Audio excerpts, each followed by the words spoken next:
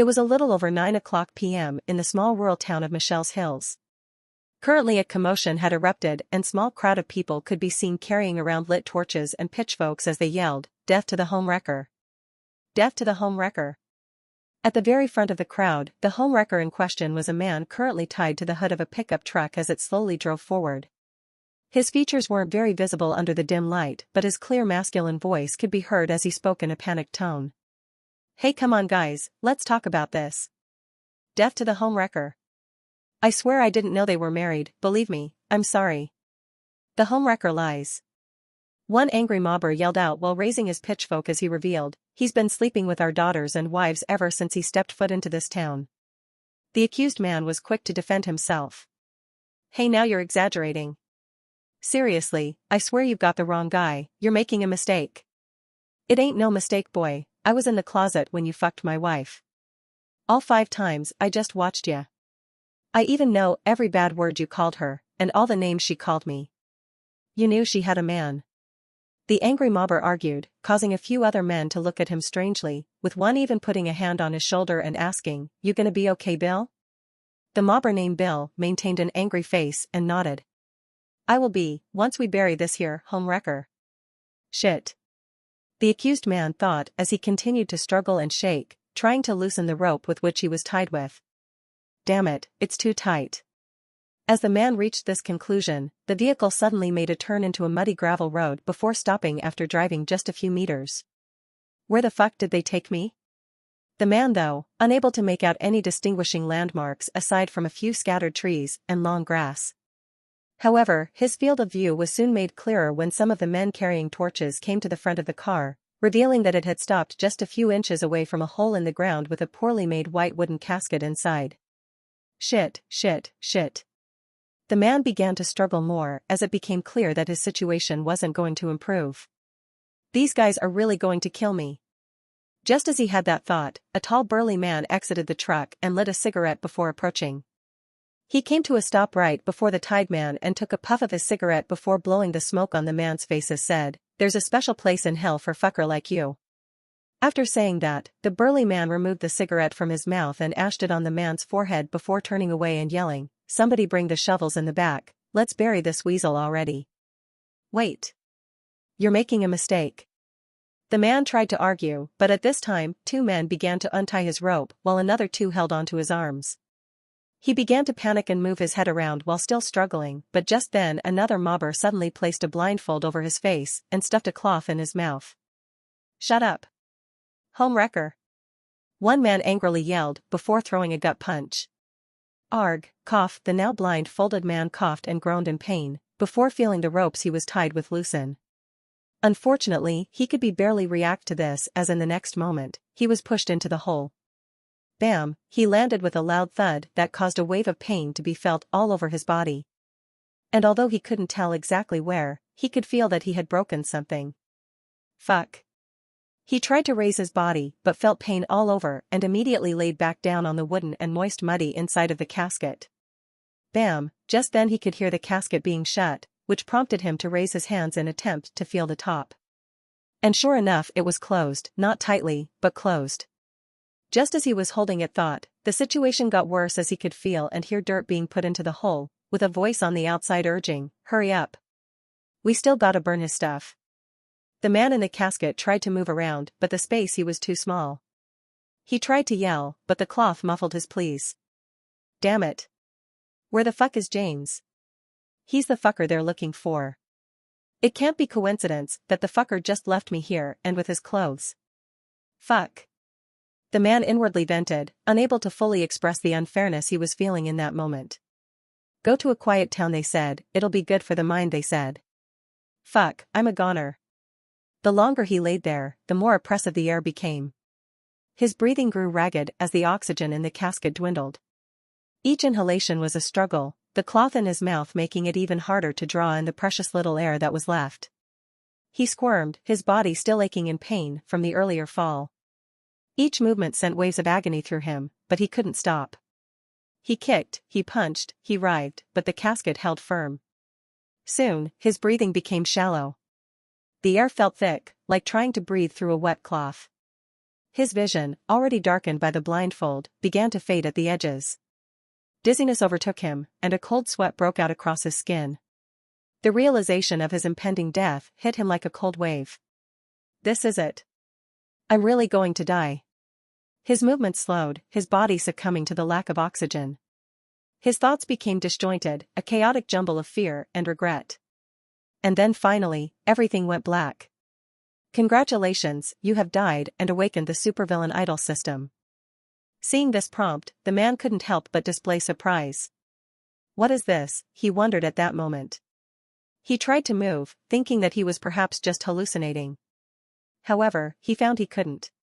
It was an entirely strange feeling as he could think and see the prompt, but he couldn't feel any of his limbs and he couldn't see anything outside of the prompt. Before him was complete darkness. While still wondering what to make of this, the blank screen changed and displayed 2 golden dice. The dice will be rolled to determine how good of a start you will get in your new life. The higher the number, the better the start, ****.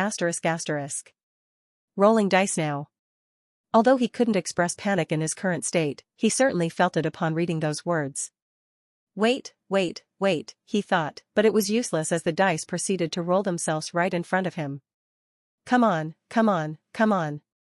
Even a 6 will do. Having no control over it, all he could do was hope for a reasonable number. Soon, his prayers seemed to be answered as the collective number shown was 10. Congratulations, you have rolled a 10. Calculating your variables in the new world, ****. The system prompt now showed a loading screen of some sort with a human silhouette at the center. Does that mean it's making me a body? The man wondered, but before he could get an accurate answer, the system prompt changed. Calculations complete. New life variable set. Ideal world chosen. Beginning reincarnation procedure. Keep calm or risk accidental disintegration.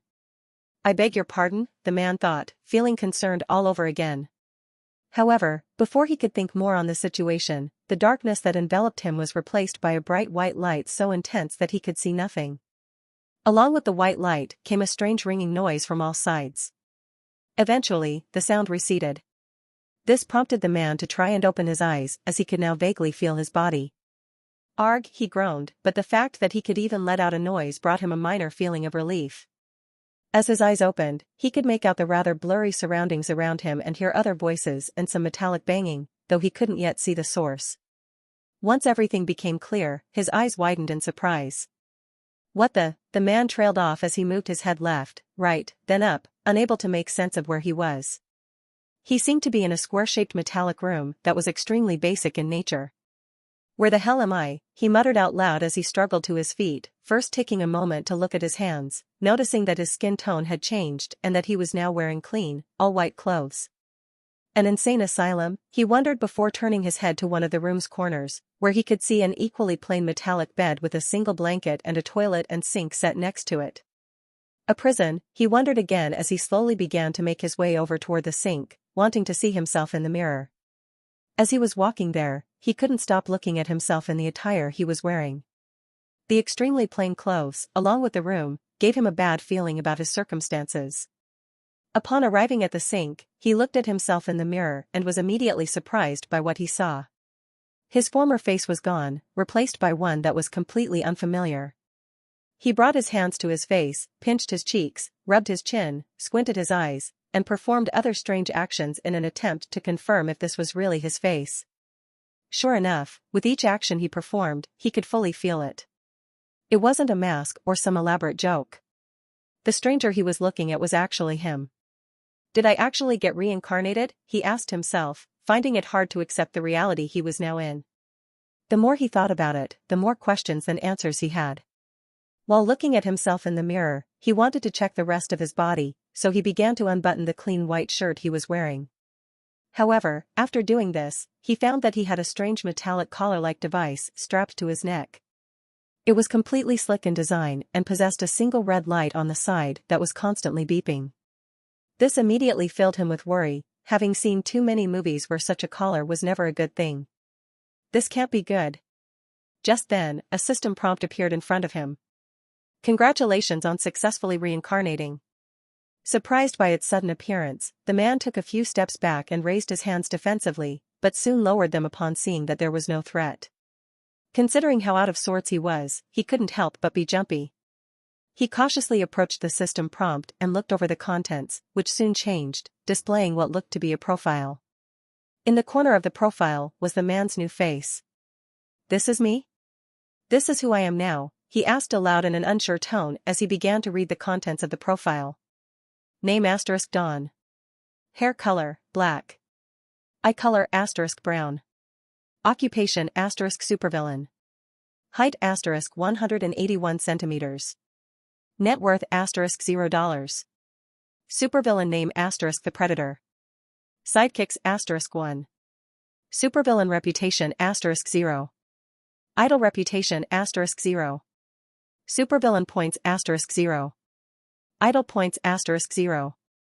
Abilities *. Enhanced senses, heightened senses such as improved vision, smell, hearing, and touch. Regeneration, minor accelerated healing of minor wounds and injuries. Telekinesis, limited the ability to move small objects with the mind. Current status * locked inside? Supermax prison. Sentence * life. Crime * theft of a sweet roll with malicious intent. Current objective * escape. Rewards for clearing objective * 2 supervillain points. As Dawn finished reading the contents of the prompt, it disappeared, leaving him with more questions than answers yet again. Appear? System, he said aloud, but despite his attempts, the system didn't appear, causing him to soon give up and focus on what was written. Okay, so my name is Dawn. Supervillain name, The Predator. Yeah, I need to change that. But I'm locked up here and the current objective is to escape. I need to escape. But how? Dawn wondered. However, at that very moment, the entire room began to shake uncontrollably. Earthquake? He wondered. Boom, in the next moment, the wall opposite his bed suddenly shattered as if it were struck with explosives. The shockwave immediately sent Dawn flying to the ground while dust filled the room. Cough, cough, Dawn coughed while covering his mouth, trying to make sense of what was going on. But as he looked in the direction of the explosion, all he could see was an unclear silhouette and bright amber eyes. Feeling like he was in danger, Dawn shuffled back until his back hit the edge of his bed. This prompted him to immediately turn around and pull the bedsheet off in an attempt to find something to defend himself with, but unfortunately, there was nothing. Shit, he inwardly thought before turning to face the unknown figure that was fast approaching. Predator, it's me, the figure called out in a female voice lacking emotion. A woman? No, a girl, he wondered, but still remained very cautious. Although the tone didn't sound aggressive, it didn't exactly seem friendly either. Before he could say anything, the system prompt appeared in front of him. Congratulations, Sidekick Lady Noir has been met. Dawn immediately recalled that, among the content he was shown, there was mention of having one sidekick. This immediately eased his heart and caused him to feel relief. Does that mean I'm being rescued? The thought brought a smile to his face, and he immediately stood upright. Lady Noir, he called out. Yes, it's me, the girl confidently replied, but as she did so, Dawn couldn't help but wonder, will she realize that I'm not the real Dawn from the way I talk to her or treat her? He worried about this new problem, but he could do nothing about it for now. Soon, the silhouette of the figure became clearer, revealing a young woman no taller than 160 centimeters.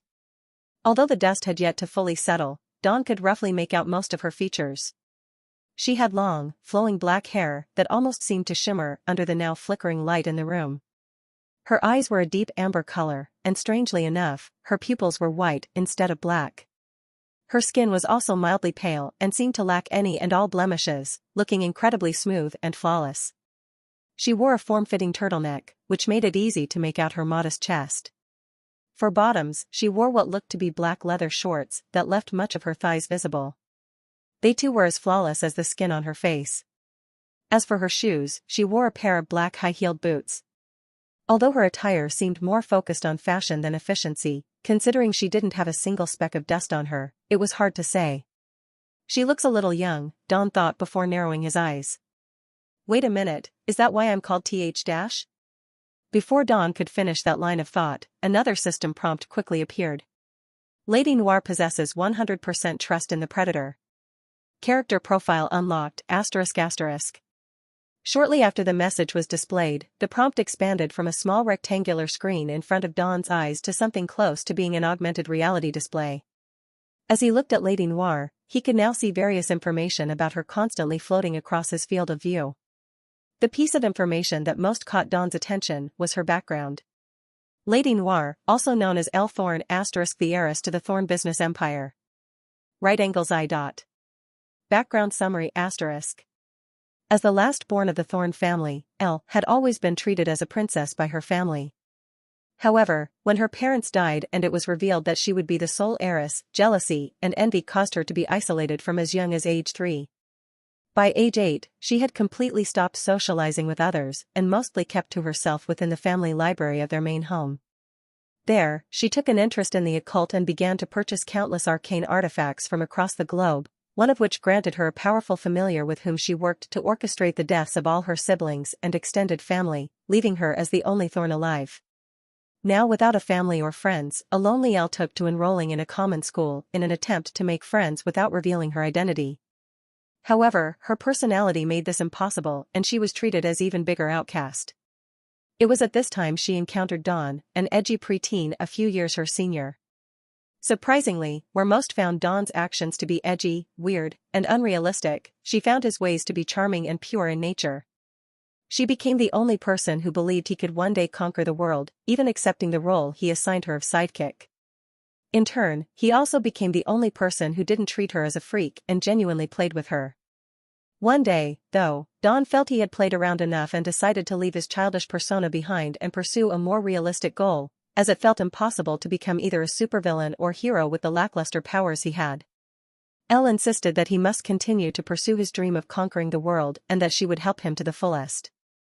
Following this, she began to constantly send him plans on potential ways to grow as a supervillain and conquer the world every day for 10 years, despite him never replying back quickly or at all sometimes. Freaked out by this, Dawn deleted his accounts and fled to Columbia, where he was soon arrested after stealing a sweet roll. After reading this information, Dawn came to the immediate realization that he had met Lady Noir before. Running away to Columbia seems a bit extreme. Did he have no idea what she looked like after growing? Dawn immediately thought, still amazed by the beauty he was currently seeing. In the world he lived in, it would be absolutely unmatched. While Dawn was too immersed in his thoughts, he hadn't noticed that he had remained silent for far too long. Lady Noir spoke up. "Predator, are you not happy to see me?" she asked in a bit of a shaky tone. Despite her intimidating appearance, she seemed rather fragile. Oh, Dawn was unsure how to answer this, but before he could think of something proper to say, she continued, "I was so scared when you stopped replying to my messages for more than 6 months, and even more scared when you deleted your account. I thought for sure you didn't want me anymore, that someone had stolen you away from me. I never cried so much in my life. I swore I would find whatever took you away from me and tear out their heart, then yours, so you could never leave me." As she muttered this, a small smile appeared on her face, which would look sweet if it wasn't for the words she was uttering. "But I'm glad that's not the case. Somebody was just jealous of our plans and our future. And so they locked you up. And I found you. I finally found you," she muttered repeatedly with a small smile and an odd look in her eyes. However, her smile soon faded as she added, "But you're not happy to see me, are you? You hate me now. You don't want me anymore." Dawn felt a shiver run down his spine as he heard those words, feeling like if he allowed them to continue, it wouldn't end well for him. So he immediately shook his head. No, it's not that at all." Realizing he was panicking, he quickly cleared his throat and explained. "It's not that, Lady Noir. It's just that, words cannot describe how happy I am to see you. When they locked me in here, I thought I had lost everything," Dawn revealed dramatically, even going as far as to raise his hand and close his eyes slightly as if he were reciting poetry. This seemed to work though, as Lady Noir raised her head with her eyes showing a certain creepy glimmer for the words being spoken. Dawn continued on to say, "I lost count of how many nights I went to sleep thinking about you, hoping that they didn't find you. It all happened so fast I couldn't warn you. It was selfish, but I knew I had to get away. That way they would focus their attention on me and not you." I hope she buys this or I'm really in trouble, Dawn thought, but looking at Lady Noir's expression, it seemed he was successful. She looked up at him with awe. "I knew it. You could never forget me," and I never forgot you. Now fate has brought us together, and together we shall remain until the sweet embrace of death takes us, she declared. Shit, what have I gotten myself into? Just as Dawn had the thought, a system prompt popped up right in front of him again. Congratulations, you have unlocked the bronze trait, honeyed words. Your lies now have a 10% higher chance of being believed by someone with 50 or higher trust in you. ****. Well, what an oddly useful trait for someone in my situation. If this is what rolling a 10 got me, what would a 2 have landed me in? Just as Dawn had this thought, some banging could be heard from the other side of the wall, likely coming from the cell right next to Dawn's. No, stay back, a muffled plea could be heard, followed by a loud, begrudging voice. I said I like you, and I want you. Your booty is mine. Hearing this, Dawn felt a shiver down his spine and couldn't help but wonder, wait, was this guy? Worried by the thought, Dawn clenched his butt cheeks 3 times, before sighing in relief. Thank goodness. But if I wasn't a victim? What if I was? Just as Dawn's thoughts trailed off, another system prompt appeared. Congratulations, the bronze trait, the thinker, has been unlocked. You will now have deeper and more insightful thoughts on situations than the common person. ****. What the? Dawn was speechless. But before he could think further on this, Lady Noir spoke up. Predator, she addressed him. Dawn couldn't help but wonder why he had such a name. Just what was he thinking? Maybe I should change it. I'm more of a MILF man at heart anyway. Unaware of Dawn's thoughts, Elle continued to speak. Predator, are you listening? Hearing himself be called that again, he couldn't help but reach an immediate conclusion. Yeah, I'm definitely changing it the first chance I get. But as soon as he had this thought, another system prompt appeared. Supervillain and hero names are assigned by birth. All humans who possess the potential of awakening abilities are given these names. It is more of an identity than an actual name and cannot be changed under any circumstances whatsoever. ****. Reading this particularly specific prompt, Dawn couldn't help but look absolutely stone-faced. Well, isn't that just convenient? Predator, what's wrong? Lady Noir asked. Nothing, Dawn forced a smile and shook his head. Just overwhelmed with joy that destiny has finally brought us together. Oh, Predator, Lady Noir replied with a mild blush before clearing her throat, but we must stay focused. The world shall not conquer itself. But before that, I prepared a surprise for you, a gift to commemorate our souls finally meeting. Souls? Why is it that the pretty ones that like me are never normal? Dawn thought but continued to listen, simply nodding on the surface. Let us leave now, the guards won't be kept at bay forever. After revealing this, Lady Noir lowered her gaze and began to stare at Dawn's hand almost hungrily. Worried as to why she was looking at it that way, Dawn cautiously asked, shouldn't we get going? At this question, Lady Noir shyly lowered her head, her bangs hiding her eyes behind her hair as she raised a finger to point at Dawn's hand. Your hand, Predator. Can I hold it? Is she serious? Dawn immediately thought. More than that, he also couldn't help but wonder if it was even safe to hold her hand. Just as he thought this, a system prompt appeared in the corner of his eye. 50-50. As Dawn was immersed in the system, Lady Noir fell into thought. He is such a deep thinker.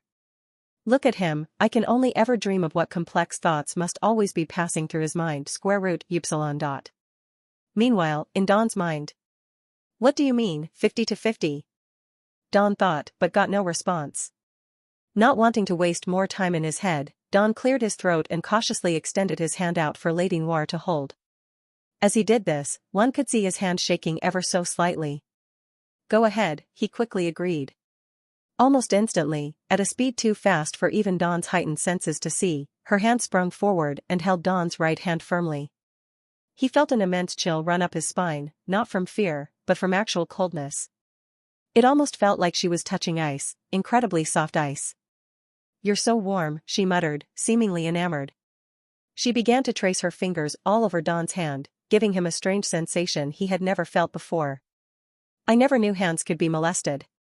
While thinking this, a system prompt appeared in front of him. Quote unlocked, I never knew hands could be molested.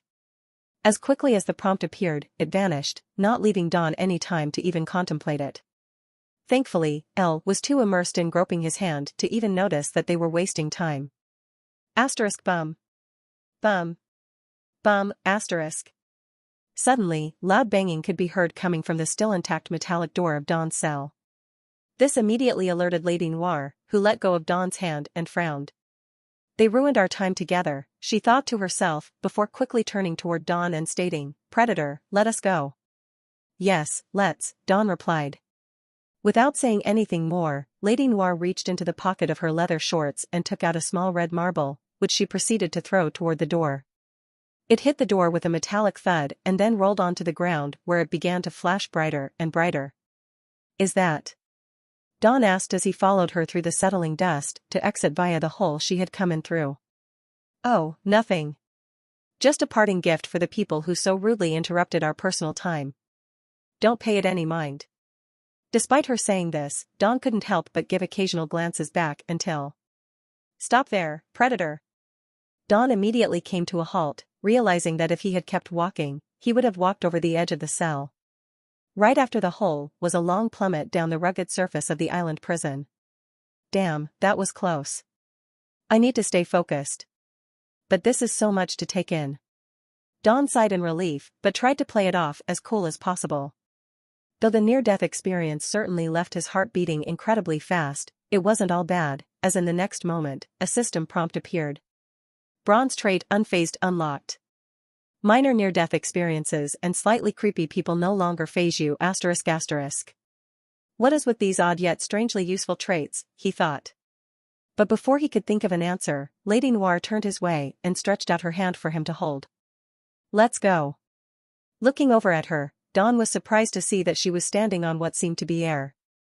She had gone over the ledge, yet she was still standing as if there was something solid underneath her. If not for his new trait, Dawn's face would have been contorted in confusion. However, not wanting to blow his cover and with nowhere better to go, Dawn could only grit his teeth and proceed over the ledge as well. Strangely enough, it did indeed feel like he was stepping on a metallic surface of sorts. While holding Lady Noir's hand, he was led forward and before he knew it, he was inside what looked like a luxurious interior. Before he could even question this, the door slid closed and Lady Noir casually walked over toward a seat, acting as if all this was normal. She showed Dawn a small smile. "Predator, have a seat." Dawn couldn't help but gulp slightly, hearing this. As if to make the situation worse, shortly after she said this, boom, the sound of a loud explosion could be heard, though muffled. Shortly after, the interior began vibrating slightly, though Lady Noir looked completely unfazed. Seriously, just what have I gotten myself into? Just as Dawn moved to take a seat, an elderly man in the cleanest tuxedo Dawn has ever seen appeared with a tray of various items in hand. He had a balding haircut with great hair in the sides. But despite that clear indicator of old age, he had surprisingly flawless skin with no wrinkles in sight. If it wasn't for the trimmed white gentleman's mustache he had, one could easily mistake him for a young man with a strange fashion sense. "Your tea, my lady," he politely stated as he placed the tray down on the wooden base-mounted table. "Thank you, Gary." Lady Noir replied flatly before picking up a pair of surgical gloves hidden under the tray. After placing it down, the man addressed as Gary turned to face Dawn and smiled, or at least Dawn assumed he was smiling as it was quite hard to tell through the gentleman's mustache. "Ah, Sir Predator, 'tis a pleasure to see you again. A funny thing time? Is it not?" "Haha, I barely noticed, given how often my lady talked about you," Gary politely revealed, his tone incredibly soothing. It even made Dawn smile, feeling relaxed for the first time since waking up in this new identity of his. However, just as he smiled, a bright flash momentarily appeared. "Huh?" Confused, Dawn immediately turned his head only to see Lady Noir holding surgical gloves and a camera the size of a laptop. Without saying anything, she put it down and began taking off her gloves. At that same time, the door suddenly opened and two large figures dressed in hazmat suits walked in with a solid gold box. They proceeded to pick up the camera before placing it in the box carefully, after which they immediately left with it, never uttering a word. Dawn was so perplexed that he didn't even know what to say in reaction. Gary just continued to smile at him innocently, whereas Lady Noir was elegantly settling a cup of tea down on the tray after having taken a sip. She then sighed, "We've arrived quicker than estimated. Time flies so quickly, doesn't it, Predator? I'll just pretend I didn't see that." I genuinely think the old Dawn must have gone insane after being called that name for so many years. Don thought, still far from accepting that aspect of his new identity. On the surface, he forced a smile, his unfazed trait working overtime. Yeah, it sure does. So, where's here exactly? Lady Noir gave a small smile to the question and snapped her fingers. In the next moment, the entire interior vibrated before beginning to neatly come apart. By some miracle, the combination of Don's unfazed trait and his constant telling himself to not act out, he remained calm as this began to happen. After a few of the panels were removed, allowing for the outside to be seen, Don could see a figure dressed entirely in black hovering in the air above them with his hands spread out. What the? Don, still very much confused, didn't utter a word.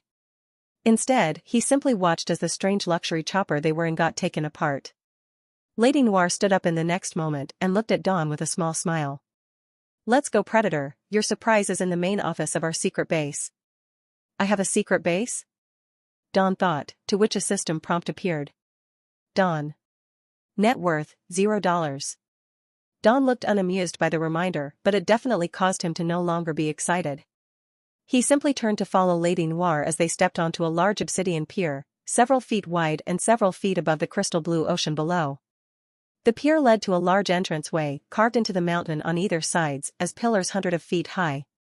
This looks like it's straight out of a movie, Don couldn't help but compare as he questioned what he was even looking at. Just then, he squinted his eyes and could see a dark vehicle fast approaching. Looking at Lady Noir and Gary, he saw no reaction and so he also decided to just stand and wait. While they were waiting, Don decided to look back and see what was done to the chopper, but it, along with the person dressed in black who moved it, were gone. Am I really supposed to pretend all this is normal here? Don wondered, just as the vehicle arrived. Once up close, Don was surprised to see that he could recognize the make of vehicle, as such brands were present in his world as well. A Rolls-Royce, wow, didn't expect to see that. Does that mean I'm in a parallel world or something? Or is that dimension? Damn it, I should have watched those weird late-night international geography shows when I was younger.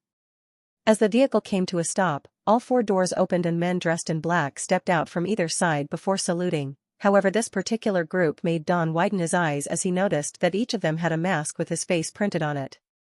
Welcome back, my lady. They collectively spoke out, their voices practically identical. I don't think that bronze unfazed trait will last much longer at this rate. I mean, what the hell is this supposed to be? Despite having such scattered thoughts, Don powered through and maintained his composure as Lady Noir looked his way and gestured for them to enter the car. The strange men remained saluting as he and Lady Noir walked over to the car with Gary in tow. However, just as Don and Lady Noir entered the back seats of the car, the doors closed. At that time, he looked to the window and asked, aren't they coming? To which Lady Noir nodded as she strapped into her seat. No need, the car is self-driving. They will run beside it. I can't have them ruining this moment. Only I should enjoy the air he exhales. She concluded to herself, though looking incredibly calm on the surface as she turned to face Don, urging him. You should sit down and relax, take deep breaths, very deep breaths, and let it all out. Wow, she takes her breathing very serious. Still weird that she has guys bring the car only to have them run outside. Is this power of money in this world? Don wondered, causing a system prompt to momentarily appear in the corner of his eye. Don. Net worth, $0. I get it, I have no money. Don bitterly thought, before proceeding to lay back into the comfortable seat. He then closed his eyes and took a deep breath. Unaware, as his eyes were closed, tiny compartments in the car opened up and numerous tiny cameras captured footage of him in that state. And just as he was about to open them, they disappeared and Lady Noir looked incredibly calm, as if nothing happened. After about 10 minutes passed, the long drive came and Don's alone time with Lady Noir came to an end. He had initially been worried that Lady Noir would constantly bring up things they had perhaps done in the past, or at least spoken of, but to his surprise, all she did was sit silently and watch him, without blinking, and with a rather stiff smile on her face. After about the 6-minute mark, Don came to the realization that maybe Lady Noir wasn't speaking about past events they had done together because there were likely very few, most of which the original Don had likely forgotten due to how unimportant that part of his life was. With this suspicion in mind, he reached yet another unsettling conclusion. I'm in danger.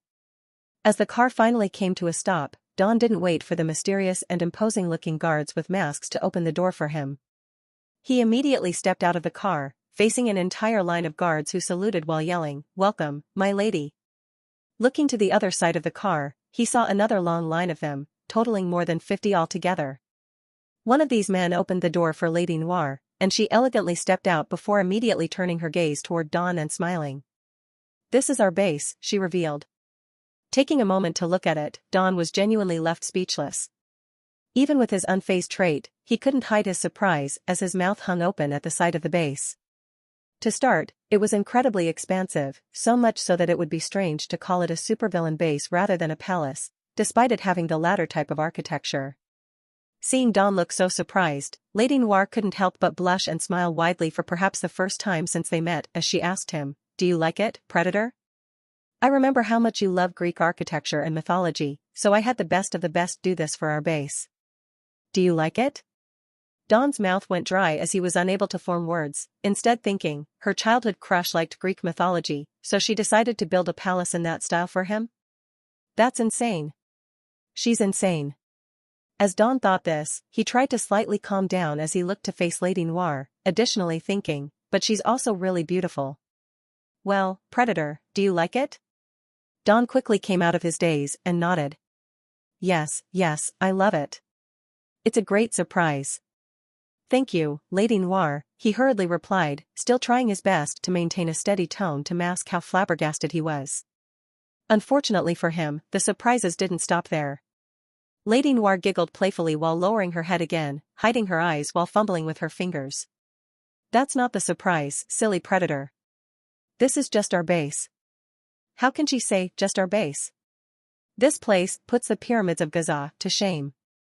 "Let's go inside and I'll show you the real surprise," she revealed while panting a bit heavily with excitement.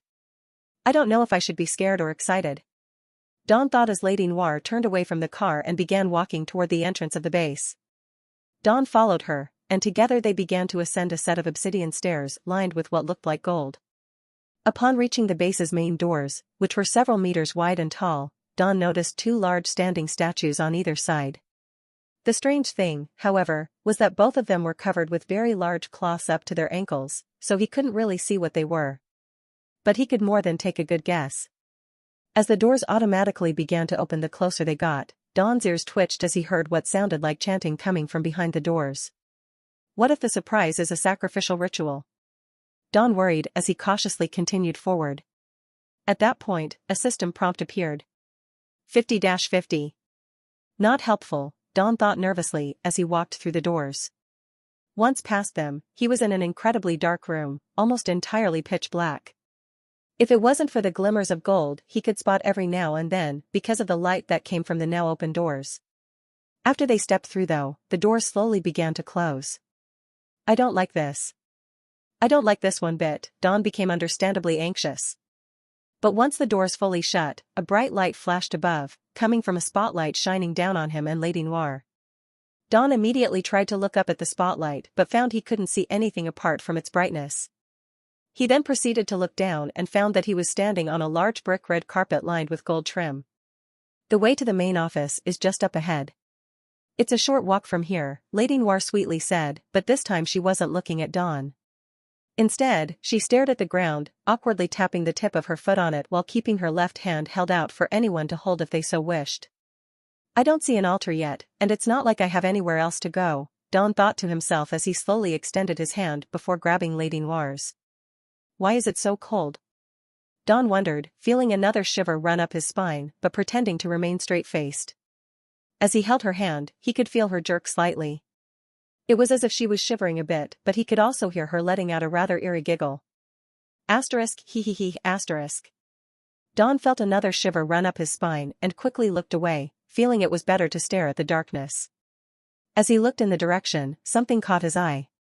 Within the distance of the darkness, he could see what looked like the illuminated masks that those imposing guards wore, with his face on them.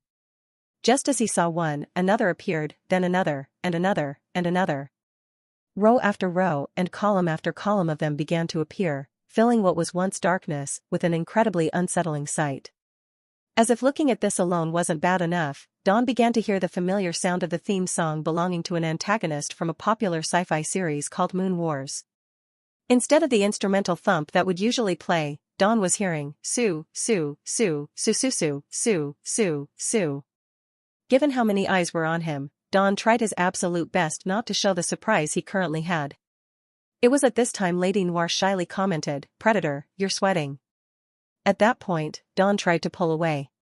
"Oh, sorry," he started, but before he could pull away, Dawn felt perhaps the strongest grip he had ever felt holding his hand in place. Lady Noir stopped his hand from pulling away, cutting him off by saying, "No. I mean, I don't mind it. We should go." And so Dawn began to make his way down the strange long carpet, the spotlight following them with the chanting continuing in the background. It was then that Dawn came to a very worrying realization. What if the surprise is a marriage certificate? And this is all just some creepy wedding ceremony? As he had that worrying thought, a system prompt appeared. 50-50. After walking down the brick-red carpet, Dawn and Lady Noir eventually stumbled upon another set of doors that automatically opened. Dawn was immediately expecting to be led into an office, but no, it looked like some sort of elevator, though more curved in shape, lacking the usual rectangular design he was used to. Despite the strange design, he didn't say anything about it and simply proceeded inside along with Lady Noir. Only once inside did she let go of his hand. Upon doing so, she momentarily held her own hand, smiling and rubbing it softly while muttering something inaudible to Dawn. "What now?" Dawn asked, snapping her out of her trance. She quickly put her hands down to her sides and cleared her throat. Yes, the base is incredibly big, so we get around using these transport spheres. I wanted it exactly to your specifications. Look, I even had your blueprints carved onto the top part, Lady Noir proudly revealed. Dawn immediately raised his head and looked at the top, expecting to find incredibly complex designs. Instead, all he saw were what looked like the doodles of a 5-year-old. To even call them blueprints would be a stretch. She made this entire thing based off that? Looks like it was drawn by a kid. Seeing Dawn's reaction, Lady Noir shyly asked, "Do you not like it? Do you want me to change the color? I can have it done. I want the base to be perfect." "No, it's fine." "So, how do we get to the office?" Dawn asked, curious to learn more, but feeling this was the type of situation where the less he knew, the better. Lady Noir smiled as Dawn gave his agreement. She raised her hand and slightly moved aside the hair that was covering one of her eyes before raising her other hand toward the screen mounted beside the door of the transport sphere. To get to the part of the base you want, you simply state the location, like so, request transport to main office. After Lady Noir said this, a digital voice resounded within the transport sphere. Command received. Admin level authority required. Scanning identities. After it said this, a blue light quickly scanned over Lady Noir and Dawn's figures before announcing, "Scan complete. Welcome, Predator and Lady Noir. Transporting to main office now." After it responded, the entire transport sphere began to hum lightly. Dawn couldn't help but wonder, how did she even get my biometrics already? As Dawn was thinking about this, the transport sphere began to hum even louder. But Dawn couldn't feel any movement, so he was a bit confused as to whether it had started working or not. The answer came in the next moment when the humming abruptly stopped and a light beep resounded as the digital voice stated, "Destination reached." Shortly afterward, the doors opened and revealed to Dawn a large, expansive office, if one could even call it that. The entire floor was a monochrome gray marble color, and the walls to the side were lined with high-standing shelves several feet high. Even higher than the shelves, however, were various huge pedestals that were incredibly imposing, though they were covered by large cloths. At this time, Lady Noir urged him to come out. Though still nervous, the so-called main office looked more imposing than scary, so Dawn cautiously began walking forward. Lady Noir excitedly paced to the forefront where there was a single large office chair, or in this case throne, facing a panoramic glass wall. Lady Noir stopped right next to the throne while looking especially excited. Dawn cautiously approached, at first seeing nothing but blue skies through the panoramic view.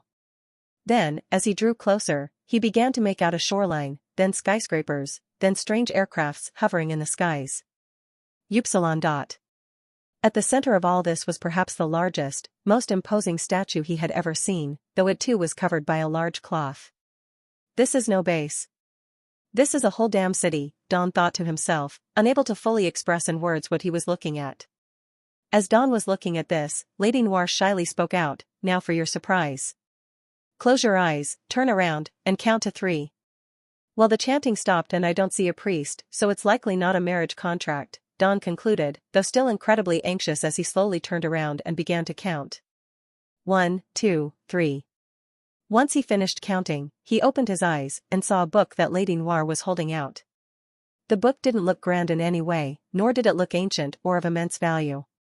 It simply looked like a kiddie's notebook that one would find in any common store or supermarket. Don was confused, but he reached out to hold the book. It had flowery decor and a hardcover with the title reading Predator and Lady Noir's Supervillain book in terrible handwriting, with some words poorly spelled. It's a kiddie's book, Don realized as he proceeded to turn one of the pages. The intro was short, badly written, and with many spelling errors as well. "Now that I have found a sidekick, Lady Noir, it is time to begin my world domination plans." Don couldn't help but show a small smile as he continued to read. The book was clearly nothing more than the role-playing of a child who pretended to be a world-class supervillain who would one day conquer the world with his trusty sidekick. It had comical childish drawings of supervillain costumes, catchphrases that no one would ever say out loud, and many, many other things straight out of a child's imagination. She really turned the kid's fantasy into reality, Don thought as he showed a small smile. Seeing Don smile, Lady Noir nervously asked, "Do you like it? I remember you were so heartbroken when the teacher confiscated it, but I managed to find it. I wasn't sure if you wanted it anymore, but you were always so happy when you had it. So I thought, you know," she shyly revealed while lowering her head as she blushed. And though Don himself didn't have any particular opinion or attachment on the item, he knew that if a young Don could see this, he would say, "I love it." "Do you really mean it?"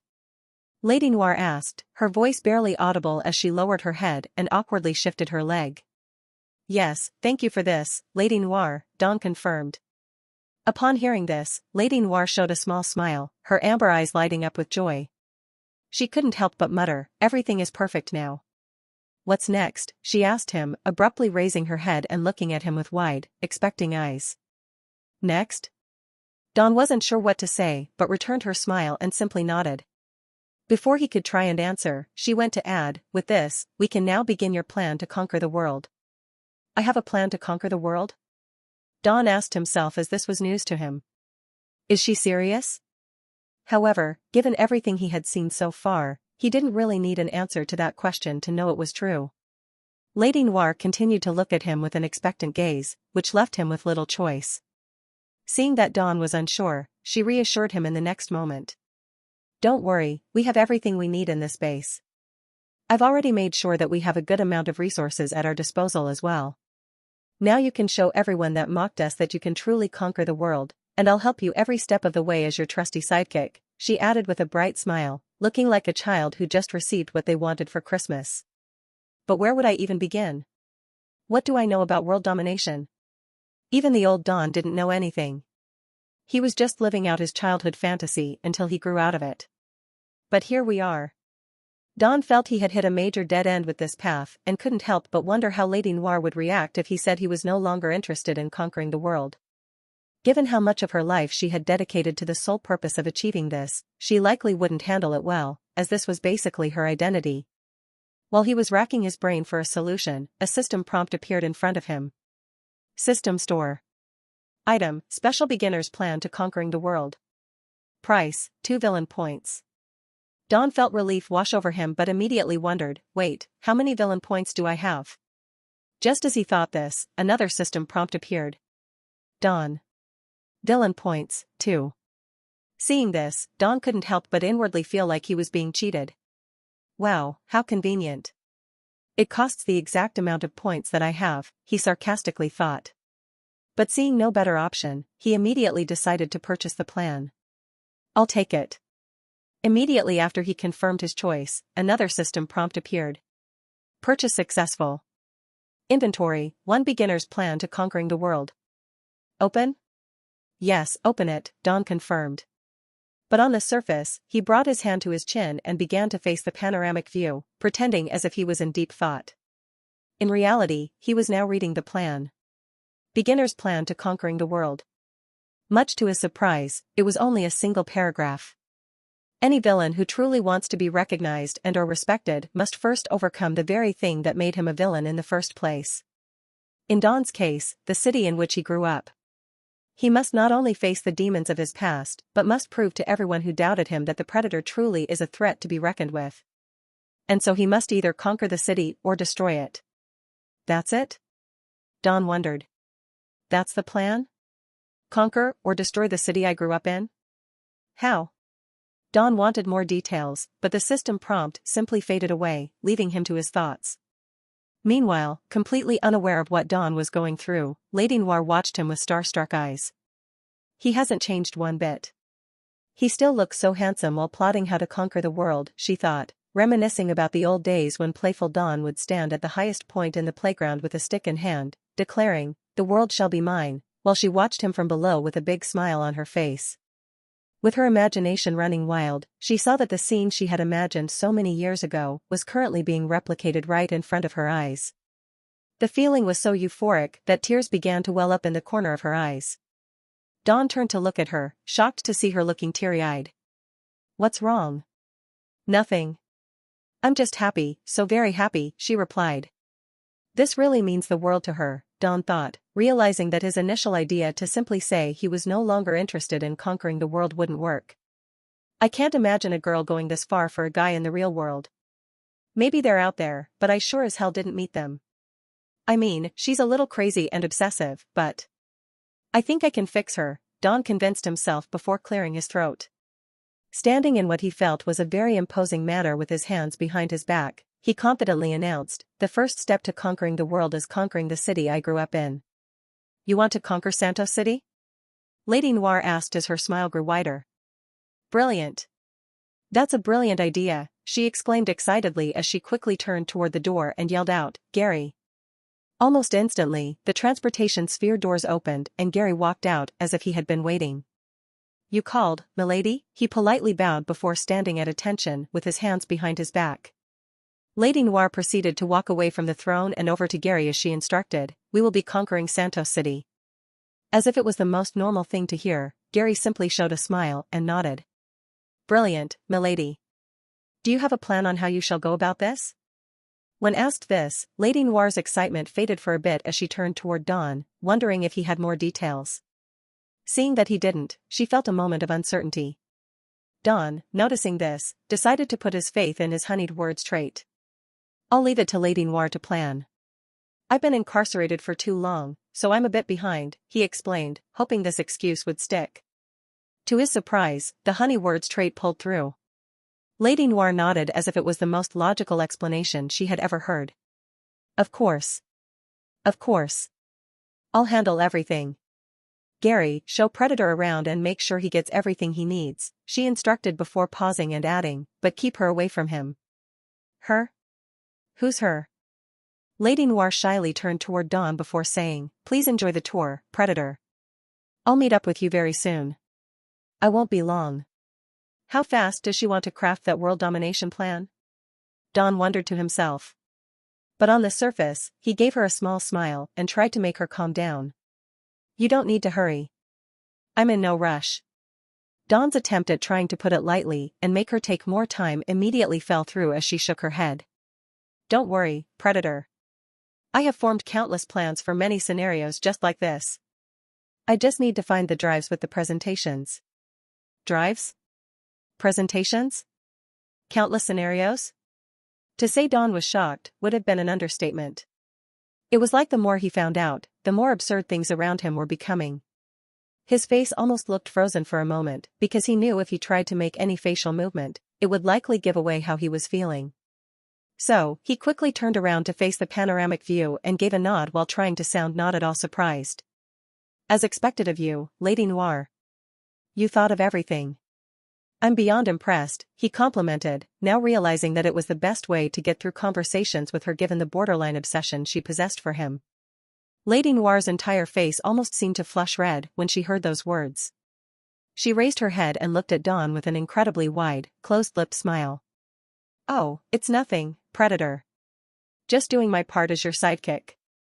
You don't have to thank me, she shyly replied in a stuttering tone before quickly turning to leave. Gary watched her leave with a warm smile on his face, seemingly just happy that she was also happy. Once her figure disappeared behind the transportation sphere doors, he maintained his smile and turned in Dawn's direction and proceeded to start walking toward him. Hearing the approaching steps, Dawn felt a bit nervous as he thought, I hope he doesn't see through me. No, it's fine.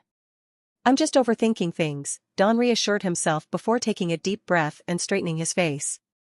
Gary soon arrived next to him and stood with a similar posture as he also looked at the panoramic view as well, commenting, Isn't it beautiful, sir? Dawn turned his head upon hearing the question, but Gary maintained his gaze on the panoramic view and simply elaborated, the base. Isn't it wonderful? Oh, the base. Yes, I'm still speechless. Gary let out an aged laugh. So was I when I first heard the young madam's plan.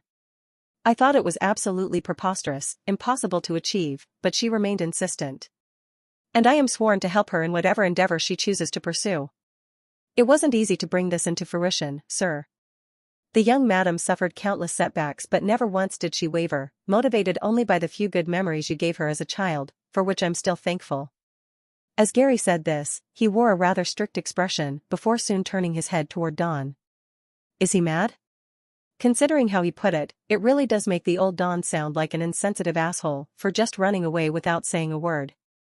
Dawn felt incredibly anxious, but in the next moment, Gary bowed his head deeply with his arms tightly at his sides. I beg you, Predator, though it may be a selfish request. Please do not abandon the madam again. I cannot bear to watch her suffer anymore.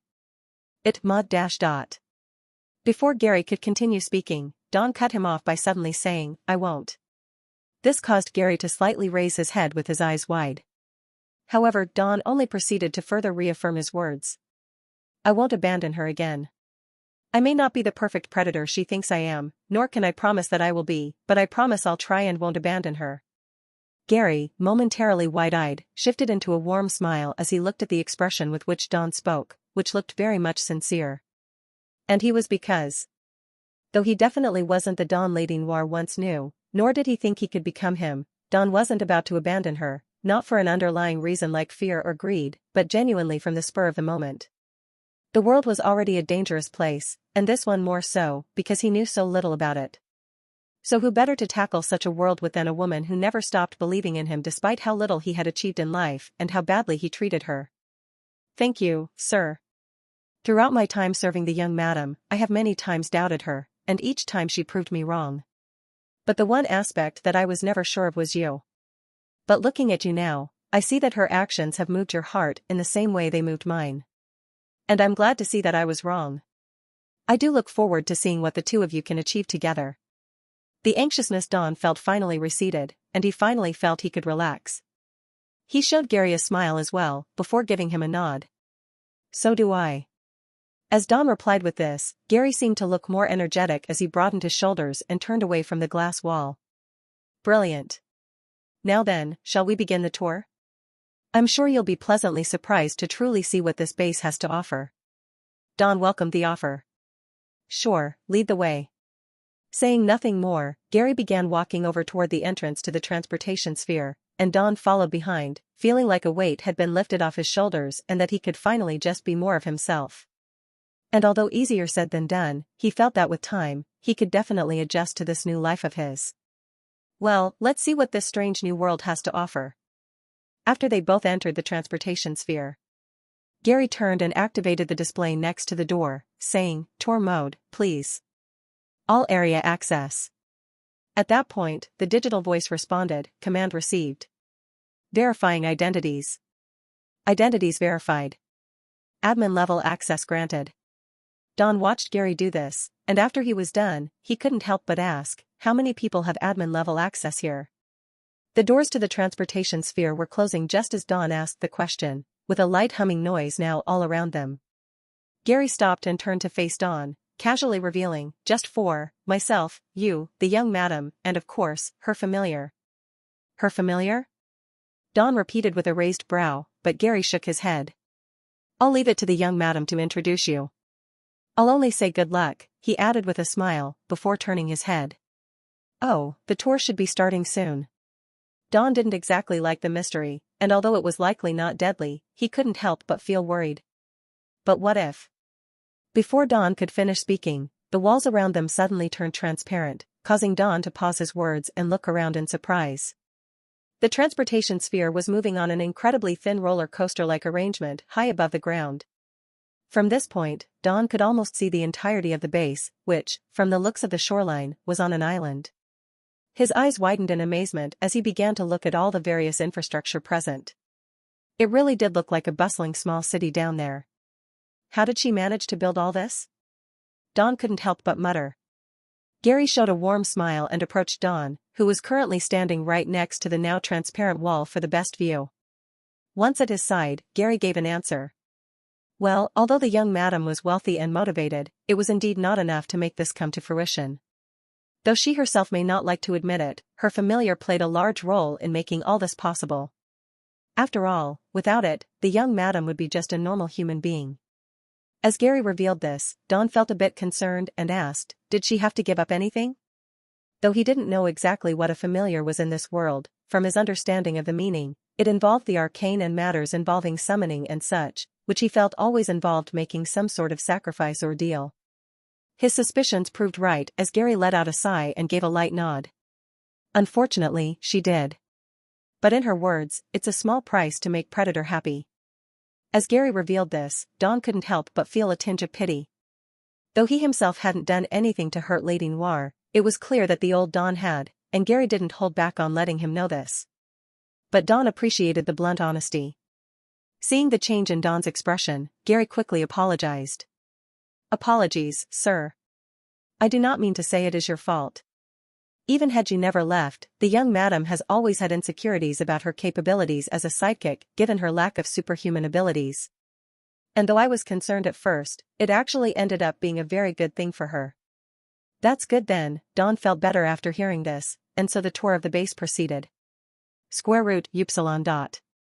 After some time passed, the transportation sphere now no longer had its walls transparent as it came to yet another stop, soon letting out an audible beep before the doors automatically opened.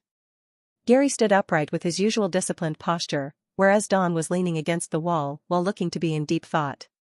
This base really does have everything a supervillain needs, Don thought, processing much of what he had seen to this point, everything from a room full of gadgets meant to display all the souvenirs he gets from enemies, a room with a supercomputer, a private hangar, several laboratories, a gym, and so on. What's next, a menacing basketball court? Don thought as he let out a sigh, preparing to face yet another thing the base offered. As he walked out of the transport sphere's doors, he found himself in a large circular room. Like much of the base, the floors and walls were obsidian in color, with gold veins and glitters visible within the material. This particular room had dim blue lighting and didn't even possess many of the absurd things Don had seen so far. Instead, it had a really large oval table of the same material as the floor and walls. Around the table were many throne-like seats, with one especially large one on one side of the table. As Don looked around, he asked, "What is this place?" To which Gary quickly replied, "The conference room, sir. As you once revealed to the young madam, you may one day have your own supervillain team. This is where you would lead and discuss plans for other important matters. At the center of the table, you see before you is our spherical Gen 5 projector that's linked to the base's supercomputer, making for easy presentations when necessary. Real-time information sourcing is a vital part of any supervillain's base." "I see." Don nodded along a bit more casually this time as there was nothing too surprising given what he had seen so far. The room looked very normal in comparison. After Don replied to Gary, he began making his way to the largest chair arranged around the table, mostly because he wanted to sit down and take a short break. But as he reached the chair, he came to a sudden halt, his face immediately showing confusion. In the seat of the chair, there was a strange figure sleeping. At first glance, Don assumed it was a girl, given the long hair and cute face he first noticed. But shortly after noticing those, he narrowed his eyes as he noticed the girl's skin was a light pink. Her ears were also abnormally pointy, like those of an elf. More eye-catching, though, was the pair of horns poking out of her head. "Is this the familiar?" Don wondered as he began to lower his gaze over the strange figure's body. She, or it, only wore a simple loose black cropped shirt and nothing else except a black lacy thong that tightly hugged her petite yet very curvy frame. As Dawn was looking, the figure shifted slightly, revealing a long slender tail extending from just below her back. This sudden movement surprised Dawn and caused him to jump a bit back, which in turn caused him to accidentally shake the seat. Shortly after he did that, the figure let out a mild groan and showed signs of waking up, yawning while stretching. Oh no! As the figure was about to wake up, Dawn took a few steps back from the seat, which caused Gary, who was approaching, to look at him with a raised brow. Is something the matter, sir? Dawn didn't really know what to say and simply pointed toward the chair where the figure soon sat upright. Oh dear, this is unexpected. I didn't expect Madame Trixie to be here. Then again, she has a terrible habit of sleeping in the most odd of places, Gary remarked in a light-hearted tone, which made Dawn more relaxed before proceeded to ask the question on his mind, is she the familiar? Before Gary could answer, the figure, Trixie, let out a yawn, showing her sharp canine teeth as she did while using her hands to rub her eyes. So noisy. 1 minute, Gary, just let me sleep a little longer, she spoke in a cute-sounding voice. After yawning, she looked straight at Gary and didn't notice Dawn standing behind the chair. Yawn I thought you and Elle went to rescue that predator guy she never shuts up about, Trixie asked in a confused tone. Gary maintained his usual demeanor, still keeping his hands behind his back as he answered with a smile on his face. The young madam and I were successful in that operation, and Sir Predator has been successfully rescued. As you can see, if you turn behind you. Trixie showed a confused expression and proceeded to stand up on the chair she was sleeping on so as to look over the backrest and see who was behind. Upon seeing Dawn's figure, her eyes widened slightly. Dawn was a bit unsettled having the strange creature that was Trixie staring at him, her eyes possessing a crystal pink color that almost seemed to shine under the dim lighting. Your predator? She asked, tilting her head and narrowing her eyes slightly as she looked Dawn over up and down. Considering how Elle never shuts up about you, I was expecting more. Sorry to disappoint you, Dawn shrugged, unsure what to say in reply. Trixie maintained a narrow gaze on Dawn before asking, do you have a big dick? Madam Trixie, I don't think that is an appropriate question, Gary interrupted. But Dawn thought to himself, that's actually a pretty good question. On the surface, though, he shrugged again. I don't know. Depends on what you consider big. I guess I'll check for myself, she nonchalantly stated before her entire figure suddenly vanished, leaving behind only a light pinkish smoke. Where did she go? Dawn looked to his sides but saw nothing. Just as he looked down, he found that Trixie was suddenly crouched in front of him, her hands already working to undo the zipper of his pants. Madam Trixie, please stop. The young madam would be quite upset if she saw this, Gary protested, though not making much effort to actually stop her. At that moment, the transportation sphere doors opened again and revealed Lady Noir's figure. She soon stepped out while carrying a large duffel bag, which she soon handed over to Gary before turning her gaze toward Dawn, where she saw what Trixie was doing. Gary casually received the large duffel bag while saying, I did try to warn her, but you know how insistent she can be. Well, this can't look good, Dawn thought to himself, feeling like he had been caught in an incredibly bad situation. He was half expecting an outlandish reaction from Lady Noir, but to his surprise, she looked at Trixie with a small smile as she asked, What are you doing, Trixie? Epsilon. Trixie paused her actions to look back at Lady Noir. Oh, nothing, Elle. Just checking to see if this guy is packed or not, she replied flatly. Facing this, Lady Noir began to walk over. Trixie, seemingly unfazed, wanted to continue to undo Dawn's pants. However, Dawn reacted quickly. Hey, wait a minute, he held on to her hands and stopped her from doing anything further. But she remained insistent, fighting back and trying to forcefully pull his pants down. Come on, don't be shy. Let me see it. Why are you being such a downer? Before she could finish speaking, Lady Noir had come from behind and smacked the back of her head quite hard. Ow, hey, that hurt. Trixie immediately pulled back her hands and held her head, showing a pained look. She then immediately glared at Lady Noir and stomped her foot down in frustration. What was that for? I thought we had a deal. Lady Noir crossed her arms and looked away from Trixie while frowning slightly.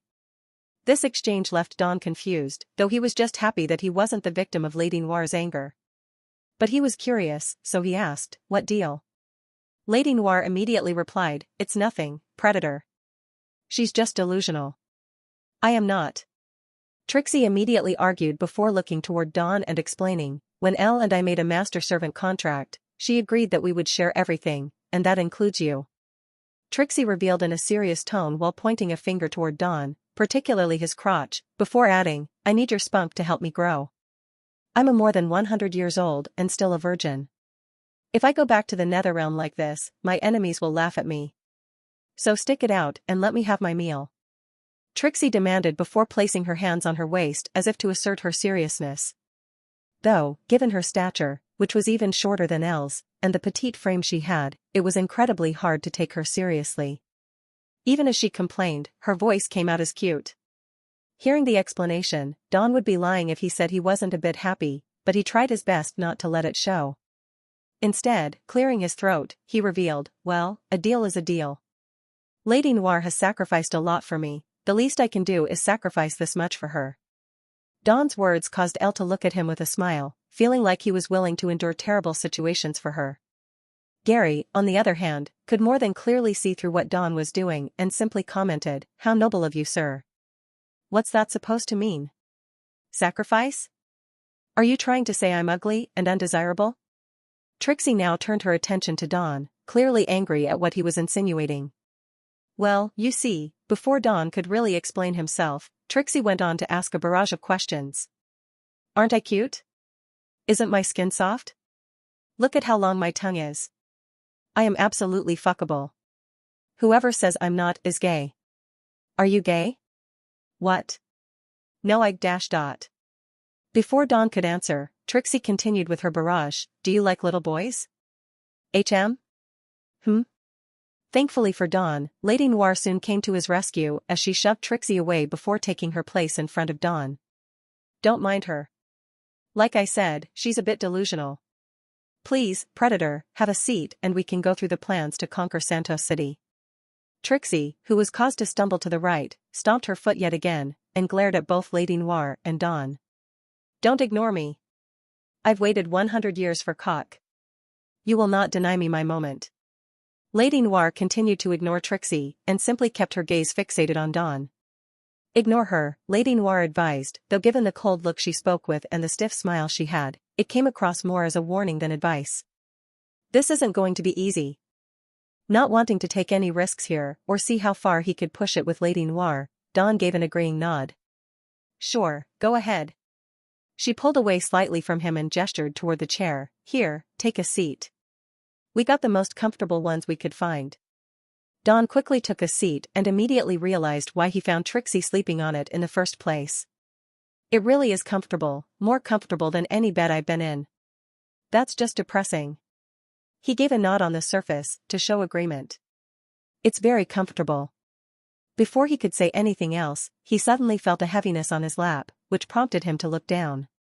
To his surprise, Trixie was now comfortably sitting on his lap with her but pressed against his crotch. Trixie! Lady Noir exclaimed, to which Trixie reacted by looking at her with a smirk, before proceeding to grind her butt against Don's crotch. Feeling her soft bubble but pressed against him, Don's body was quick to react, something Trixie immediately noticed. Get off of him, Trixie! You're clearly making him uncomfortable, Lady Noir scolded. Trixie smiled at this and immediately argued, that's not what his body is telling me. What do you dash dot? Before Lady Noir could finish her sentence, she lowered her gaze slightly and saw what Trixie was doing, immediately realizing what she meant by her prior statement. Why you get off him? Lady Noir exclaimed before trying to grab Trixie. However, Trixie vanished almost instantly and reappeared at another seat around the table, lazily resting her head on one hand while pouting at Lady Noir. Geez, if I knew you were going to become this mean once he came along, I would have never helped you. I'm not being mean, Lady Noir defended. You're clearly just making Predator uncomfortable. At this time, Gary, who had also taken a seat, chose to comment on the matter. Yes, very uncomfortable, he added with a warm smile. See? Even Gary agrees, Lady Noir said. I guess she's oblivious to sarcasm, Don thought as he kept switching glances between Lady Noir and Trixie, who was currently arguing back. Gary's opinion doesn't count. You pay him, so obviously he's gonna support you, Trixie said. Gary's not like that, claimed Lady Noir. He just knows not to overstep boundaries with people, unlike you. Anyway. Now is not the time to argue. Predator and I have supervillain business to attend to. If you're not going to add anything of value to the meeting, then you're free to leave.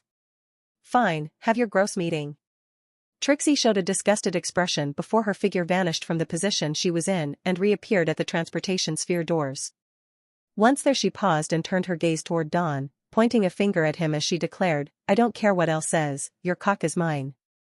After saying that, she lazily walked into the transportation sphere before going who knows where. Lady Noir watched her leave with an annoyed expression on her face. When she was gone, Lady Noir turned toward Dawn and vented. "Can you believe her? Joke's on her, she doesn't know the real Dawn has no interest in worldly temptations or desires." Dawn nodded in agreement, but inwardly he thought something else entirely. Good thing I'm the fake Dawn then. Lady Noir let out an exasperated sigh. Anyway, now we can finally begin. Gary, have you inserted the drives? She asked as she looked toward Gary, who met her gaze and gave a nod. Right angles I. Already done, milady. You may begin whenever you're ready. Good, Lady Noir said. With that out of the way, she also moved to take a seat and chose the chair closest to Dawn on the right. After sitting down, she turned her attention to the center of the table before ordering, "Begin presentation." Almost immediately, a blue light emerged from the table's center before growing wider and wider until it covered the entire surface of the table. Next, a 3D model of a city appeared in front of Dawn, Lady Noir, and Gary individually, with one very large one present at the center of the table, hovering many inches above it. As these 3D models appeared, Lady Noir began her presentation of the plans. So, I managed to make many plans in my free time on how we could theoretically conquer Santos City. But given the state we're in now, I picked out the 4 best plans with at least a 30% chance of working, Lady Noir began. Better than 0 I guess, Dawn inwardly thought, but just nodded along as Lady Noir continued. The first plan is called Bureaucratic Blitz, and it has 5 steps to it.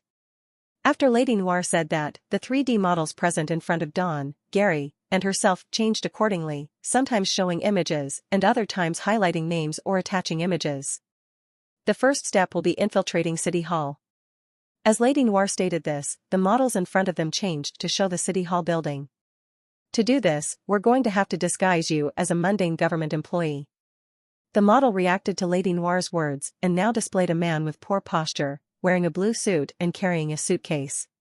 Depending on how many months or maybe years it takes for you to get the appropriate position, you will begin planting operatives within the city's bureaucracy.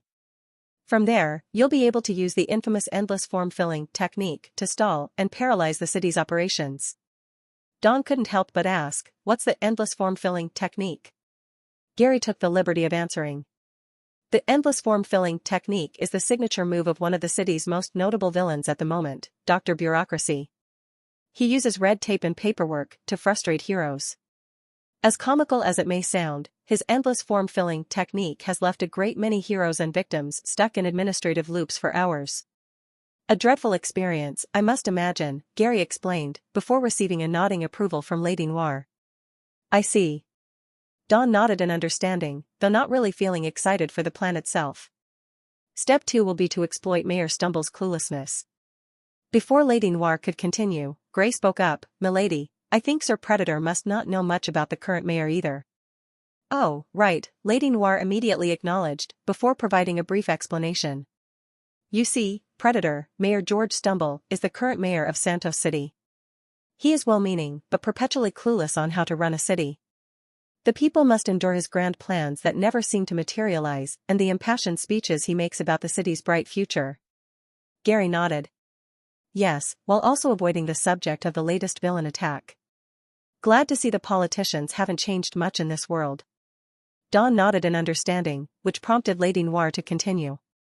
The plan is to use the mayor's well-meaning but ineffective plans to your advantage. For example, send out fake memos or decrees in his name, just to cause a bit of confusion and disarray among the city's departments. Next. This is going to be a very long and strange meeting, I can feel it. Over an hour had now passed since Lady Noir began revealing her various plans in the meeting, each having its own good points and bad points, though at least giving Dawn an idea of what he could expect in the city. Who knew meetings about world domination could be so tiring, he thought. After listening to the many absurdly comical plans that Lady Noir had come up with, Dawn was more than eager to see the meeting conclude. Lady Noir, however, seemed to have quite the energetic appearance and spoke with vigor as she proceeded to the final plan. The fourth plan is called institutional infiltration, and the main objective of it is to have Predator control many of the city's key organizations. Step 1 of this will be sabotaging the Santos Hero University. The objective here is to have Predator go undercover and subtly sabotage the training of new heroes. For example, ensuring that their gadgets malfunction or that their lessons cause confusion. Santos University also has one of the highest dropout rates in the United Provinces, and many of the dropouts long to become villains or sidekicks to villains. If Predator can manage to recruit some, it would also be a big bonus. That actually sounds a bit easier, Don thought to himself, feeling a bit of interest in the plan given that it didn't involve him actually getting an office job for years just to meet an objective. But he knew there were more steps to it, so he kept his thoughts to himself and continued to listen as Lady Noir went on to Step 2. For Step 2, we have to gain control of the Santos City Villain Rehabilitation Center. There are a few ways we can do this, but it will require Predator to at least have a B-class reputation in the city as a superhero. Once we have control, we can use it as a front to train and recruit new villains under the guise of rehabilitation. Once again, though easier said than done, Don felt more open to this idea. Not because of what it entailed, but because it gave him more freedom to achieve it in a way he wanted. Unlike the other plans that involved him dedicating much of his time to setting priorities, with this plan, he felt he was free to gain the reputation in his own way. But just to be sure, he asked, is there a specific way you need me to gain my reputation, or am I free to employ as many methods as possible if we use this plan? Lady Noir's eyes lit up at the question because, to her, it meant Predator was genuinely interested in the plan she had crafted, and that made her incredibly happy. She shyly turned toward Dawn but kept her head slightly lower, causing some of her hair to hide her eyes as she responded, yes, with this plan, you would be free to choose which way you gain your reputation. Also, I'll be on the lookout for any opportunities to grow your reputation so you don't have to worry about that, she explained before going silent while twiddling her fingers. Dawn nodded in understanding. I see. That's a very good idea. He said my idea was good. He really thinks my idea was good. All those sleepless nights were worth it, Lady Noir thought. She was brought out of her daze by Gary's voice, which prompted her to look his way. Gary's expression looked much the same as he said to her, you have a little something on your lip, milady. Still confused, Lady Noir brought her hand to her lip and found she had a trace of drool hanging off the corner of her mouth. Her eyes immediately widened and she was quick to wipe it off before looking Don's way, worried that he had seen her like this. Epsilon Upsilon dot. However, Don had already acted quickly and pretended that he was looking at the 3D models on the table, with interest, even going as far as to put a hand on his chin and nod at intervals. Interesting. Interesting, he muttered. Lady Noir believed this act and let out a sigh of relief before clearing her throat and saying, anyway, moving on. The third step of the plan will involve trying to manipulate Dr. Pollyanna Fixit. She is the director of the Santos City Villain Rehabilitation Center and is very well known for being an optimist who believes that every villain has a heart of gold despite evidence to the contrary. Because of this, despite being a reputable figure in the hero community of the city, Dr. Pollyanna Fixit is very isolated, even by her own colleagues, so it should be possible to manipulate her if you can get close. This connects to the previous step of gaining a reputation, since she allows most heroes with a B-class reputation or higher to volunteer at the center and take an active role in helping rehabilitate villains. As Lady Noir explained this, Dawn's attention was on the 3D model, which, though lacking color, showed the figure of Dr. Pollyanna. She's kind of hot, Dawn thought. This plan just keeps looking better and better, he couldn't help but praise inwardly. However, he still kept up appearances and nodded at Lady Noir before giving her some praise. Brilliant, Lady Noir, brilliant. Lady Noir blushed at the praise and couldn't help but smile. As she did this, Gary commented, your plan seems to have reignited a deep interest in Sir Predator, milady. I'm glad, Lady Noir agreed, thinking to herself, he really does look interested. My hard work is finally paying off. Once again, Lady Noir was brought out of her daze by Gary's voice, ***, this time without him needing to say anything. She immediately brought her hand to her mouth and wiped it before turning her head to look at Don, who had already lowered his head again to look at the 3D model in front of them, looking like he was in deep contemplation over the matter. Yes, interesting. Lady Noir let out another sigh of relief before continuing. As I was saying, if you can manage to manipulate Dr. Pollyanna Fix-It, you could convince her to release reformed villains who are actually loyal to you back into the city, which you can then use to either cause chaos and disorder or better your reputation. For step 4, I know it may sound strange, but hear me out. Neighborhood Watch Takeover. This plan would require you to infiltrate and take control of the Concerned Mothers Neighborhood Watch in the Chanel Hills community. They are an incredibly enthusiastic group of mostly single mothers and have access to some incredible surveillance gadgets in many parts of the city. If you were to gain control, it would not only allow you more freedom to act in those parts of the city, but also give you connections to the members of that particular neighborhood watch, which includes a lot of prominent women in the city. Although not politically active or incredibly wealthy, they do have sway over large groups of people, which can work to your advantage. You had me at single mothers, Don thought to himself as he shifted his posture and even sat upright now, taking the meeting very seriously. Feeling like his seriousness was due to his genuine interest in taking over the city, Lady Noir continued without suspecting anything. The final step is gradual domination. With key institutions and groups under your control or influence, you can gradually expand your control. For example, offering protection and services to the city's businesses and citizens, making them depend on you. And that's it. Do you have any questions? Lady Noir asked. Nope, let's do it, Don immediately proposed, not needing to hear anything more. Don's quick acceptance of the plan left Lady Noir surprised. Really? You really think it's a good plan? She asked. She had always thought that although it was a good plan, it had many holes in it and definitely couldn't be executed perfectly. Because of that, she felt that Don wouldn't agree so easily.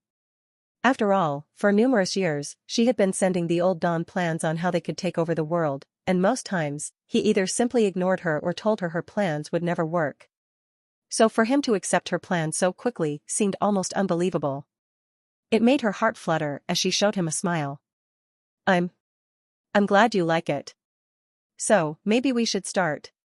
I didn't think you'd agree so fast, so I didn't really arrange to start the plan. Lady Noir began to fiddle with the controls of the projector while she struggled to form a sentence. Gary showed her a warm smile as he watched her fumbling to speak with blushed rosy cheeks and a small smile. Anyone who spent so much time with her could see how happy she genuinely was in that moment, and that's all he wanted, for her to be happy. He soon cleared his throat and decided to give her some help. If I may make a suggestion, milady, since Sir Predator has given his blessing for the plan, why not start by sending an application for him to the Santos Hero University? From my understanding, hero applicants are always received earlier during the year, whereas sidekicks are received in the second semester, the latter half of the year. Oh, right. Applications. I hope we didn't miss the deadline. I'm sorry I didn't check in advance, Predator, Lady Noir quickly apologized, feeling like this was a failure on her part. But Don really couldn't bring himself to say anything negative to her and immediately reassured her. You couldn't have thought of everything, Lady Noir. The plan itself is already impressive. You've done enough. Indeed, Gary supported. Sir Predator is right. You've done enough, milady. Leave the arrangements to me. I shouldn't be long. You should use this time to go have a meal. I'm sure Sir Predator is famished by now. Gary's words made Lady Noir realize that Dawn had indeed not eaten anything since they arrived. Her smile immediately faded, and her expression changed to one of concern as she turned to look toward Dawn and apologized. Oh, I'm so sorry, Predator. I forgot that we didn't even give you any food or ask if you were hungry. I was so excited about the plan that I completely forgot and ... Before Lady Noir could continue, Dawn cut her off and shook his head while waving his arm. Don't worry about it, it's fine. I was also very excited and completely forgot. It's only now that Gary's mentioned it that I remember that I am a bit hungry. Lady Noir was again left surprised. She had grown so used to apologizing because of the old Don, who always found fault with her not because she was problematic, but because he found her annoying and thought it was an easy way to get rid of her. Although the current Don had no idea as to what extent the old Don had hurt Lady Noir or treated her badly, he knew it was enough that she was cautious about everything she did and said around him, perhaps scared that he would leave her. Wow, he must have really gotten to her if she apologizes for minor stuff like this. Well, as terrible as that may be, it will actually work in my favor. Since she's been treated so badly, even just being normal toward her would be more than enough.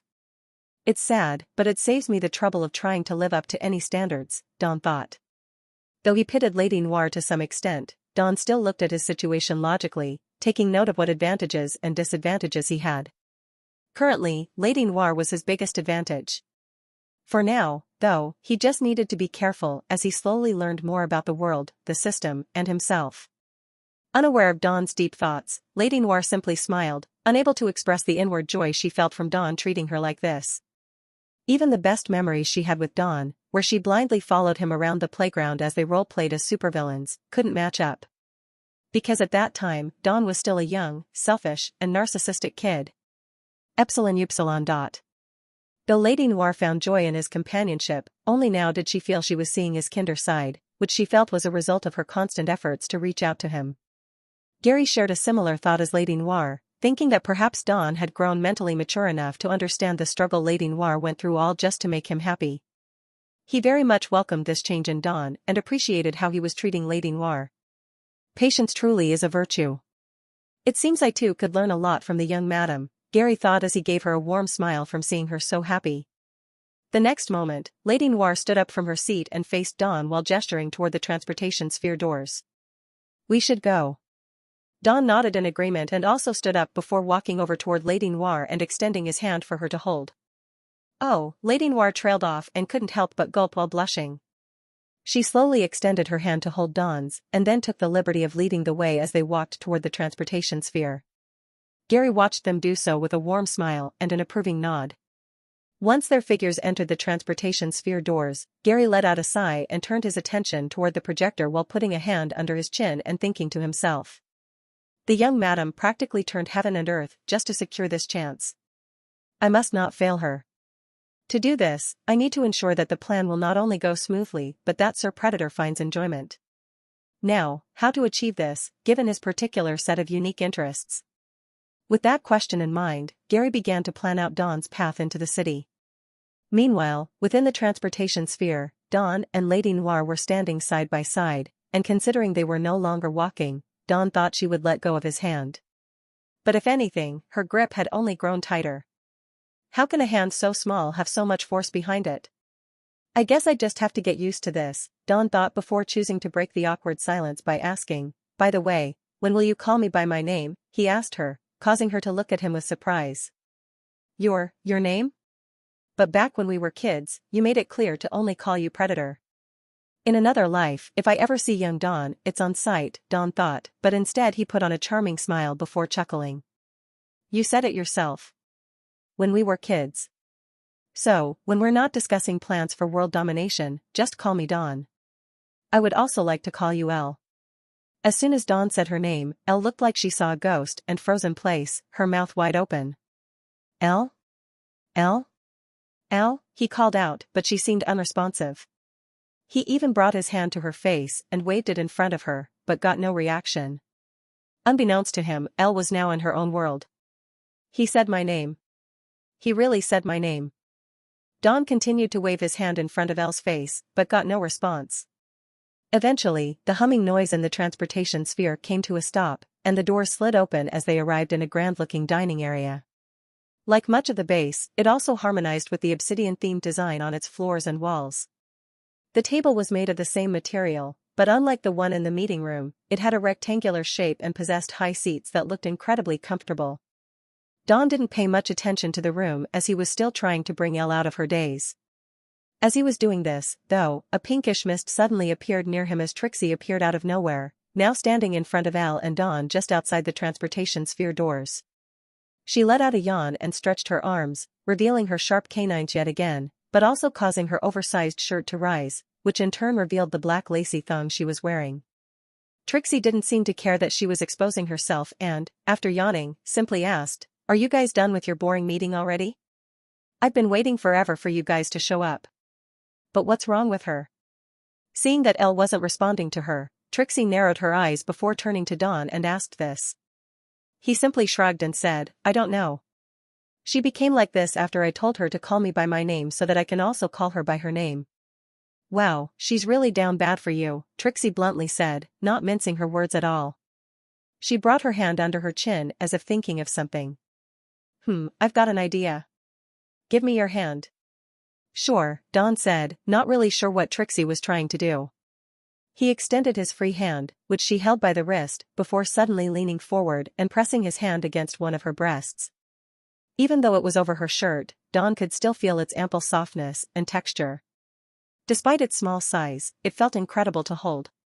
Wow, I really didn't notice her breasts before, but they feel amazing. Kind of therapeutic to squeeze, Dawn thought. Without Trixie needing to urge him, Dawn proceeded to give her breast a bit of a squeeze, which also seemed to surprise her as she let out a squeak. A moment later, Trixie put on a devious smile and turned her head toward Elle before saying, Elle, you never told me he was so good with his hands. I love how he holds my breast. Trixie purposely moaned out loud, almost instantly, causing Elle to break out of her daze. Elle first looked at Trixie, confused, then slowly lowered her head only to see Trixie's hand holding Dawn's by the wrist and Dawn's hand firmly resting on one of Trixie's breasts. Her eyes then seemed to widen slowly before she finally reacted. What are you doing? Get off him.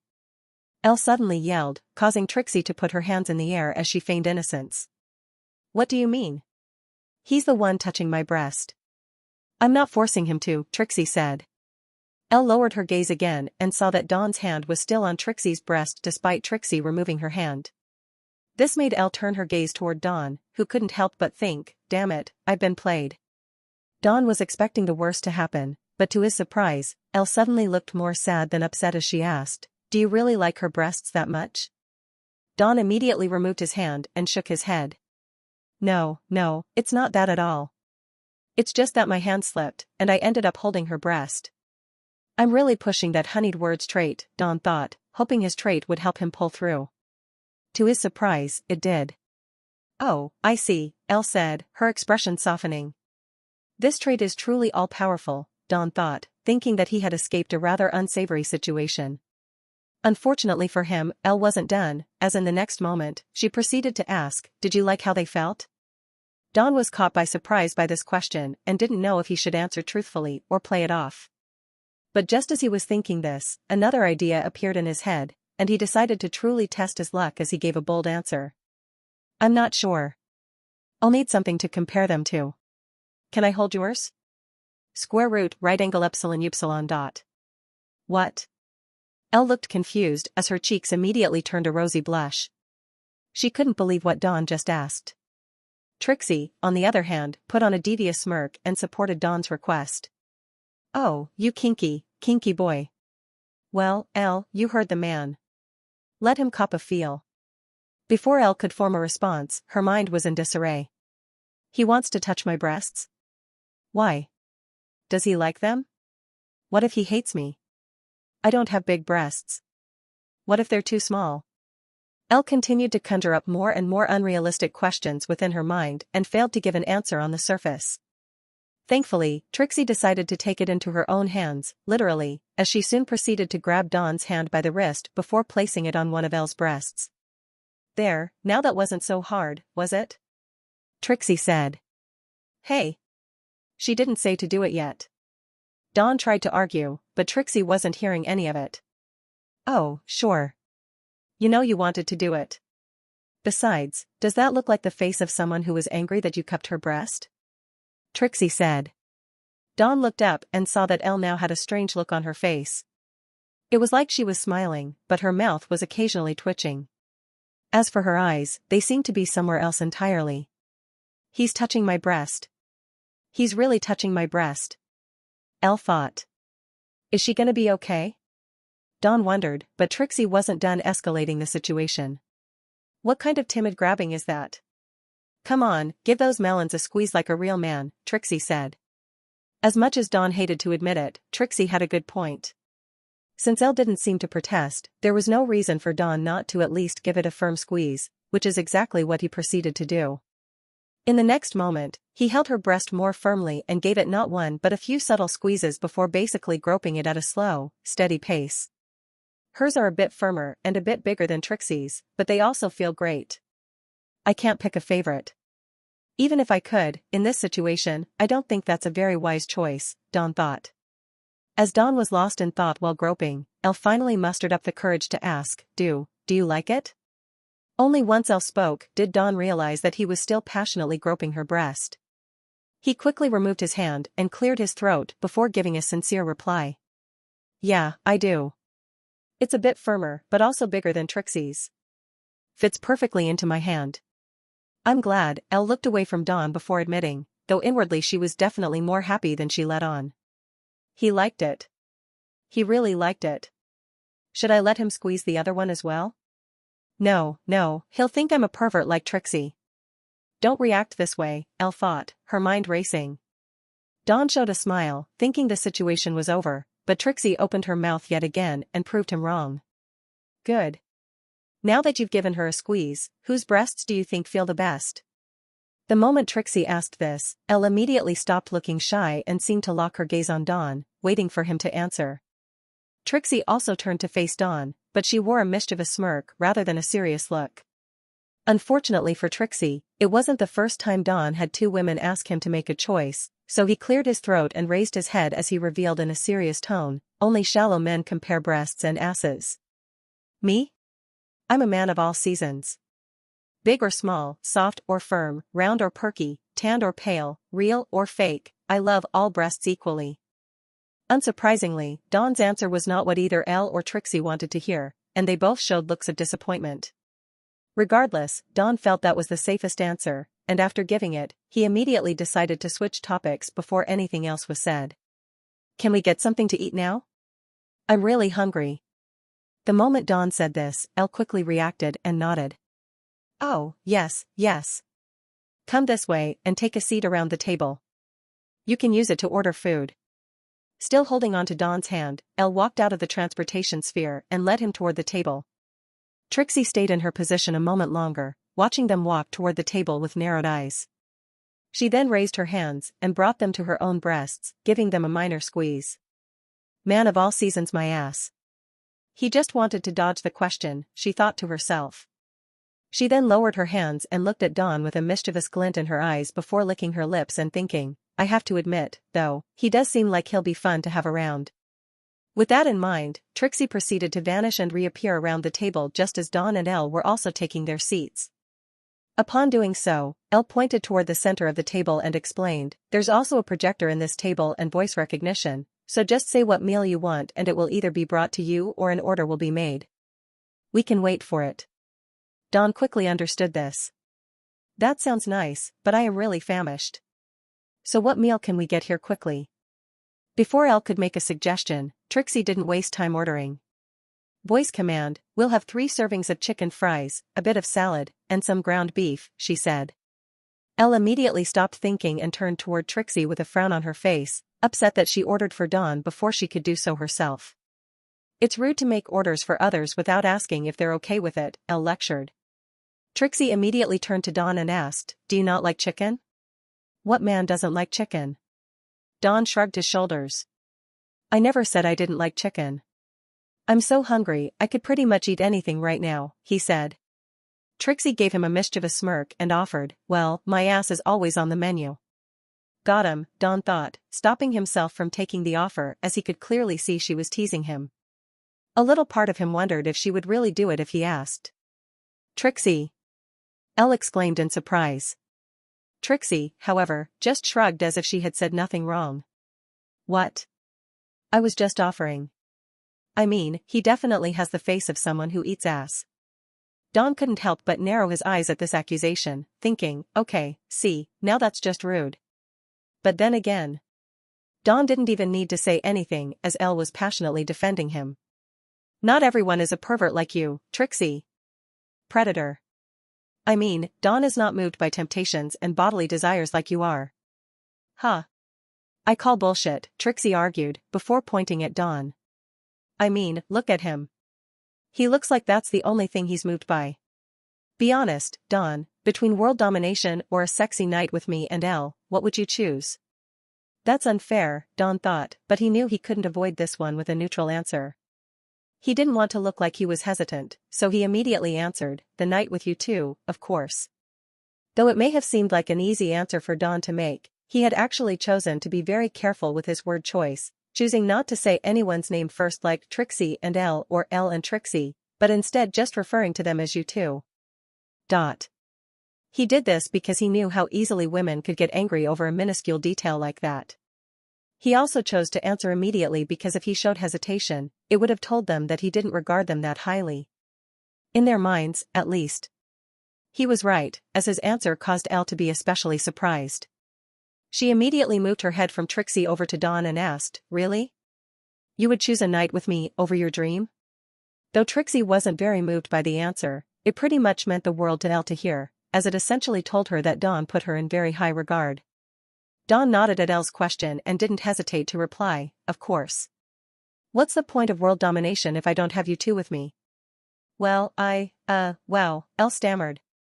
Dawn's answer was a bit too much for her to take as she proceeded to faint in the next moment.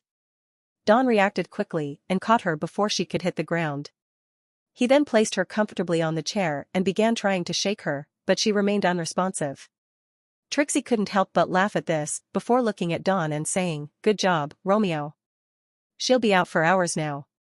She'll probably wake up thinking it was just a really good dream." "Wait, this happens a lot?" Dawn asked. Trixie gave a small nod. "Oh, you get used to it. Every time the minions manage to bring new photos of you, the more revealing the longer she faints. I think her record is 1 day and 4 hours. She managed to get her hands on your kid photos and videos. You're so cute that she spent the whole day looking at them. When I told her that you and her kids would look like that, she fainted. Don't worry, you'll get used to it." Dawn didn't even act surprised. He simply let out a sigh and adjusted Elle's position so she would be more comfortable. After he did this, he wanted to take his own seat again, but before he could, Trixie vanished from her seat and appeared on his, now looking up at him with a mischievous smirk on her lips. "Can I help you?" Dawn raised a brow and asked. Trixie proceeded to lick her lips before lowering her eyes, which eventually settled on Dawn's crotch. "Well, I was just thinking, since Elle is taking a little nap, why not give her hard-working familiar a little meaty, hard, throbbing snack?" Just as Trixie said those words, Dawn could feel his cock throb, something Trixie could see through his pants, which made her smile even more mischievously. "I'll take that as a yes." Wait, we should at least not without her knowing," Dawn said, though in truth, he simply just didn't want to risk getting caught and landing himself in trouble with Elle, whom he didn't see as mentally stable. Trixie, however, didn't seem to share these worries. "Don't worry, she could never hate you. If anything, doing this will only make her want you more. Think about it." As Trixie said this, she opened her mouth and showed Dawn just how long her tongue was before urging him, "Aren't you curious what my mouth feels like? And you know, as a half-succubus, I'll forever be attached to the first cock and spunk I taste. If you don't want that to be you, I guess I could just have one of the Minio." Before Trixie could finish, Dawn cut her off, sighing, "You've convinced me." Hearing this, Trixie couldn't help but smile as she said to Dawn, "This is the beginning of a wonderful relationship." Upon hearing Dawn's agreement, Trixie showed him a wide grin before lowering her eyes and fixating them on his crotch. "I've waited so long for this," she muttered while slightly biting her lip. Without wasting time, she immediately began to undo Dawn's pants, dropping them in a rushed manner. "Hey!" Dawn exclaimed in surprise, not expecting her to be so forward with her actions.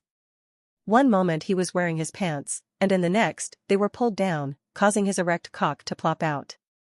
Trixie ignored Dawn's words and simply focused her attention on his erect member, which was now right in front of her face. "Whoa, bigger than I thought," she muttered, clearly impressed by what she was seeing. Showing no hesitation, she brought her hand forward and grabbed Dawn's cock by the shaft, though with a bit too much grip, causing Dawn to groan in pain. "Ouch. Hey, could you not grab it like it's a doorknob?" Dawn complained, prompting Trixie to look up at him and smile as she loosened her grip. "*****O, don't be such a baby," she replied as she gently began to stroke the region she had gripped too hard. She then teased, "Want me to give your little buddy a kiss?" Before Dawn could reply to this mockery, Trixie had already leaned in and kissed the tip of his cock. Dawn's cock throbbed the moment it made contact with Trixie's soft, succulent lips, his mind immediately wondering what it would feel like inside her mouth. Trixie continued to stroke the shaft while placing gentle kisses on the tip of his cock for a little longer before she decided to switch things up. Without warning, she pulled her lips away from the tip and opened her mouth, slowly letting out her long tongue, which easily wrapped itself around Dawn's tip. The moment he felt the slippery wetness of her tongue, Dawn couldn't help but let out a groan. Looks like he's already liking it. This is going to be fun, Trixie thought as she slowly began to twirl her tongue around the tip of his cock, soon covering it entirely in her saliva. Lick, lick, Ugh. That feels good, Don muttered as he placed one hand on the table for support while bringing another hand onto Trixie's head, where he traced his fingers through her hair as he guided her head's subtle movements. He's starting to get into it. This is so different from touching myself to porn, Trixie thought. Now practically soaked in Trixie's saliva, Don's cock was unwrapped from her tongue as she focused more on the rest of his cock. She moved her head to the side and began to lick Don's cock from that angle, running her tongue all the way from the tip down to the base. As for her hand, she chose to move it from the shaft of his cock and onto his balls, which she now began to softly massage while her tongue worked on completely lubricating the rest of Don's cock. Lick the sloppy sound of Trixie's tongue running along Don's cock began to resound louder, and Don couldn't help but glance back at Elle, worried that she might wake up. He would be lying if he said the risk of that didn't add to the excitement he was feeling. As for Trixie was running her tongue along his cock, she looked up at Don for a moment and saw that he was looking at Elle, which caused her to smirk and pause. She asked, "What's wrong? Are you curious about how her tongue would feel on your cock?" Don quickly turned his head back to Trixie and immediately denied, "No, I'm just cautious. Who knows what will happen if she wakes up and sees this?" Trixie wasn't at all worried and smirked at Don's concerns. "You worry too much. If you ask me, it's kind of hot, don't you think? Getting your cock worshipped by a succubus right next to your childhood sweetheart. I'm getting turned on just thinking about it. Right angles I. Although Don was far from a saint, he was genuinely amazed by how easily Trixie spoke her mind. "You're a genuine pervert," Don accused with a narrow gaze. Trixie, having finished making the entirety of his cock wet, now pulled away and looked up at Don. She playfully brought a finger to her lips and put on an innocent expression. "Me, a pervert? Whatever do you mean? I'm just an innocent little succubus who wants her mouth fucked. Nothing wrong with that. And you want to stuff my throat, don't you? Did I mention I don't have a gag reflex?" As Trixie revealed this information, she proceeded to open her mouth wide and hang her tongue out. Wah. This allowed Don to see deep into her mouth, where she had been flexing the muscles at the very back of it, causing Don to see what looked like a fleshy tunnel contracting and expanding. His cock immediately twitched at the sight. Trixie giggled softly before raising her hand and slipping it under the base of Don's cock. "Well, at least someone is excited," she teasingly remarked before starting to lean forward slowly, ready to engulf the entirety of Don's cock. Before she could do this, though, Elle suddenly let out a muffled groan and began to show some subtle movements, a sign that she was waking up. Don immediately turned his head and saw this. "Shit," he exclaimed before quickly moving away from Trixie, raising his pants, and moving to Elle's side, where he pretended that he was shaking her shoulder. "Hey, Elle, are you okay?" Trixie, ready to taste her first cock ever, was now left hanging and immediately showed her dissatisfaction. She crossed her arms and pouted with a narrow gaze focused on Don. "Hey. Huh? What's going on?" At this time, Elle slowly began to sit up and flutter her eyes. She looked to her sides. First, she saw Trixie pouting to her left, and then to her right, she saw Don looking at her with a worried expression. She seemed dazed, but Don still asked, "Hey, are you okay? You fainted just now." As Don said this, it seemed to spark life into Elle as she soon sat upright and cleared her throat, recalling what had just happened and feeling incredibly embarrassed about it. "Oh, I just didn't sleep enough, and I guess I was a bit lightheaded.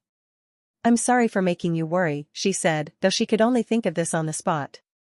But as she said it, she couldn't even meet Don's gaze, instead inwardly lecturing herself. Stupid, stupid, stupid. How could you faint? Now he's going to think you're weird. I should tell the truth. I can't lie to him." Almost immediately, she thought that. She energetically raised her head to look at Don, quickly saying, "That's a lie, and, I'm sorry I just got too happy when I said my name and fainted. I'm sorry for lying, Don, please forgive him, I won't do it again." Don honestly didn't know what to say to this rushed confession, but still managed to churn out a response. That's okay." Trixie watched the exchange while shaking her head. "Man, she cock-blocked me. Just you wait. I will have that cock, and when I do, I'm gonna suck it so hard your ancestors will feel it," she inwardly promised. At this time, Dawn felt a shiver run up his spine, and he couldn't help but look back at Trixie, who was still seated in his chair. Once their gazes met, Trixie opened her mouth and pointed at it, then brought her hands together and showed him a rather obscene sucking gesture. Dawn couldn't help but think, damn, she really knows how to make a guy want to risk it all.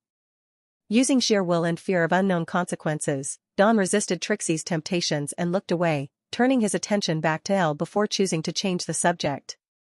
Anyway, Elle, we should really start eating now, he suggested, thinking, hopefully my boner is gone by then.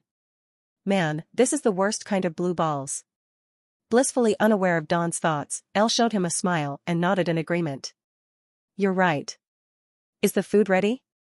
Just as Elle asked this, a digital voice responded from the table. The meal has been ready for 10 minutes and was simply being kept warm. Would you like it to be served at this moment? I fainted for that long? Elle muttered in surprise, feeling more embarrassed but not wanting to bring attention back to that. She quickly responded, yes, serve the meal now. As soon as she said this, circular slots opened around the table, and 3 separate platters were brought up via a chute-like device. Once the plates were above the table surface, the chutes closed. Each platter held a serving of various pieces of chicken, some roasted and some deep-fried, along with potato wedges, and a small bowl of groundnuts. Elle looked at the platter in satisfaction until her eyes settled on the groundnuts, remembering that Trixie was the one who ordered these. She turned her head to Trixie, but before she could speak, Trixie vanished and reappeared in the seat she had been in before, her focus now on her platter. Finally, I'm famished. Elle turned her head again to face Trixie as she proceeded to ask, why the groundnuts? Trixie raised her head and looked at Elle like the answer was obvious. Pointing at Dawn, she said, well, they're not for us, they're for him. I read somewhere that groundnuts help increase sperm count, so you better eat up. I want your spunk to be nice and thick. Trixie! Elle yelled out as her face flushed bright red from the implication and the vivid images she imagined due to Trixie's words. Trixie, however, simply rolled her eyes. Oh, don't be such a prude, Elle. You act like you haven't touched yourself thousands of times while thinking about Dawn or to his pictures. Elle's face now turned completely red as she quickly turned her head to Dawn, shaking her head. She's lying. I didn't mean that. I didn't. Elle struggled between being unable to lie to Dawn and explaining herself, which Trixie found very entertaining to the point she couldn't stop smiling while looking at her. You're so cute when you're flustered, Elle. Don't you think, Dawn? Why do I feel like she's trying to make Elle pass out again so she can continue? Though that may not be such a bad idea. No, don't let her lead you on, Dawn. Dawn thought. Once again using his fear of the potential consequences and sheer will, Dawn managed to resist Trixie's temptations and rather than support her, he decided to change the topic as he walked over toward his seat. Guys, we should really start eating before the food gets cold, epsilon upsilon dot. You're no fun, Trixie huffed and crossed her arms, but Elle couldn't help but sigh in relief before quickly supporting Dawn. Dawn's right. Now is not the time to talk about such things. Uncultured swines, the lot of you, Trixie announced while pointing at both Elle and Dawn.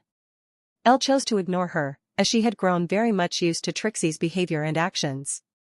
As for Dawn, he did something similar and pretended not to hear, instead choosing to focus on just eating his food, inwardly thinking, me, uncultured? I'm as cultured as they get. Seeing that she wasn't going to get anywhere with them in that direction, Trixie no longer pushed the matter and instead also decided to bring up another topic. So, did you guys settle on a plan for your world domination? She asked, her tone carrying a bit of sarcasm. Sensing the hint of sarcasm, Elle raised her head and looked at Trixie with annoyance. For your information, we have, actually. Unlike a certain someone, Dawn actually said my plans were good. We're using one of them after Gary sorts out a few things. Trixie showed a look of genuine surprise, moving her gaze from Elle to Dawn. Really? Using one of her plans? Which one did you settle on? The global feminization one? You know, the plan to turn every guy into a woman and have you impregnate them? As Trixie said this, Dawn began to cough, having nearly choked on his food. What the hell kind of plan is that? Dawn asked. Trixie pretended to shrug before turning her gaze toward Elle and saying, ask her. She came up with it. As Dawn turned to face Elle, he could see her glaring at Trixie with the I will kill you look. Once she noticed that Dawn was looking at her, Elle looked very embarrassed and couldn't meet his gaze. She quickly cleared her throat and explained, she is leaving out a lot of details. Because it wasn't a concrete plan, but it had the potential to work. Do I even want to ask for details? Dawn thought before quickly shaking his head. No, I'd rather not confuse my dick at this moment, he concluded silently, choosing to nod on the surface and pretend like he understood. Makes sense. The plans you showed me at the table had potential, so I don't doubt you must have had others. As Dawn said this, Elle couldn't help but break out into a smile before showing Trixie a rather smug "I told you so" look. Rather than look disappointed, Trixie looked rather interested. She looked at Dawn and asked, so what you're saying is you wouldn't mind fucking a femboy, right? Dawn immediately paused eating the moment Trixie asked this and proceeded to raise his head slowly, bringing a hand under his chin as he looked at the ceiling in contemplation, while saying, a question for the ages. But a wise man once said, is liking femboys gay or just affection's play? Philosophers ponder, but love's not bound by labels. Embrace beauty, no need for disdain. Just love with open hearts, true and plain. Whatever the fuck that means. Seeing the look of concern on Dawn's face, Gary decided to reassure him. Don't worry, sir. This happens at least once every week. You'll grow used to it. Hearing this, Dawn couldn't help but narrow his eyes in disbelief. You mean to tell me she gets chased around with a fork and knife for an hour once every week? Gary immediately shook his head. No, the manner of weaponry that Madame L uses varies every now and then. If my memory serves right, last week's weapon was a slipper, and thus the assault was long range. Just think of it as nothing more than a familiar and her master settling their differences. Dawn still had no idea what the hell Gary meant, but he felt that questioning it further was going to change nothing. So, he simply accepted it for what it was. After all, this was no longer his world, so why use his definition for what's considered normal? When in Rome, I guess, he thought. Following his agreement, Gary showed a warm smile. Splendid. We can begin as soon as you're done eating. Dawn simply wiped his mouth and moved aside his platter, keeping only the bowl of nuts, which he intended to eat as Gary began the briefing. As you wish, sir, Gary started before picking up one of the documents and placing it in front of Dawn. As I was preparing your plan of insertion into the city, I thought what better way to return than to your family, the Brights. I have a family?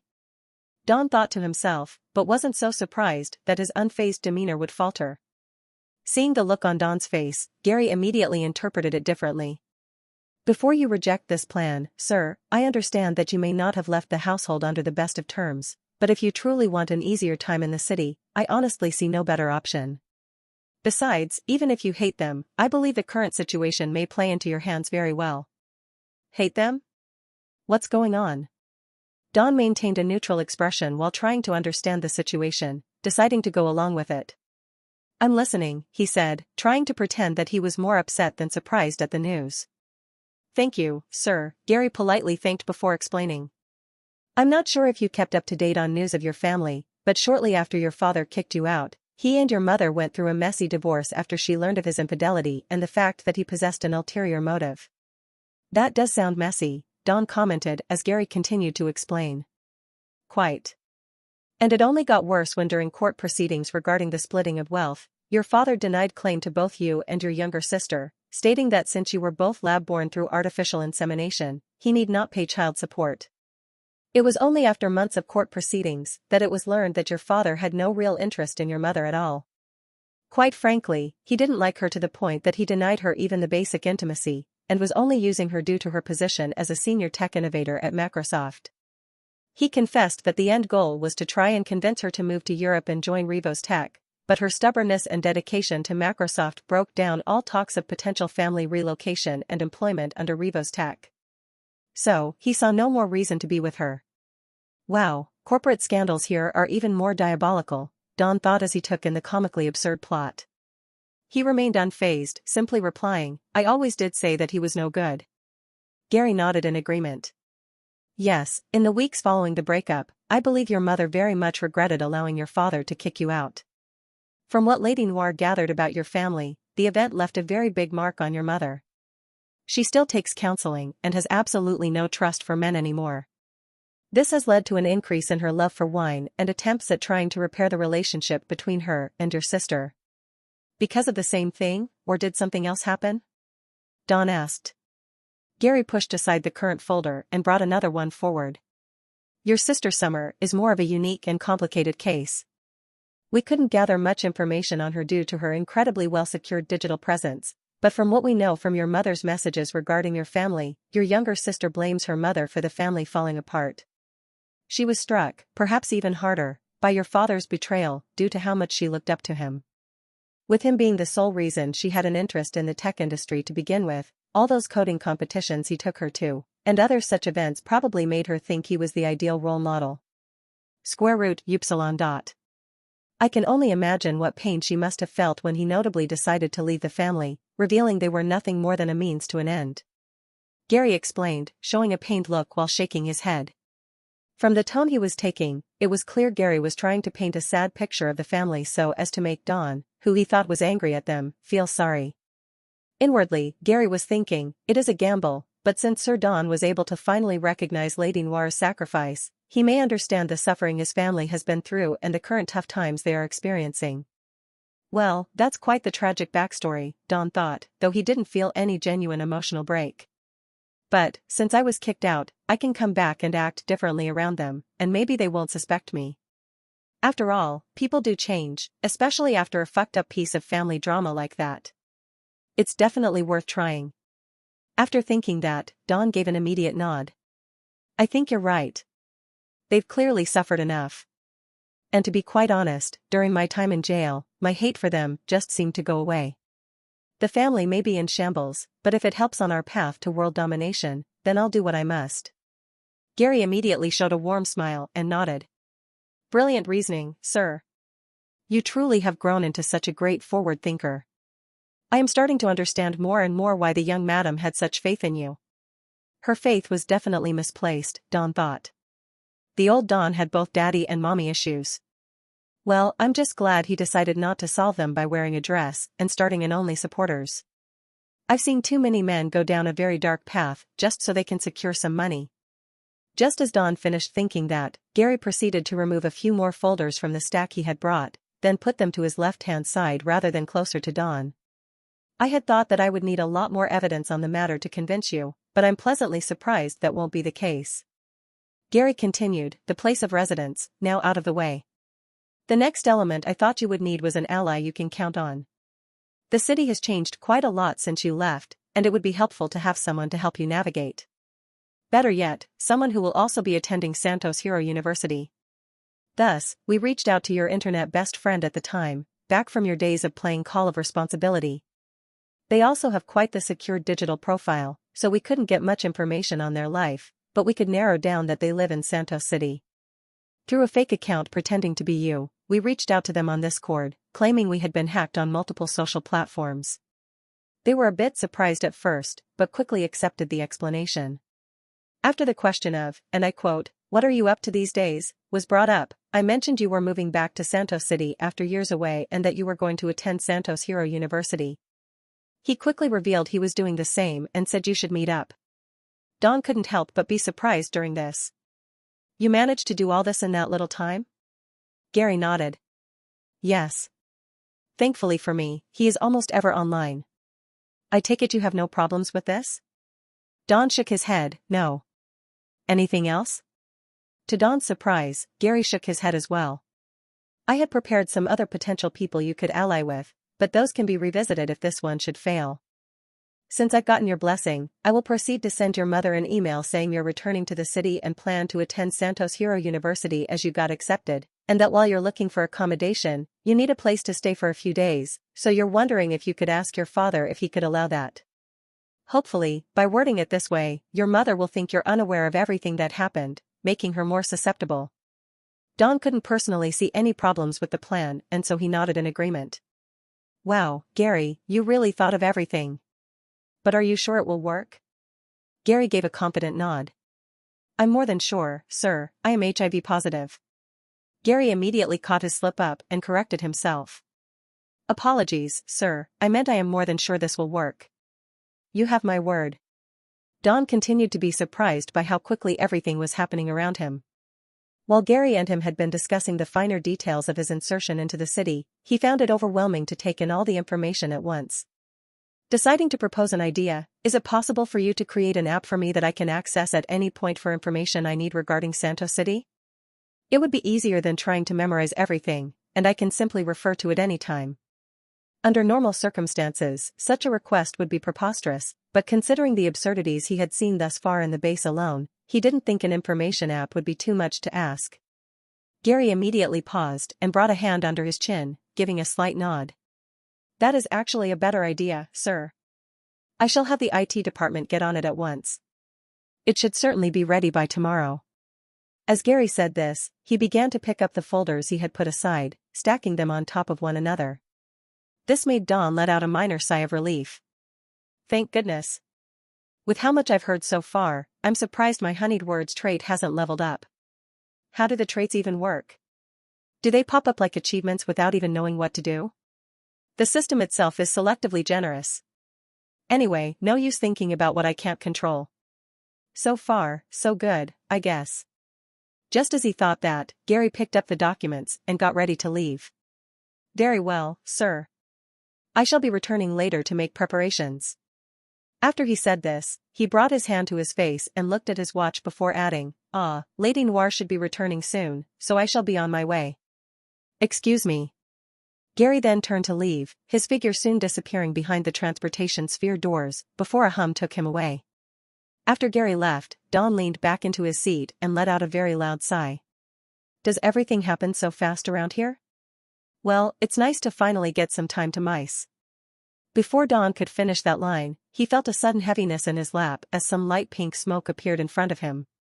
Trixie's figure then emerged out of the mist, landing quite aggressively on his lap, forcing him to sit upright immediately. He lowered his head to see Trixie, who was also letting out a sigh of relief while using one hand to wipe her brow. Phew, that was close. After saying that, Trixie realized where she had landed and raised her head to look up at Dawn before showing a very wide smile.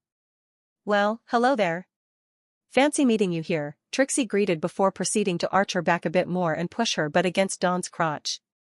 Trixie, get off me before Elle comes back and thinks I'm in cahoots with you. Dawn urged. Oh, don't be like that, Trixie said, pressing her body against him even more. Elle could never bring herself to hurt you. Worst case scenario, she ties you up and does weird things to you, but who knows? You might enjoy that. I hear a lot of men in this world don't mind taking it up the ass. I mind, I very much mind.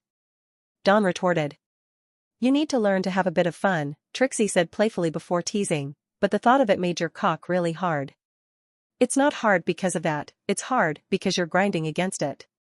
So what you're saying is you want to stick it up my butt. Well, since you asked so nicely. Okay, now you're just hearing what you want to hear. So you don't want to stick it up my butt? Trixie asked, narrowing her eyes at Dawn. Dawn simply narrowed his eyes at Trixie, realizing she was purposefully teasing him. Two can play at this game, Dawn thought for a moment before suddenly bringing his hands forward and sliding them under Trixie's large cropped shirt, where he proceeded to grip her petite breasts and give them a firm squeeze. Amen, Trixie moaned out as a shiver ran up her spine. Despite her teasing, she didn't expect him to act and instead wanted to be entertained by how fidgety she could make him. Square root, right angle epsilon upsilon dot. However, she welcomed this development, soon biting her lip and looking at him from the corner of her eye. What are you doing down there, Dawn? Find something you like? Like is a very strong word. Right now, I only found something I tolerate, Dawn replied as he began to playfully squeeze and grope her breasts. Trixie arched her back slightly and let out a moan, continuing to grind her body against his crotch. You're so mean. What does little old Trixie have to do to make you like her more? Maybe you'd like to fuck my face silly, or maybe come into my pussy and fill my womb with your cum, or maybe you'd prefer to plunge your raw cock deep into my tight little ass. With each option Trixie stated, Dawn's cock throbbed as if by reflex, an action which Trixie herself could feel, making her giggle. I guess it's all three. Just as she said that, however, the transportation sphere doors opened and Elle walked out carrying a fork in one hand and a butter knife in the other. She looked less upset now and more emotionless as she slowly turned her head to look in Dawn's direction, where she could clearly see him groping Trixie's breasts while Trixie playfully moved her butt against him. Trixie was the first to spot Elle out of the corner of her eye and didn't seem fazed. She soon raised her hand and waved. "Hey there, Elle. Dawn here was just talking about you." Elle immediately narrowed her eyes at Trixie. Only realizing now that Elle had arrived, Dawn paused his groping of Trixie's breasts but didn't remove his hands. Trixie, however, continued to grind as she explained, "Now, before you go and blame me for anything, Elle, I am not being a pervert this time. I'm just helping Dawn out because he is in pain." Elle crossed her arms with the utensil still in hand and gave Trixie a skeptical look. "What kind of pain needs that kind of treatment, Trixie? I may not be a pervert like you, but I wasn't born yesterday." Trixie smiled at the response and stopped grinding against Dawn, vanishing from his lap and reappearing on the table, where she now stood with her hands on her hips. "Don't believe me? Come see for yourself." Elle remained skeptical but approached, still holding both the knife and fork tightly. Once she got close, Trixie moved one hand from her hip and pointed toward Dawn's crotch. "See? Right there," she revealed while pointing at the visible bulge Dawn had. Elle blushed as she looked at this. "That's his thing," Elle thought, feeling incredibly embarrassed. Looking intimidated, she switched to looking at Dawn. "Does it hurt?" Not needing to think twice, Dawn immediately blurted, "Yes, it feels like it's going to burst." Trixie smiled at the answer. "See, Elle? You can't deny a man his needs." After saying this, Trixie's figure vanished and she reappeared behind Elle and whispered in her ear. "Remember, Elle, the number one reason men leave women is when their needs are not satisfied. Now, would you rather your best friend and super cute familiar ease his needs while also feeding herself, or would you prefer some girl in Santos City to dig her claws into him? I hear sidekicks at Santos Hero University can be real sluts." Elle's eyes immediately widened in concern, but she tried to play it off. "That can't happen." "Maybe, but do you want to risk it?" Trixie cunningly replied. Elle went silent for a moment before looking at Dawn with a very flushed face. "Dawn, if you're in really that much pain, then you can use Trixie to treat yourself if you want But? Dawn asked with caution, a bit worried that something unsavory might be said. To his surprise, it was the exact opposite as Elle completely looked away from Dawn and shyly muttered, "But I would like to help too." What did she say? Dawn was a bit surprised by what he had just heard Elle say, so much so that he thought he heard it wrong. His brief silence made Elle fall into worry as she began to interpret it differently due to her overthinking nature. "Why did I say that? Now he'll definitely think I'm a pervert and ... Before she could continue thinking in that direction any longer, Dawn broke the silence. "If you're okay with that, then sure." Dawn cautiously replied, still not entirely sure he heard her right. With how fast everything was happening around him, it was hard to adjust, but he simply went with the flow. Elle immediately raised her head in surprise. Huh? Really? But you always used to say that women who do dirty things outside marriage are sluts and I mean you aren't married and me also, so Dawn couldn't know it, but his responses to what was happening since he came were completely changing the view Elle had built of Dawn. But rather than a negative light, it was extremely positive. As she found herself smiling more and more, as opposed to the many long lonely hours she used to spend waiting for the old Dawn's replies or acknowledgement to the work she was doing for his sake. I have a better idea." Trixie could see that Elle close to getting convinced, so she decided to give her a little more motivation. "Come on Elle, don't you want to be the girl that takes Dawn's virginity? Come on Elle, bring her out. Unless of course you're fine with some random girl taking it first." "No. Never." Elle hurriedly replied in an echoey voice. It seemed almost soulless and caused the entire room to rumble briefly, with the lights momentarily flickering as well. Dawn felt a shiver run up his spine and he momentarily broke his composure. However, the surprises were far from over. As the lights flickered over Elle's figure, Dawn noticed something strange about her. Her amber eyes had now turned a glowing misty blue and her once shy expression was replaced by a wide smile. Her breathing had visibly become heavier as he could even hear her basically panting. Huff huff. Elle? Dawn felt another shiver run up his spine and he pressed his back against the chair while his body grew incredibly stiff. In response to him calling her name, Elle's smile grew wider and she let out an echoey giggle before bringing her hands to her face and cupping her cheeks. He asterisk that smell, that voice, it's really Dawn. My Dawn is back, and he wants to make love. Oh Dawn, I always knew you would come back to me. She spoke slowly and in parts, in the same soft yet echoey voice that made Dawn feel like he could hear her from all sides of the room. Before Dawn could make sense of this sudden change, Elle's figure seemed to stutter, shifting between ethereal and solid before her figure vanished entirely. Only to reappear right in front of Dawn. Oh Dawn. She muttered in a euphoric but still echoey tone as she brought her hands forward and cupped his face. Elle? Dawn muttered as he felt her chilling cold hands make contact with his cheeks. MN your skin feels amazing huff, so good huff, she moaned out as she slowly began to trace her hands along his face, with her eyes completely fixated on him. What is this? Dawn worryingly thought. There she is. Trixie commented with a smile as she moved out of Elle's way. Who's she? Dawn asked, but immediately he posed this question, Elle's grip on his face became tighter. What? She yelled out, causing the room to rumble yet again as she moved one hand from Dawn's face to his neck and basically gripped it. She then picked up a butter knife with her other hand, but almost immediately she held it, the metal began to warp weirdly before becoming sharper. Square root upsilon dot. Elle's hand then flashed that was right in front of Dawn's face, with the knife now slowly being traced against his cheek, drawing blood. Who is she, Dawn? Who is she?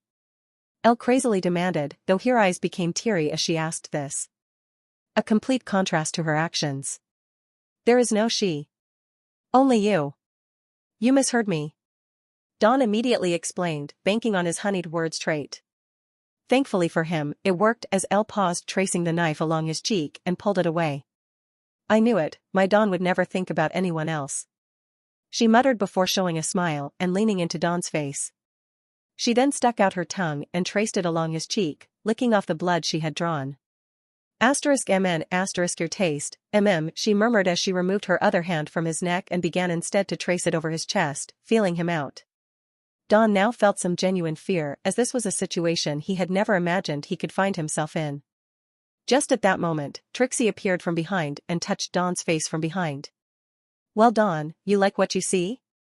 This the true unrestrained Elle, a proper Class S arcane anomaly. What does that mean?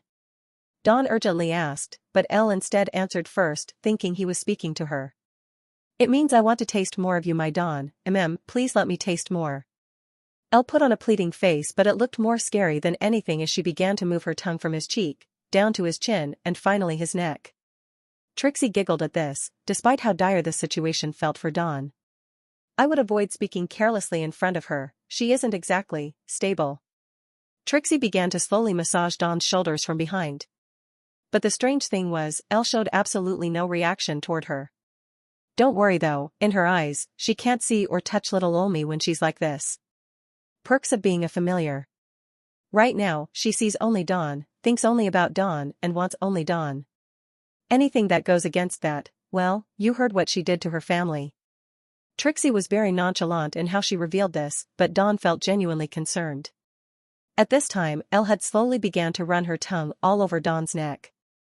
Dawn wanted to respond to Trixie, but after considering what she said, that idea was quickly dismissed as he couldn't risk the current Elle misinterpreting it.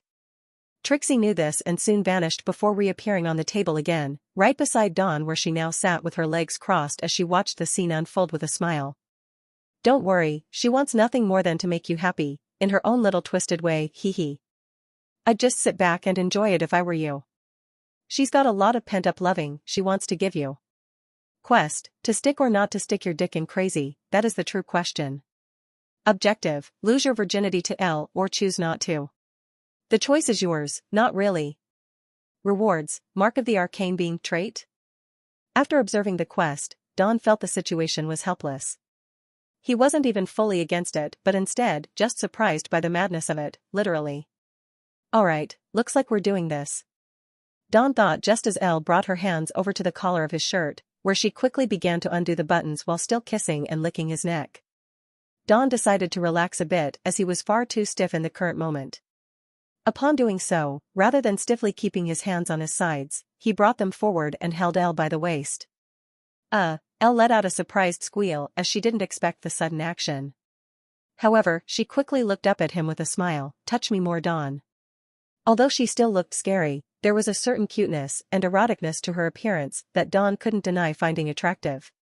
The proof being in his still erect cock. Elle's pleas for more motivated him to continue with his actions toward her. Starting with moving his hands from her waist, slowly down her hips and finally settling them on her ass before urging her, "Sit on my lap, Elle." *MMPF*. "Go, Dawn, keep touching me, I want more of your touch." Elle responded cutely while looking at Dawn with doll eyes, despite her eyes being eerie in appearance. Trixie, who was watching this unfold, bit her lip before showing a toothy smile. "Now you're getting into it. See how cute and submissive she can be when her Dawn wants her to be?" Dawn only gave Trixie a side eye but largely ignored her as he put most of his focus on Elle. Following his demand, she slowly brought her hands over to his shoulders before settling on his lap and pressing her lower body against his crotch. Upon doing this, Dawn could also feel his bulge pressed against her crotch. *Dawn. "I can feel your thing Elle muttered softly before moving her hips as she started grinding against his bulge. In response, Dawn increased the grip with which he held on to her but, now letting his fingers press into it. "Oh, Dawn. MMFF. Elle was about to speak but Dawn cut her off by suddenly leaning in and planting a kiss on her lips. Elle didn't resist at all and began to moan louder as she parted her lips and allowed Dawn's tongue to pass. They proceeded to lock and wrestle tongues as she kiss became steamy and wet. I can feel his tongue coiling against mine. I want more. Elle thought before wrapping her hands around his neck and pressing her lips more against his. Dawn didn't resist either and continued to grope and massage her ass through her tight leather shorts. In the next moment though, he moved his left hand away and began to bring it up her body before stopping at her waist, where he proceeded to reach into her shorts from the side. But rather than take his hand lower, he slid it under her turtleneck, which had been tucked into her shorts. Elle felt a shiver run up her spine as soon as Dawn's hand made contact with her tummy. Her entire body seemed to tremble for a moment but she didn't stop grinding or passionately kissing Dawn. Trixie now watched the scene with incredible focus and a smirk on her face. "Wow, this is so hot." The more Trixie watched, the more she felt her own body slowly getting warmer. And rather than sitting still, she now began to subtly rub her legs against each other while she brought one hand under her own shirt before cupping and groping one of her breasts. Dawn took this opportunity to move his hand under her turtleneck and over her bra, feeling the softness of her breast for the first time. He started to rub and knead it gently, eliciting more moans from Elle as she leaned into his touch. "Dawn, touch me on more." Meanwhile, Trixie was now fully invested in what was happening between Dawn and Elle. She watched with hungry eyes as Dawn continued to grope and massage Elle's breasts while they both kissed passionately. But as much as she enjoyed watching them, she couldn't help but feel a little jealous of Elle. Trixie wanted to be the one getting all that attention from Dawn, but she knew that she couldn't intervene without ruining the moment for both of them. So instead, she turned her focus on herself and began to pleasure herself through her clothes. "Fuck, this is really really hot." And she rubbed her breasts harder and faster while also starting to rub her clit through her panties. The sight of Dawn pleasuring Elle had made her incredibly horny and she wanted nothing more than to join in on the action. But before she could act on those thoughts, a loud moan from Elle brought her back to reality. She looked over at them and saw that Dawn had now moved his hand down from her breast and was rubbing between her legs through the fabric of her shorts. Elle's hips were moving in sync with his hand as she continued to grind against his bulge. Her face was flushed red with arousal as she bit down on Dawn's bottom lip with lustful desire. Dawn could feel how wet Elle was becoming through the fabric of their clothes. It only spurred him on further as he increased the pressure and speed of his movements between her legs. Dawn, I am going to do. Elle trailed off, unable to form a coherent sentence as the pleasure built up inside of her. Sensing that she was close, Dawn used his other hand to unbutton her shorts and slip his fingers inside her panties. He found her clit and began rubbing it in small, circular motions while still kissing her passionately. Elle moaned into his mouth, the pleasure building up even more. She couldn't believe how good Dawn's touch felt on her sensitive nub. Her hips were bucking against his hand as she got closer and closer to climax. Trixie watched in amazement as Elle's body tensed up and she let out a loud gasp before shuddering in pleasure. Dawn continued to finger her until she was completely spent, her breathing heavy and ragged. Huff, huff. But he wasn't done with her yet. He pulled his hand out of her panties and brought it up to his mouth, licking off the sweet juices that coated his fingers.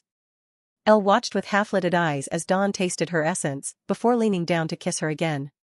She could taste herself on his lips, and it only added to the arousal coursing through her body. Once they broke the kiss, Elle leaned into his ear and whispered, "I want more." After Elle revealed she wanted more, Dawn would be lying if he said he didn't feel the same. His cock was constantly throbbing at intervals due to the sexy moans and sounds of Elle. So once she said those words, he also leaned into her ear and whispered back, "Me too."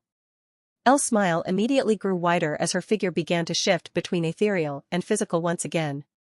The entire room then rumbled before doing the same, switching between ethereal and physical before the room changed entirely. They were no longer in the dining hall, but instead a grand-looking obsidian-themed bedroom. And instead of a chair, Dawn found himself sitting on the edge of the bed, with Elle now standing right before him, her eyes fixated on his pants where his bulge was very much visible. "I've been waiting for this for so long, Dawn," she muttered while still breathing heavily. At this time, some light pinkish smoke appeared behind Dawn, and without needing to turn his head, he knew it was Trixie. She soon brought her hands over his shoulders and hugged him from behind, pressing her breasts firmly against his back before whispering, "You're so mean, leaving little ol' me behind while you two come here. Anyway, I'll let you and Elle have your fun, but save some spunk for me." After saying that, Trixie's figure vanished from behind Dawn and appeared on a dresser just opposite the bed, where she sat with her legs open and her hand on her breasts as she showed a lusty expression. Amen. Meanwhile, Elle finally made a move and approached Dawn. She took a few steps forward before going on her knees in front of him, her eyes still fixated on his bulge. Dawn watched her do so in anticipation, opening his legs a bit so as to give her some room to kneel in. "I want it, your thing," she muttered in almost tone as she brought her hands forward to feel out the bulge. "It's all yours," Dawn replied, knowing exactly what she wanted to hear. His words brought a smile to her face and her seemed to light up. Without hesitation, she gripped his pants by the crotch with both hands, before suddenly tearing them. An action which caused Dawn's erect cock to pop out in the next moment. "I never thought I'd see the day where a girl rips my pants to get to my dick." Dawn was still finding it hard to fully relax, but his unfazed trait was certainly helping him keep calm in front of Elle and her actions. After she ripped a large hole in his pants, she took a moment to just stare at Dawn's meaty member. She stared at it with the same curiosity one would see from a child that was looking at something for the first time. "Dawn's thing, this is really Dawn's thing," she muttered in a soft tone as she leaned closer to his cock. She was now so close that Dawn could feel her breath tickle his tip. The sight of her succulent lips, being that close, was enough to make his cock twitch in anticipation. "It throbbed, does it hurt?" Elle curiously asked. "Zydot." But Dawn quickly shook his head. "No, it's just excited because of you." "Because of me? Oh really?" Elle tilted her head, her gaze still on Dawn's cock. The implication of his words inwardly made her very happy, and she found herself blushing. She even looks intimidating when she blushes while like this. Dawn could see that a positive approach was working wonders with Elle, and so he continued in the same direction. "Yeah, it wants to be inside you," Dawn replied, before bringing a hard to her head and guiding her closer to his cock. "Inside me," Elle repeated, showing no resistance toward Dawn's action. Her eyes once again seemed to light up as a look of excitement was expressed by her. "Yes, I want Dawn inside of me as well." Upon saying that, Elle brought both hands to the shaft of Dawn's cock, where she could immediately feel his warmth. On the receiving end, Dawn felt a chill as her cold hands made contact with his cock, though he played it off and gave no reaction, instead allowing her to continue. "Dawn's cock, it's finally all mine," Elle inwardly thought before beginning to stroke Dawn's cock up and down. "Yes, huff, so warm." Dawn's cock huff, "It wants to be inside me." Elle seemed completely consumed by her actions and began to mutter between bated breaths. Dawn could clearly feel her breath tickling his tip still, and with the additional stroking of his shaft, he couldn't help but let out a satisfied groan. "Ugh, that feels good, Elle, keep going," he urged her. "Dawn wants more, he also likes my touch." "I'm so happy. But I want more. I want to feel more." I want to make him more happy. Elle reacted immediately to Dawn's words and began to stroke his cock more energetically, while her pants also became more heavy from how turned on she was becoming just from pleasuring him. With her gaze still fixated on his cock, Elle found herself leaning closer and opening her mouth. Her lips parted and she took his cock into her mouth, swirling her tongue around it as she continued to pleasure him. Dawn could feel her grip get tighter, a little painful even, but still overshadowed by the pleasure. Elle let out a soft moan as she tasted him. She could feel his hand in her hair, guiding her movements and urging her on. She was happy to oblige, eager to please him. Dawn couldn't believe how good Elle's mouth felt on him. Her inexperienced actions only added to the excitement and he couldn't help but groan as she increased the pressure and pace of her sucking.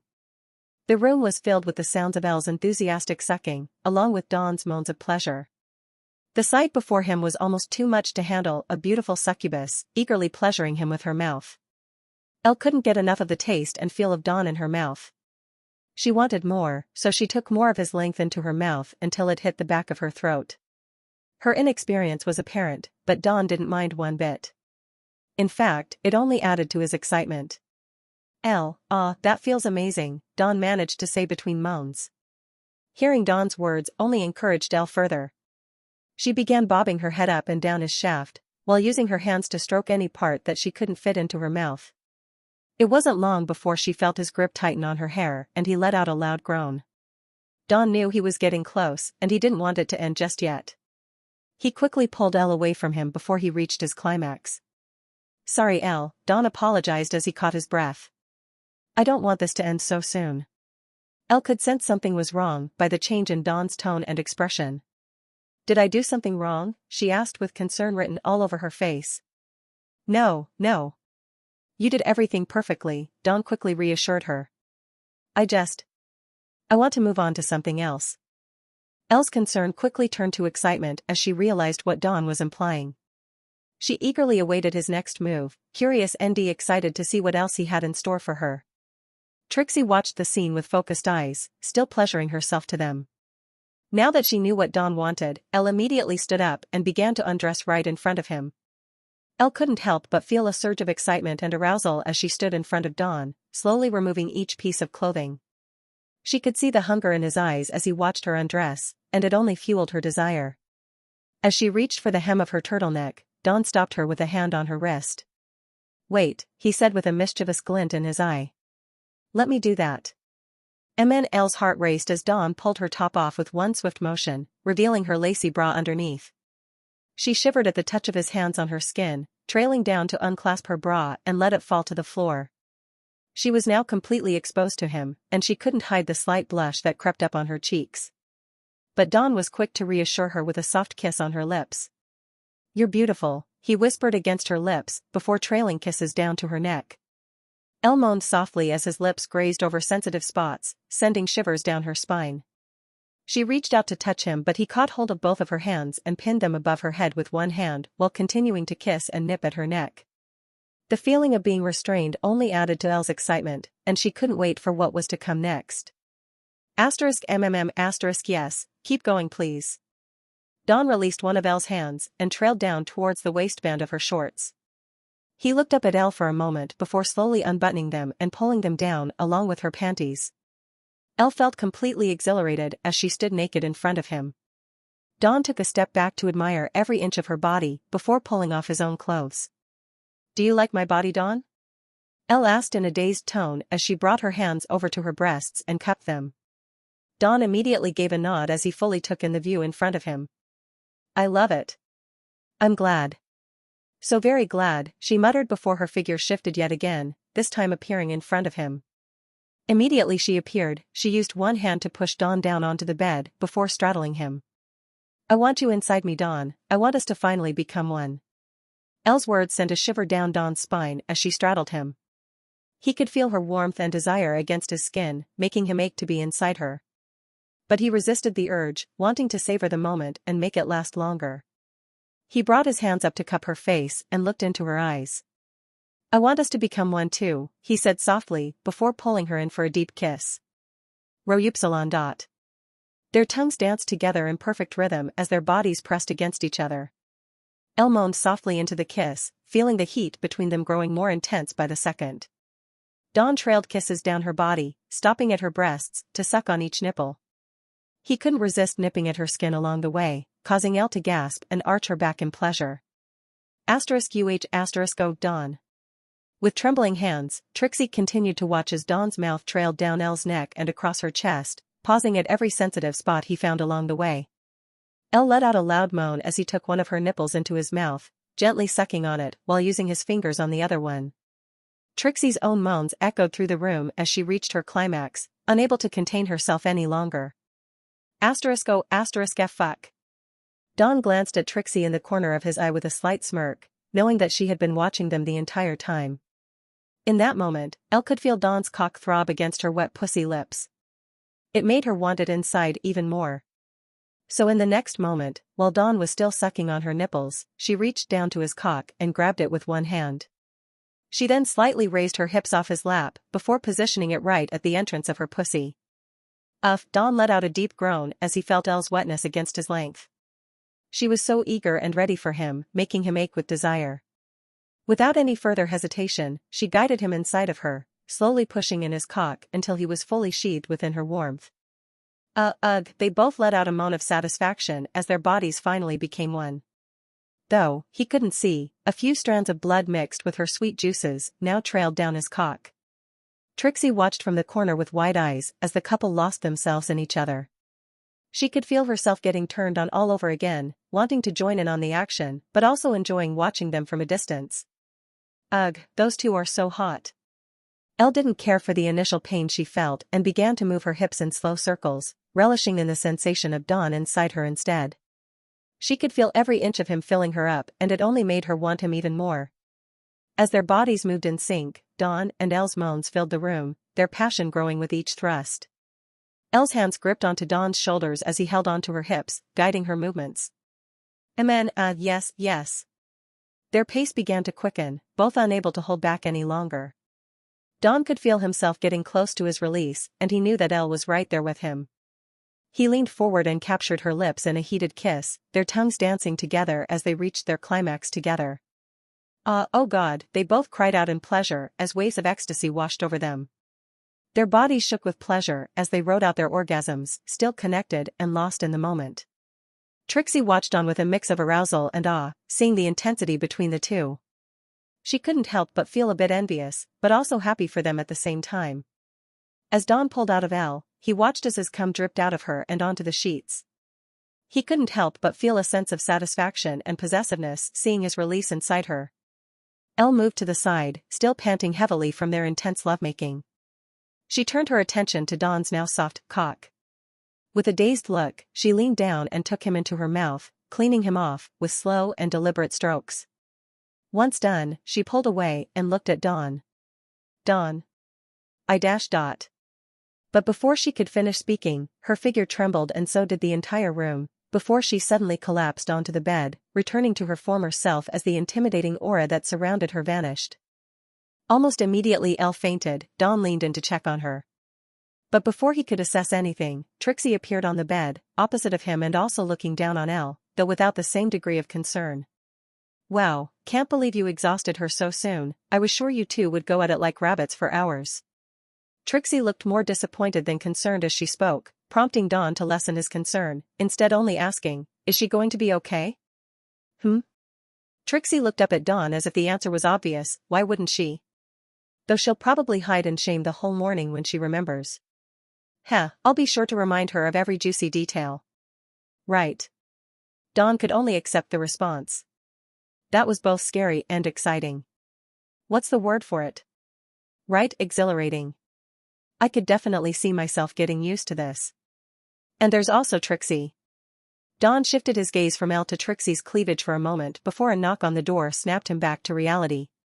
Knock knock. Shortly after the knocks rang, Gary's voice could be heard on the other side of the door. Pardon the interruption, Sir Dawn, I came to inform you that the preparations have been set. If you're done touring, we can begin the operation. This guy takes punctuality a bit too seriously. Dawn thought, but before he could formulate a response, Trixie replied to Gary. Hold on, Gary. Elle went crazy on Dawn and exhausted herself, we'll be out once we tuck her in. Trixie casually explained, as if the sentence didn't sound absurd. Oh dear. Is Sir Don alright? Gary asked in concern. Why does he make it sound like I'm a victim? Don narrowed his eyes at the question, but once again, Trixie was quick to reply. Oh yeah, he's fine. Just a few scratches and bites, he'll live. Trixie casually explained while raising a thumbs up. Gray's concern immediately vanished and he replied with his usual tone, "Ah, I see. Brilliant, as expected of Sir Don. Very well, I shall leave your change of clothes. The rest of your equipment will be loaded into the air shuttle." The what? Wait, I'm leaving already? But I just got here. The rate at which experiences were occurring for Don was a bit too absurd to outright accept, but that's all he could do as this was his life now. The sooner it was accepted, the easier the transition, though easier said than done in world of supernatural and sci-fi elements he thought could only exist in fiction. After Gary departed, Trixie walked over to the door to retrieve the clothing. She came back with a crisp white shirt, dark brown trousers, clean white sneakers, stylish aviator sunglasses, and a silver wristwatch. As she placed them neatly on the bed, she flashed Don a playful grin. That's a great outfit, she joked, her eyes twinkling with playful intent. Are you dressing up for me? Or should I simply sit back and enjoy the view? Don smirked, picking up the shirt. Do you ever stop? Trixie leaned against the wall and crossed her arms, a mischievous grin on her face. I couldn't resist teasing you after what I just saw, she said. You and Elle, that was quite a show. I never would have guessed you had it in you. Don sighed and rolled his eyes as he slid his arms into the shirt, buttoning it up. It wasn't really something I planned, but I have to admit, it was quite exhilarating. Trixie watched him intently as he dressed, her eyes roaming over his body with a playful glint. Exhilarating, huh? That's one way to put it.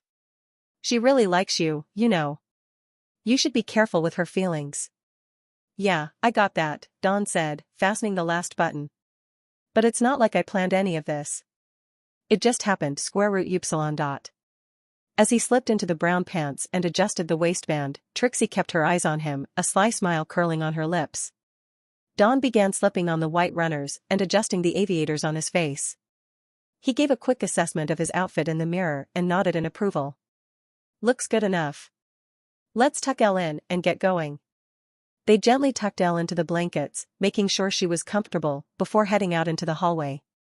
The hallway was dimly lit, the only source of light coming from the sconces on the walls.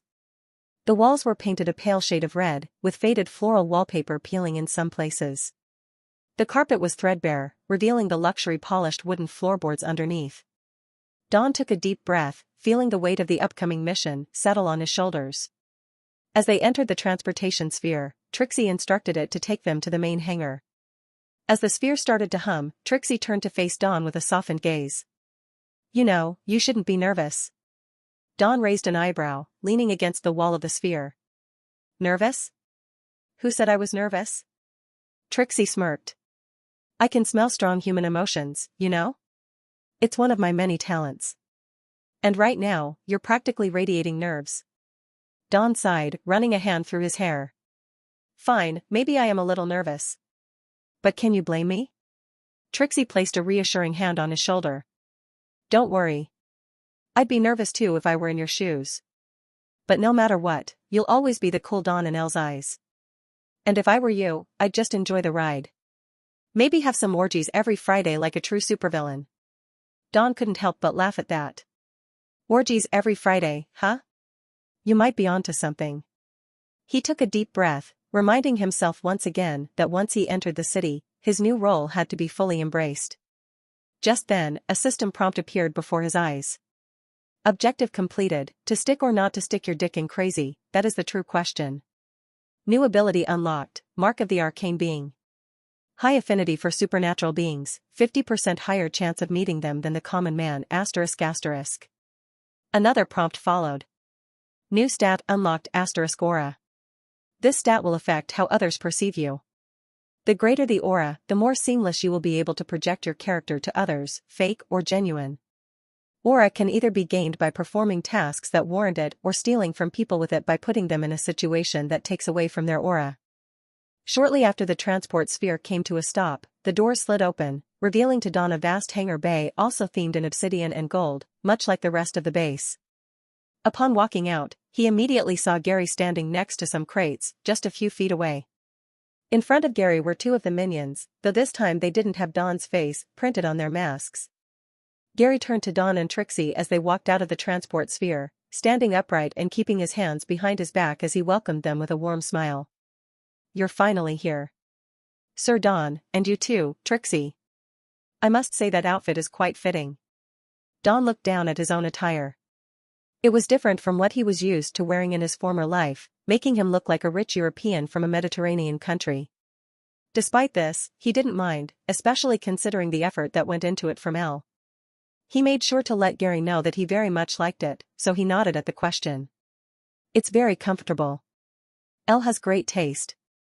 "Indeed she does, sir," Gary promptly agreed before turning his attention to the two minions standing by his side. One held a large suitcase, and the other a large backpack. Gary gestured to these items before explaining, "I've packaged everything you need in this suitcase and backpack. Any additional materials, such as clothing and perishables like cosmetics, can be bought within the city. As for the bag, you will find in it a laptop and phone, both interconnected and linked to the base's secure private network. It will be an essential tool for regular navigation on the web or black market communications." Gary then gestured to Dawn's aviators and wristwatch. "Also linked to the network are those aviators you're wearing, which contain the latest in covert spy technology. The same goes for your wristwatch, which, though it appears to be a normal luxury Rolex, it actually contains a chip with modifications to the body that allow for augmented projection when used in sync with the aviators. To activate them, you simply need to tap the side of your aviators. They will automatically scan your retina to ensure it's you. If not, nothing will occur, and the intruder will see them as nothing more than regular glasses. However, when it is you..." Gary trailed off as Dawn proceeded to tap the side of his aviators, activating the retina scan. Almost immediately, he could see projected menus above his wristwatch, a slicker version of a heads-up display. Gary further explained, "You can navigate the menus with your eyes or with hand gestures. Both will work seamlessly. The aviators and wristwatch contain additional features that I have listed in the Predator mission menus, where you will find all your current gadgets, assets, and resources neatly listed for convenience. The wristwatch and aviators are also linked to your laptop and phone for maximum efficiency." This is all straight out of a spy movie or superhero comics, Dawn thought, though this didn't undermine the impression the gadgets had left on him. "Thank you, Gary. These will be a big help," Dawn said, prompting Gary to give him a warm smile. "I am simply carrying out my duties, sir. I almost forgot, also in the bag are a pair of earbuds, which you can wear whenever you need operator assistance from myself or Lady Noir.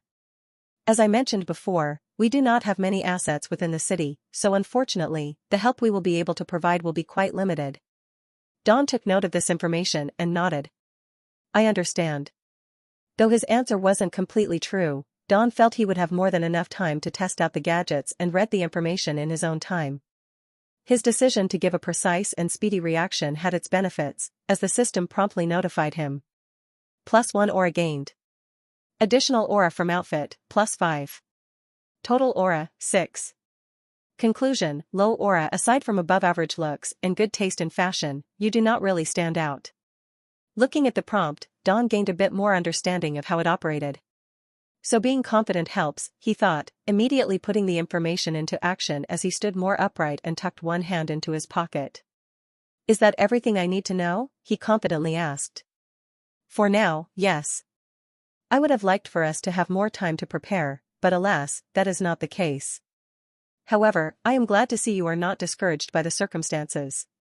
Dawn continued to play the confident role and replied, "I wouldn't say I'm 100% confident going into this, but with the preparations you've made for me, it would be quite tricky to fail. So don't worry about it." This was an even bolder response than his last one, but Dawn's gamble paid off as another prompt appeared. +2 aura gained. However, despite this gain, the conclusion remained the same, stating that Dawn wouldn't stand out much from the average person in qualities. So the more confident and charismatic I try to be, the better my chances with gaining aura. But I can't exactly talk my way through everything. I need to back my words with action, otherwise, I might end up losing more. So it's a double-edged sword. Dawn gained a deeper understanding of the aura mechanism after this brief interaction with Gary. However, he felt it was more than enough to work with going forward. The young sir must be in a very good mood now that he and the young madam have gotten close. I truly thought I'd never see the day. Now I look forward to seeing what Sir Dawn can accomplish as Predator. To think I'd go from a doubter to a believer in such a short span of time. Truly, the young madam has great foresight. Gary had his own interpretations of the matter that were far from the truth. But Dawn's sudden change of heart could only be explained by that, as Gary could see no other reason for it. Nothing had changed regarding Elle's approach toward Dawn. Trixie, on the other hand, didn't care much for analyzing the situation and had much simpler thoughts. Hey, Gary, since you and Elle are going to be holding down the fort, why don't I go to Santos City with Dawn? You know, for moral support. Dawn immediately turned toward Trixie once she stated this, but before he could say anything, Gary immediately gave a nod. I see nothing wrong with that. Considering your ability to quickly switch between locations, provided you don't cause mischief, I personally see nothing wrong. Though I would have to hear Lady Noir's thoughts on the matter once she awakens. Trixie giggled at the answer and showed an innocent face. Don't worry, I'll be on my best behavior. Gary narrowed his eyes at Trixie. To say he didn't believe her would be putting it lightly. I suppose she could be of help to Sir Dawn. Plus it would be nice to have her out of the base, perhaps I can enjoy a little peace. Gary didn't have much to consider before reaching a conclusion and saying to Trixie, if Sir Dawn has no issues, then you may accompany him. Though I must beg you to exhibit caution and either stay hidden or blend in. You succubi don't have the best reputation with people. Hey. That's racist. Trixie feigned a look of offense to the statement, but Gary's demeanor didn't change. I am merely stating the obvious, apologies if you took offense. Now, if you have nothing more to ask, may we head to the Sir Shuttle? If you start off now, you will still reach Santos City by 8:30 a.m. Not sure where Santos City was, Dawn asked, what's the current time there? It is currently 5:30 a.m. You will be an hour late from the official start of registration, but as I'm sure you know, university students are never early for such matters, so it shouldn't present a problem. Gary explained. Not needing to ask anything else, Dawn just nodded before Gary turned to begin leading the way. The minions followed him on either side while carrying the bag and suitcase. Dawn followed at a casual pace, with Trixie walking closely by his side. He glanced at her for a moment and noticed a glaring issue, which led him to ask, are you not going to change? You basically have nothing under that shirt. As Dawn pointed out that fact, Trixie proceeded to skip ahead of him and slightly raise her shirt, just enough for him to see her pink little plump ass, hugged tightly by the thong she wore. She then teased him. Oh, I'm sure you don't mind. Before Dawn could answer, Gary commented on the matter without looking back or slowing down his steps. Madam Trixie. Without him needing to say much, Trixie sighed in disappointed and shrugged her shoulders. Fine, I'll be a good succubus. After saying this, Trixie snapped her fingers and was engulfed by a large puff of pink smoke for a moment before it faded as quickly as it came.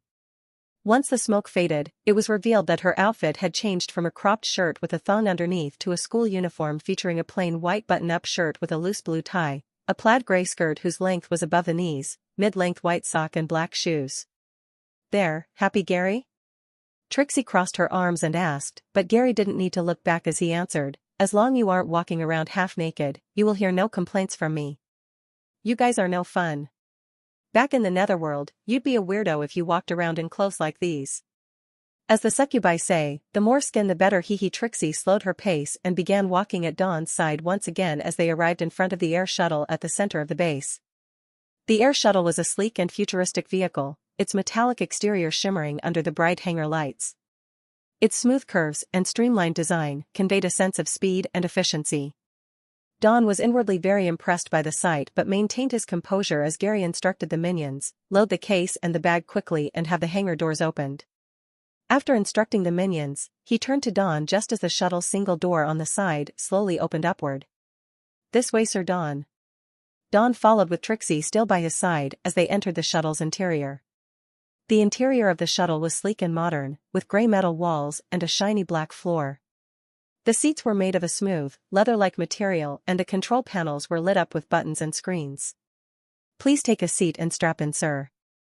Gary advised as he reached for the nearby panel and pressed a few set of buttons. After he did, the panel lit up and the shuttle began to hum softly. As Dawn walked over toward his sit, Trixie stood by the entrance and raised her hand toward Gary. "Can I sit on his lap?" "No, now please strap in, unless you wish to be thrown around as the shuttle takes off," Gary advised, his focus still on the panel. "You're no fun." Trixie pouted but complied and strapped into a seat opposite of Dawn, who had already strapped in and was now curiously looking around the shuttle. As the shuttle's engines hummed to life, the hangar doors slowly opened, revealing a glimpse of the sunny sky above. Gary sat down in the pilot's seat and began a series of pre-flight checks, his movements precise and focused. Dawn felt a surge of excitement as the shuttle started to lift off the ground, the G-forces pressing him back into his seat. He stole a glance at Trixie, who was gripping her seat tightly, with a wide grin on her face. The shuttle ascended smoothly into the skies, leaving the base behind as it streaked toward its destination. Dawn watched in awe as the base below grew smaller and smaller, replaced by vast expanses of ocean. Trixie leaned over toward Dawn, her voice barely audible over the hum of the engines. "You okay there, big guy?" Dawn nodded, unable to contain a grin. "I'm more than okay. This is incredible." As the shuttle soared higher, the ocean below turned into a glittering expanse of blue, interrupted only by the occasional whitecap of a wave. Dawn couldn't tear his gaze away from the window, captivated by the beauty unfolding before him. In his former life, the closest thing he could compare to the experience he felt was that of his first time on a roller coaster, though this felt 100 times better. For a longer than expected duration, the low numbing hum from the engines persisted. As the shuttle reached a certain altitude, it stopped descending, and the pressure Dawn felt from the ascent subsided. Feeling like a weight had been lifted off his shoulders, Dawn leaned forward and let out a sigh. Trixie did the same, even going as far as to unstrap herself from her seat before placing her hands on the table and resting her chin there. "Wow, that was fun. I have to hand it to you humans. You always create the most fun stuff," she remarked. Shortly after Trixie spoke, a beep resonated around them as a digital voice instructed, "Optimum altitude reached. You may unfasten your seatbelts." Upon hearing the message, Dawn proceeded to unstrap his seatbelt before reaching for a nearby compartment where he could see a bottle of water enclosed behind a glass casing. The ascent had left his mouth incredibly dry, so he quickly opened the casing, grabbed the bottle, and drank from it. As he was sipping on the water, another digital voice resonated around them, stating, "Autopilot engaged." In the next moment, Gary stood from the pilot's seat and walked over to where Trixie and Dawn had sat to check on them. Upon arriving, he carried himself with his usual demeanor. "Apologies for the turbulent ascent. Old age is finally starting to catch up to this air shuttle." "Don't worry about it, Gary. I didn't feel anything," Trixie responded, not minding the ride at all. Dawn soon realized the apology was likely directed at him, since he was the one drinking water. Taking that into account, he decided to play it off. "I didn't mind it. Aside from gravity fighting back, it was honestly a smooth ride. I'm more amazed you know how to pilot this thing." Dawn showed a smile as he gave his response, making sure to try and change the focus of the conversation from himself to Gary. As a notorious introvert in his former life, whenever life called for him to socialize, the easiest tactic to get through it was to have the other party speak more than himself. Provided one wasn't too obvious about how they put it across, the chances of it working were always high. In this instance, it worked as Gary gave him a warm smile and nodded. "It is nothing, Sir Dawn. If you've lived as long as me, you pick up a few skills here and there. It really isn't all that difficult. Much of the piloting is done by the onboard AI assistance mechanism. Even with 1 month of training, you would be able to pilot the air shuttle." Dawn nodded as if interested by the fact. Though not entirely uninterested in it, piloting was far from being a priority for him right now, as numerous other things were on his mind. Not one to stay silent for long, Trixie also joined the conversation, choosing to divert it. "When you finish your training, Dawn, be sure to give me a nice long, hard ride." Both Gary and Dawn could see that Trixie was trying to provoke a reaction. Though Dawn was currently unaware, this was simply one of the key traits of a succubus, who could feed on emotion. Gary was more aware of this fact. Plus, he had long grown used to her antics, and so he simply sighed while shaking his head. Zidot. Dawn didn't show any immediate reaction himself and instead considered how best to act in relation to his aura. Though he was yet to lose any, He felt he might if he reacted in a certain way to her teasing. Without much knowledge of the succubi, he didn't want to gamble on her response, and so he decided to simply match her energy. He showed her a grin and gave her a shrug. "We could definitely do that if you're up for it." Trixie's smirk grew wider as Dawn, much to her surprise, replied positively to her clear teasing. Part of her had expected him to shrug her off or give some other reaction. This guy is more clever than he lets on, Trixie thought, now forming her own conclusion of what type of person Dawn was. Though much like Gary's and Elle's interpretations, it was far from true. This was common in the real world. Every person you interact with, whether acting as yourself or putting on a front, perceives you in a certain way. This perception is further influenced by the personality of the very person, concluding what type of person you are. For example, if an extrovert interacted with another extrovert and showed them a great time, they may be seen as fun by that person. However, if they showed the same fun time to an introvert, they may be seen as wild or perhaps too loud. The same principle applied to Dawn's current situation. Trixie's conclusion of his character came from the fact that his behavior completely contradicted what she knew about him from Elle and Gary. Earlier, when they met, he was more reactive to her teasing.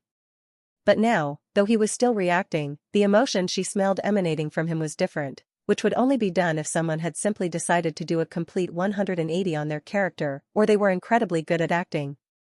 Trixie settled on the latter, and so she began to see Dawn as more clever than he let on.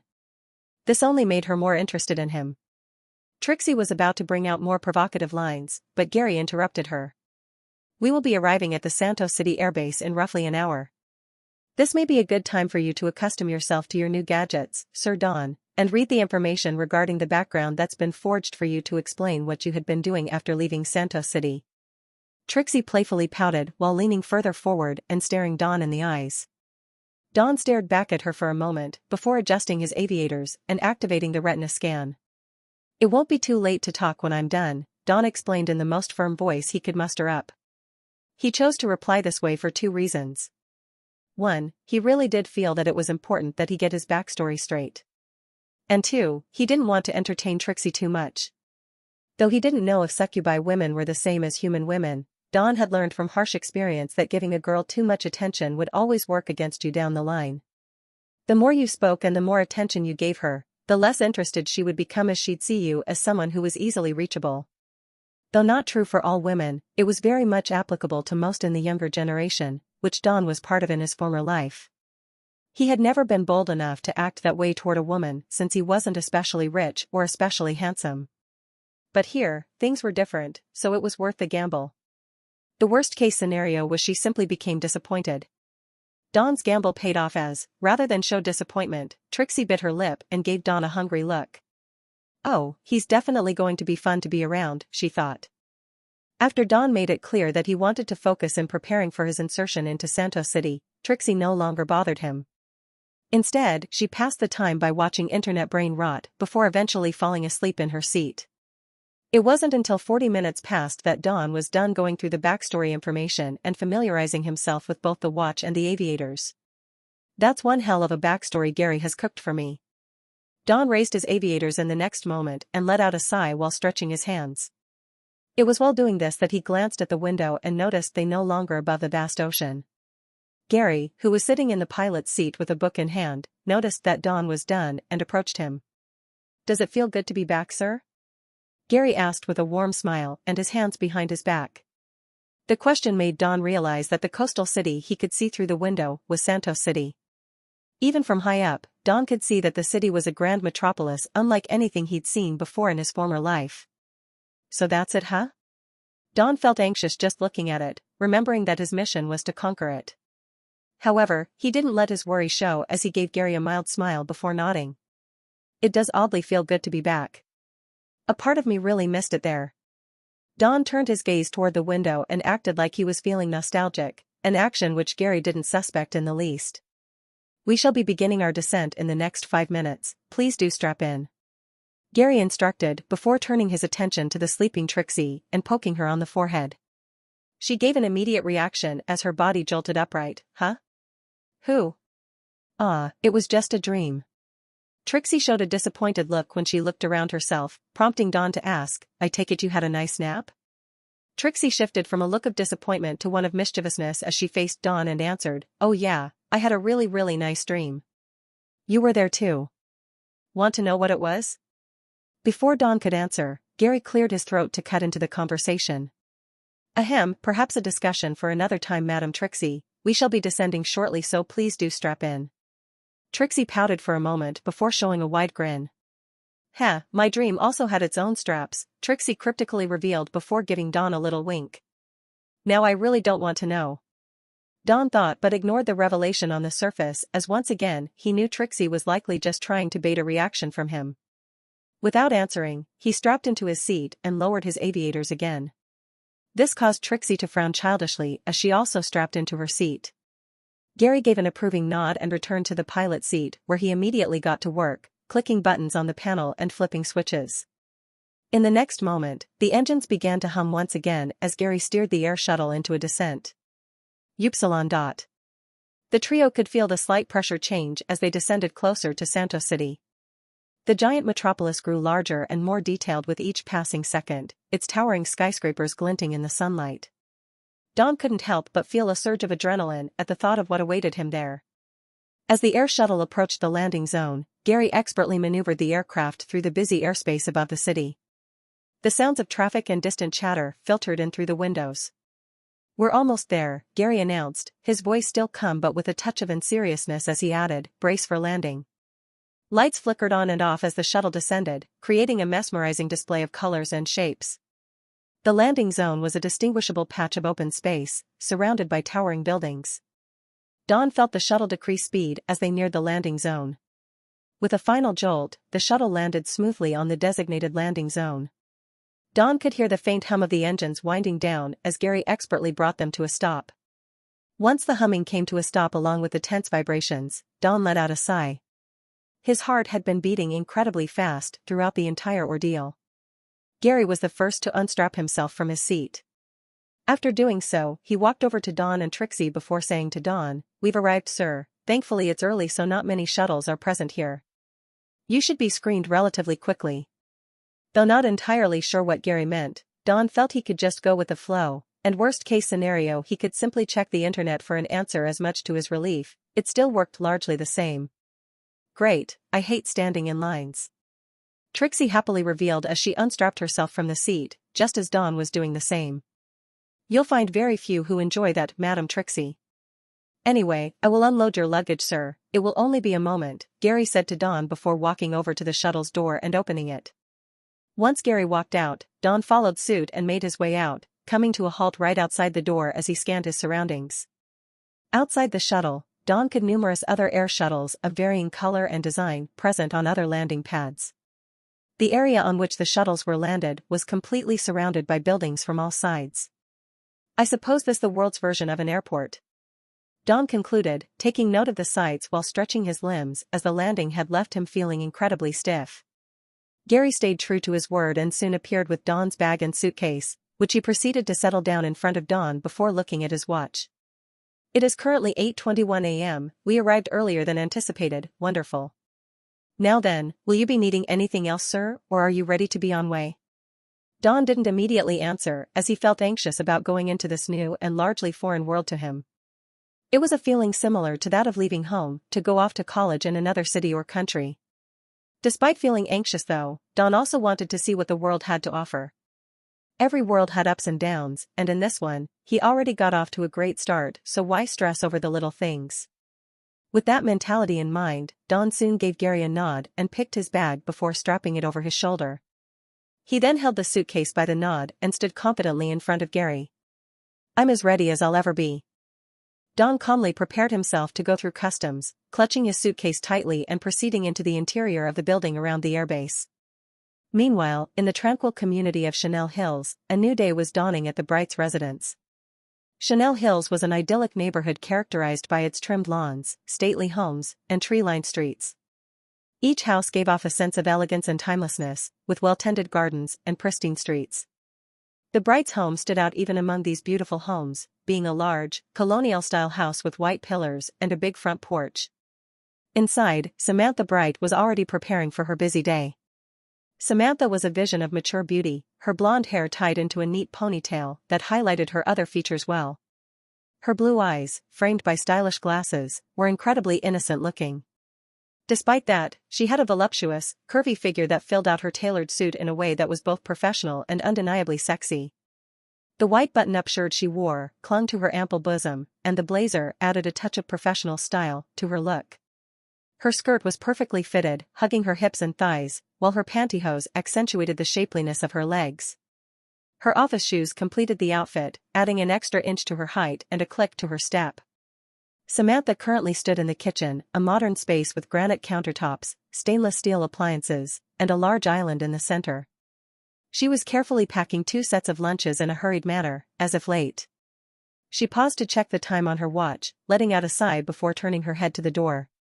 "Summer," she called out, her voice echoing through the house. When there was no response, she called again, louder this time. "Summer." Eventually, a girl appeared at the kitchen doorway. She was Summer Bright. She had inherited her mother's blonde hair and blue eyes, but wore her beauty with a rebellious twist. Her hair was tied into a messy ponytail, and she had a lean but toned curvy figure that was very well showcased by her outfit. It was a school uniform that was in disorder, composed of a white button-up shirt with several buttons undone to reveal a hint of cleavage, a loose red tie that seemed more like a fashion statement than part of a uniform, a dark blue skirt that stopped well above her knees, black leggings with straps that disappeared under her skirt, and white runners that added a casual touch. She crossed her arms and frowned, clearly annoyed by her mother. "What is it, Mom?" Summer asked in a tone that was rude and impatient.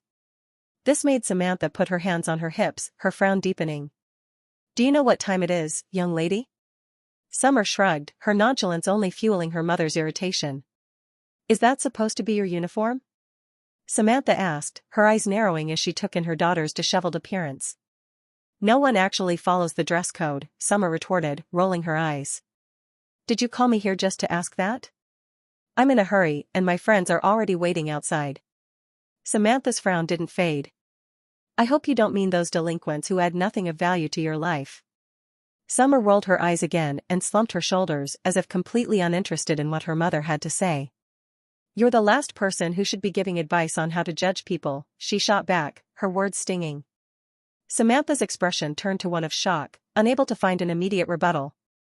Before she could recover, a car horn sounded from outside and Summer gave her mother one last look before turning on her heel and walking out. Upsilon. Samantha watched her go with a mix of concern and frustration swirling within her. She took a deep breath and returned to packing the lunches while shaking her head, trying to push aside the unease Summer's words caused her. Today was just another day in the Bright household, full of unspoken problems and unresolved conflicts. As Samantha stood in the kitchen, she was lost in thought about what to do with Summer as the tension between them seemed to grow each day, and she couldn't help but worry about her daughter's future. Her contemplation was interrupted by the loud ringing of her phone from the living room. The living room was spacious yet cozy, decorated in warm tones of beige and brown. It had plush sofas arranged around a coffee table, and a large fireplace was the focal point of the room. Family photos and tasteful artwork adorned the walls, giving the space a personal touch. "Oh fiddle," Samantha cursed under her breath, setting down the food she had been preparing. "What now?" She walked into the living room and picked up her phone from the side table, quickly checking the caller ID. It read, "Isabella, VPC. Why is Isabella calling this early?" Samantha thought, she always has something to say, and always in that condescending tone of hers. She took a deep breath and answered the call. Isabella didn't bother with a greeting. "How far away from work are you?" she demanded, her tone incredibly bossy. Samantha frowned at her rudeness. "I haven't started off yet," she replied truthfully, though she thought it was none of Isabella's business. Isabella's voice immediately rose in anger.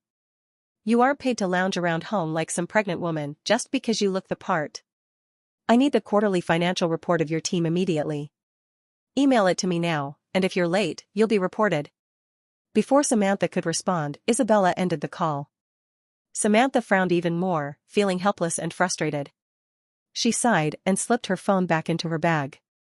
Ever since Isabella got the Vice President of Innovations position, she's been a thorn in everyone's side. If it weren't for Mr. Thompson being an absolute creep, it would have been me in that position instead of her. Taking a deep breath, Samantha reminded herself, I'm better than that. I won't let her get to me.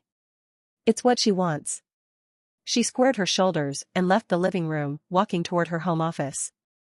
The home office was on the ground floor, a quiet space filled with bookshelves, a large wooden desk, and a comfortable ergonomic chair. The walls were lined with certificates and awards, along with other items that showed her hard work and achievements. Settling into her chair, Samantha turned on her computer and quickly navigated to her emails. She found the report Isabella had requested and sent it immediately. As she scanned her inbox for any new emails, she noticed an email from an unfamiliar source. I thought I had blocked all spam, she muttered to herself as she narrowed her eyes at the screen. She opened the email and began reading. As she scrolled through the contents, her eyes went wide in disbelief. It can't be.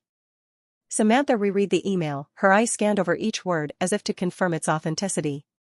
She wondered if this was some sort of cruel scam, but quickly dismissed the thought. There were no links to click, no requests for money. The message was straightforward and simple. Could it really be my baby boy after all these years? She whispered to herself, feeling hope swelling in her chest. With trembling hands, she began to type a reply. The words flowed easily at first, but then she paused, her finger hovering over the backspace key. What could she possibly say to him after doing nothing while that bastard ex-husband of hers kicked him out?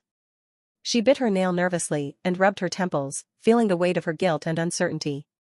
Maybe she should apologize, but wouldn't it be better to do it in person?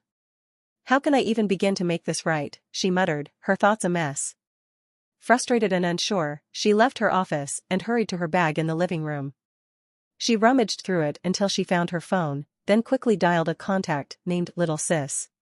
Please pick up, Amanda, she thought, standing nervously as the phone rang. Finally, a groggy voice answered, hello? Who is this? It's me, Samantha said quickly. Are you sleeping? Amanda sighed, I was. Stayed out late last night and I'm recovering from a hangover. Don't be drinking on weekdays, Samantha lectured automatically. Wednesday is just Friday in the middle of the week, Amanda retorted, a hint of amusement in her voice. Did you call just to lecture me, or did something happen with Summer? No, well yes, but it's not about Summer, Samantha replied hastily. I got a message from Don. He's back in Santos City and will be enrolled at SHU. He was asking if he could stay until he finds accommodation. There was a pause, then Amanda asked, Don? After all this time? Yes, Samantha's voice wavered. He doesn't even know Henry and I divorced. That bastard always said he sent money to him too. I'm so happy to know he's well and even willing to see me after what I did, but I don't know how to respond to his email or if I should call him via the number he left. Samantha's voice broke as she started to cry. You always got along with him when he was a boy. Can you help me? Calm down, Amanda said gently. Send me the number. I'll talk to him. You should take a day off and think about what you'll say to him. Remember, it isn't your fault. Don is a young man now, he'll understand what you've been through once he knows. Samantha sniffed, wiping her tears. Thank you. That's what sisters are for, Amanda said warmly. Now, go fix your makeup. I can hear it running from here. Samantha let out a mild laugh. Okay.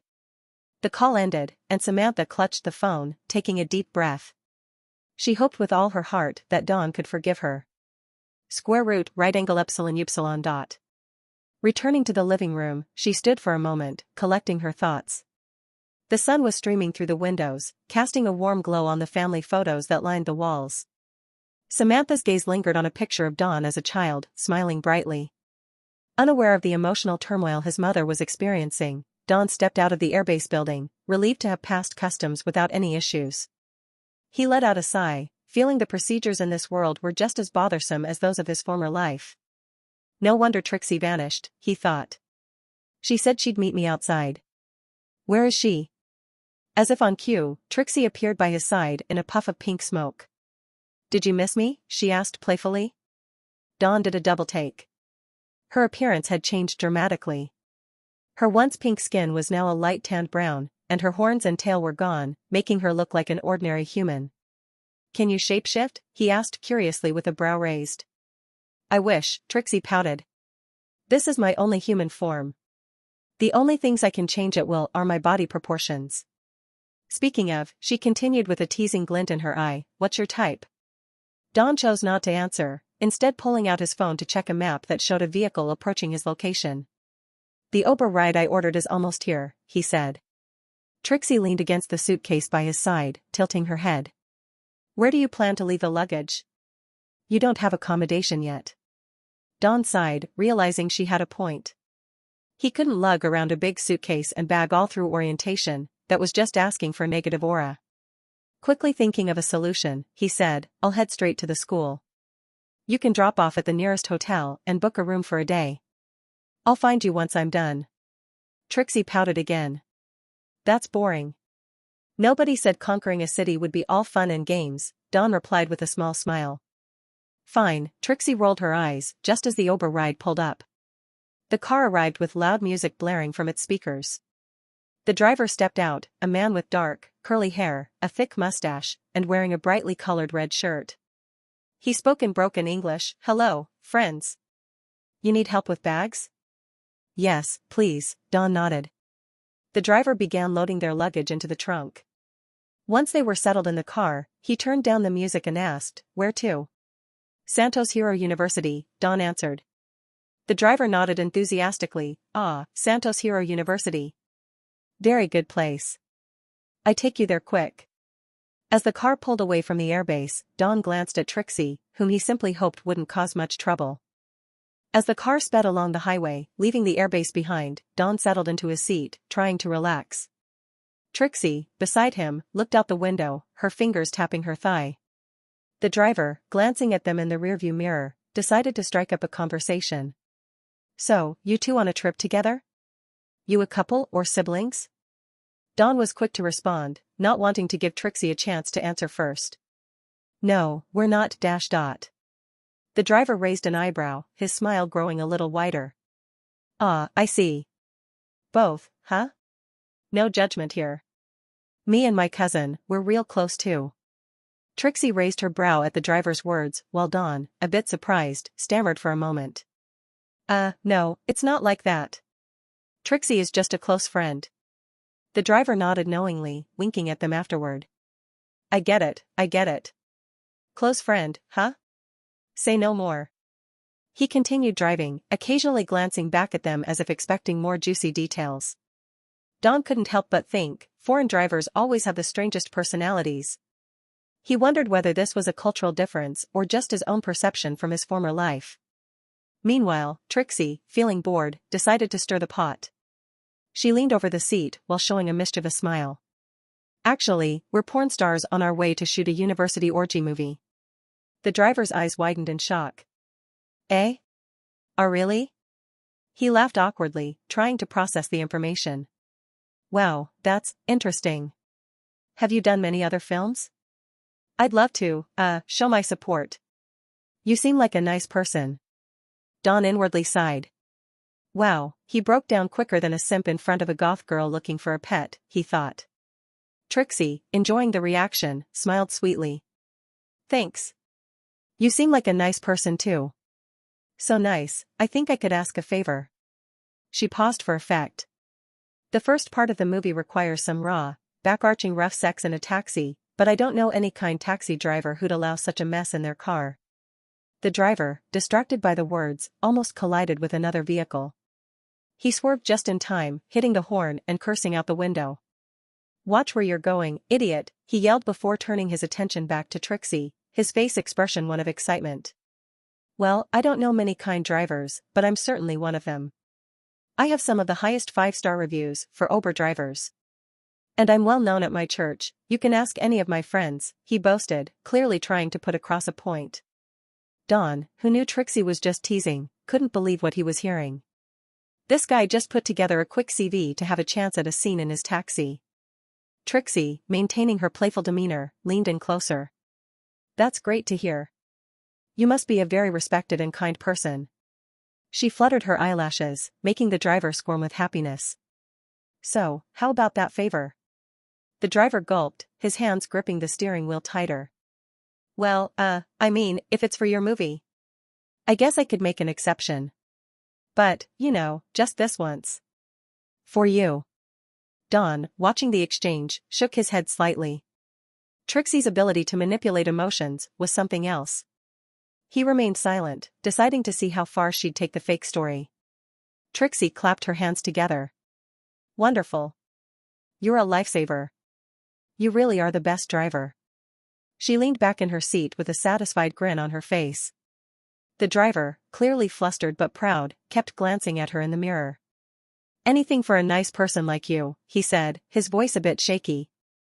Roupsilon. As the car approached Santos Hero University, the scene became increasingly lively.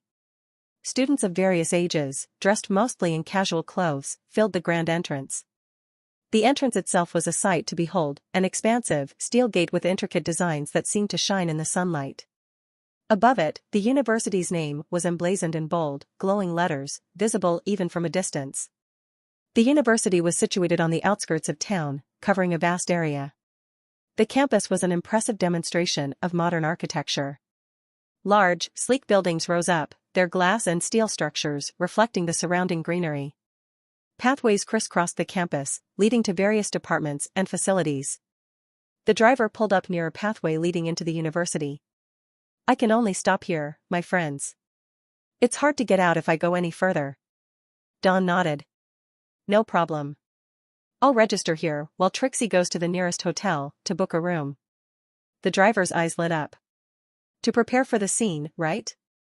I can wait, no problem. Don inwardly sighed. This guy has been thinking about the scene the whole time, he thought. Stepping out of the car, Don joined the crowd of students heading towards the university, trying to blend in. As he walked, he heard Trixie's voice calling out from the car window. I'm going to start preparing for the orgy scene, Don, she yelled, causing several heads to turn and look at Don with curious gazes. He sighed, feeling the stares. At least no one took pictures, he thought, quickening his pace to disappear into the crowd. Just as he began to relax, a man shuffled out from the crowd and positioned himself beside Don, throwing an arm around his shoulders like they were old friends. ¿Qué pasa, amigo? The man said, his voice casual. Don looked at him, confused. The man introduced himself, despite Don's expression. Name's Hector. What's up? Don moved Hector's arm off his shoulder. I'm Don. Can I help you? Hector grinned. It's more like I can help you, man. Don felt a scam coming, but his curiosity got the better of him. What do you mean? Hector's grin widened. I can show you the ropes around here, amigo. For a small fee, of course. You look like you could use a guide. Don raised an eyebrow. I see. And what exactly do you offer? Hector leaned in, lowering his voice conspiratorially. Everything you need to know about Santos Hero University. Where to go, who to talk to, what to avoid.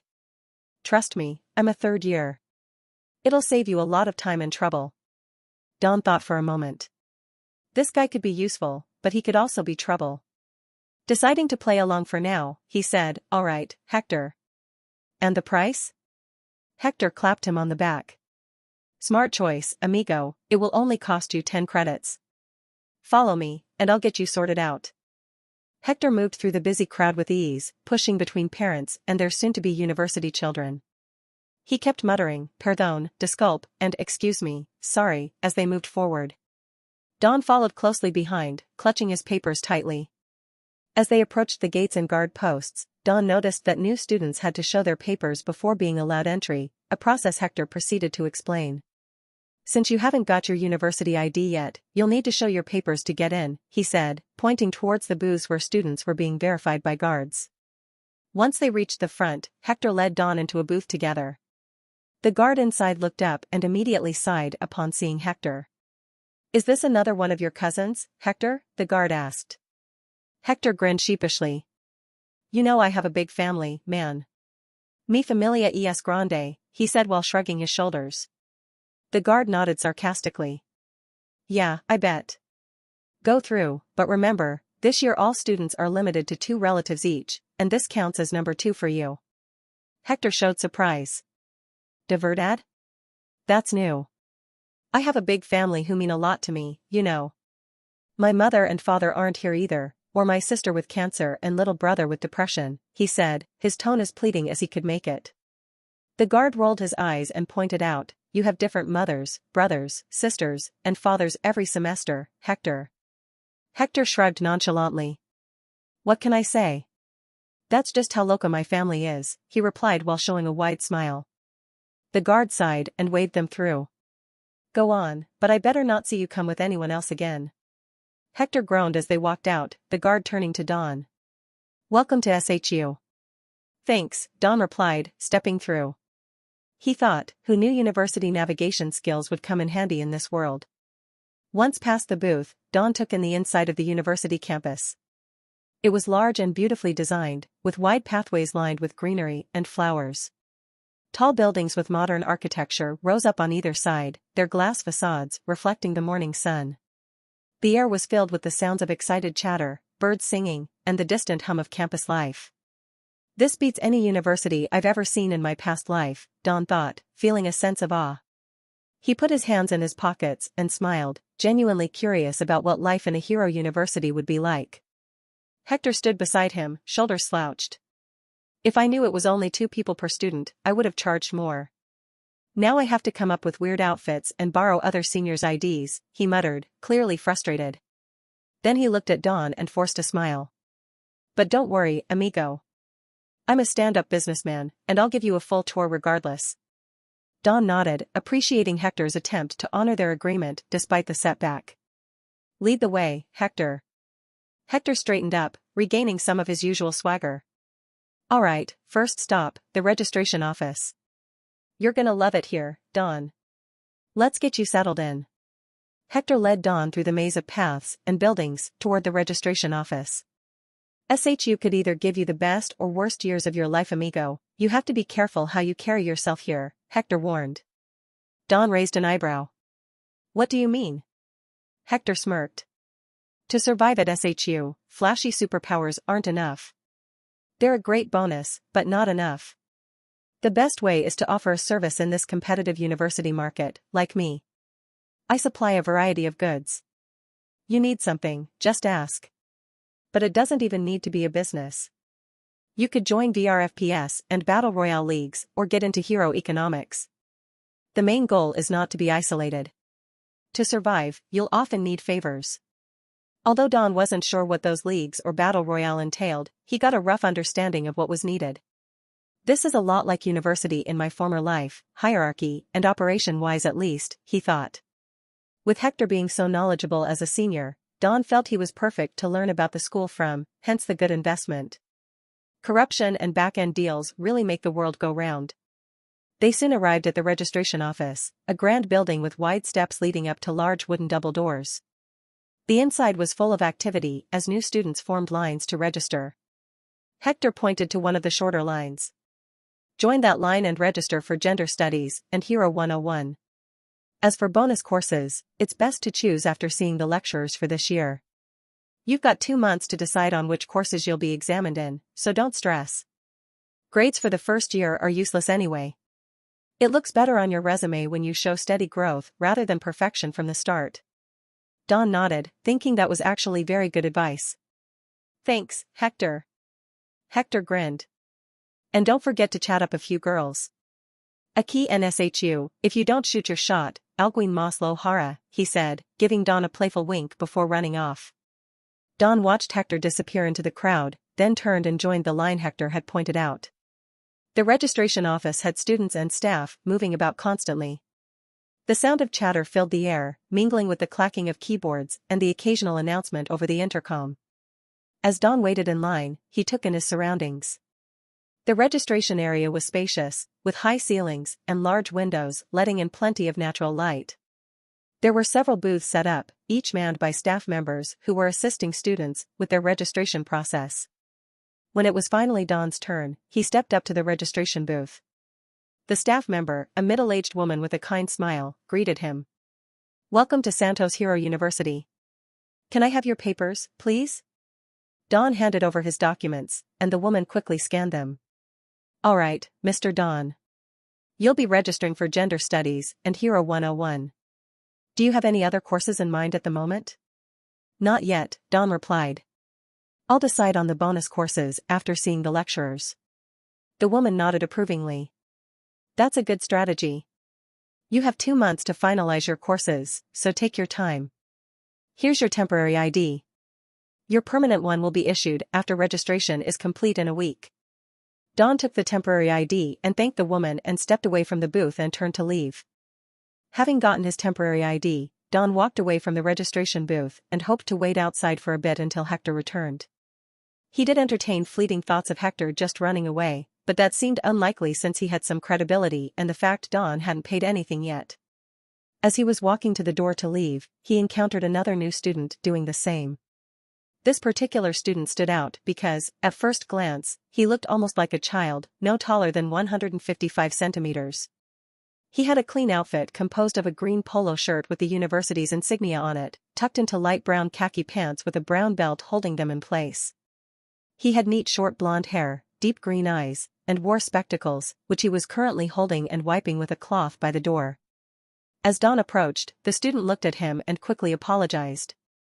"Oh, sorry, am I in your way?" he asked while still wiping his glasses and muttering in an irritated tone, "Damn things have been getting dusty all day. I hate crowded places." Dawn paused by the door and shook his head. Although there were a lot of students outside, the registration office was yet to be very busy. Having gone through something similar in his former life, he knew that students would first either explore around the university or get in lines to obtain various documents before even getting their IDs, with accommodation being the biggest headache. "Don't worry about it. I don't think the registration office will be absurdly packed until after lunch," Dawn reassured. The young man showed a smile and put his glasses back on. "I think you're right. You would think people would come early like us to make sure all their documents are submitted in time. Anyway, I'm Donald."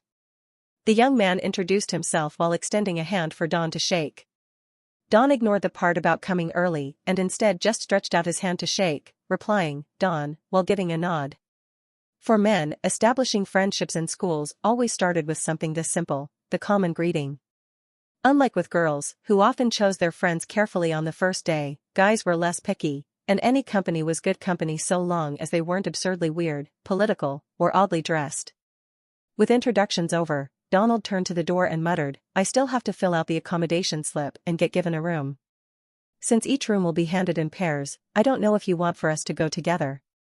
The last thing I want is to be placed with a random guy and find out he likes practicing guitar at 3 in the morning. Or bringing girls over every day." Dawn inwardly thought, finding that he could relate to what Donald was trying to avoid. "I feel you. That's why I'm trying to push for accommodation outside school, but in case that doesn't work out, it would be good to have a room with someone who's normal." Donald showed a small smile and nodded. "That's no problem. In fact, if your other accommodation manages to work out, I'll even pay for your accommodation within school so I can have the room all to myself.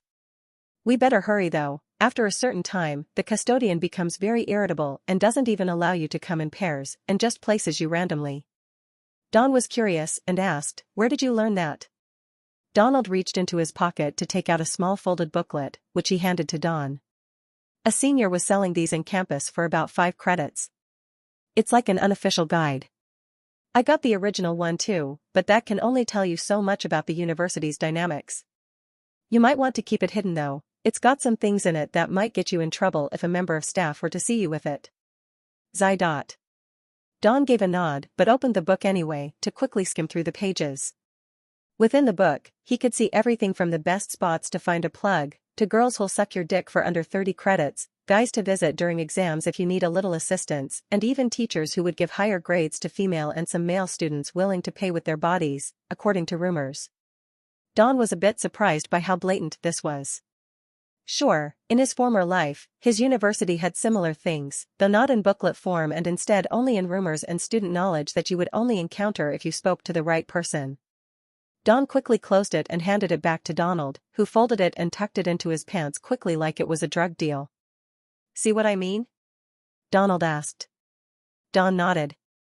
"It's extensive all right, but isn't it going to be a problem if a staff member finds it? I don't believe every student will keep the secret." Donald shrugged. "Apparently, this happens every year, but the school just passes it off as seniors doing a prank for new students to get money. But I think they're just too lazy to do an investigation into this. Reputation over truth is the motto with most schools in this country, unfortunately. Don shrugged his shoulders. Well, I guess that works in our favor then. Let's get going. As Don said this, he continued to look around but, seeing Hector nowhere in sight, decided to move with Donald. Such was what would happen during orientation. You could come with someone else, one moment later you're in line with another, and at the end of the day, perhaps you're leaving with a completely different group altogether. Until he found time to know people more well, Don knew the best way to get things done on orientation was to be adaptive. If he saw an opportunity to get something done, it was best to do it. The two made their way out and began walking toward the custodian's office. As they were doing so, they could see some students posing with their parents for photos, while others were busy at the various stalls set up by seniors either for clubs, to sell food, or to invite them to certain groups. There was an abundance of things to do. Among the stands, one especially stood out as it had numerous male students lined up. Don looked at the stand, which had a board reading VR FPS League registration. Although curious, Don didn't mention it and just thought he could research it later. With so many students there, it seemed like something of common knowledge, so if he asked, he stood the risk of coming across as either strange or really lacking in knowledge. Donald noticed Don looking toward the stand though, and commented, "I'm really curious to see what the FPS League is like in this school. I'm going to sign up and get an account later. I have a private VR FPS pod, though an older model. The latest ones are incredibly hard to come by and aren't cheap either. Fucking Microsoft." From those few words, Don gained a bit of understanding of what that stand was. Having read stories and even seen comics based on virtual reality games in which users felt they were transported into a world that felt all too real, though not sure if this was exactly the same, it seemed to be the case given the information he was hearing so far. And he'd be lying if he said he wasn't interested. "We should check it out once we're done with accommodation." As Don and Donald arrived at the custodian's office, they found only 3 other guys present, 2 tall and 1 of average height. They each had black hair with varying haircuts, but 2 possessed brown eyes, while the other had green. They all wore similar sports-themed attire. Don and Donald didn't pay these 3 much mind and were about to make their way directly to the custodian's desk to apply for accommodation. However, the 3 guys approached them and blocked their path, with one of the taller ones standing in front as he asked, "You guys here to apply for accommodation as well? And what other business would new students have at the custodian's office?" Don thought, feeling like they were perhaps seniors trying to make a quick buck off naive new students. Donald seemed to share the same thoughts as he gave a quick reply, "Yeah," before trying to walk away. However, the same guy that stood in front stretched out his hand and blocked his path while wearing what seemed like a friendly smile. "Hold on, man. Just hear us out. See, my friends and I were applying for a room, but unfortunately, they only give them away in pairs, even though we said we wanted to buy a whole room for ourselves. Can you believe that? So here's what's going to happen, you're going to apply with my buddy here and get the accommodation. Then afterward, we're going to pay you for it. Sounds like a good deal." The guy offered, trying to make it sound like Donald and Don had the most to benefit from the situation. But Don could see that this was all just a facade and that even if they accepted, he highly doubted they would be paid as they were saying, so he immediately replied, "Not interested." Donald, who seemed more nervous, also gave a nod and said, "Yeah, we're not interested. We plan on getting a room together." After saying that, Don wanted to take his lead by walking away, and Donald wanted to follow suit. However, one of the guys shoved Don back, and another did the same to Donald. Don simply shuffled back but remained standing, whereas Donald, who was smaller, stumbled back and fell. Before he could even get up, the guy at the center no longer smiled and looked at them with a hateful gaze. "Okay, listen here, you little fags. One of you is going to get a room with my buddy, and you're going to give him the key and fuck off. Do you not recognize this tattoo? You fuckers better think twice before saying no again." As the guy made this threat, he pulled up the sleeve of his hoodie and revealed a tattoo on his forearm, showing a knife with a snake coiling around it. Seeing this, Donald, who was yet to stand up, looked even more nervous, whereas Don simply looked upset. Though he was never the target of such people in his former life, he had encountered similar situations where people tried to shake him down either due to his lack of a superior physique or a group of friends to have his back. It was an incredibly frustrating situation to find oneself in, and had this happened in his former life, Don would have simply allowed it, as back then he moved with the model that life was precious and wasn't worth risking over stupid things such as feuds, money, or women. But after having died in such a cruel way, he found himself not to be intimidated at all by these three, with all his instincts urging him to fight back. Though he suppressed the urge and simply narrowed his eyes, this stance didn't faze the three, with the guy who seemed like a leader even going as far as to laugh. Haha, what? Are you angry? What are you gonna do about it, fucker? Do you want to die? Donald struggled to his feet and saw that Don wasn't backing down. His mind was telling him in this fight or flight situation, it was best to choose to fly, but seeing Don looking unfazed, he felt motivated to stand up for himself as well and just dusted himself down before saying again, "We're not interested. If you're such big shots, find someone else to buy a room from."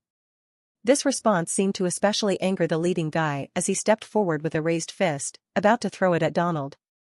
However, in that moment, a voice called out from behind, "Hey, what do you think you're doing?" The guy immediately froze his punching motion and turned to see an older-looking lady with a stern expression looking over her desk. He immediately clicked his tongue in irritation and ordered his friends, "Let's get out of here."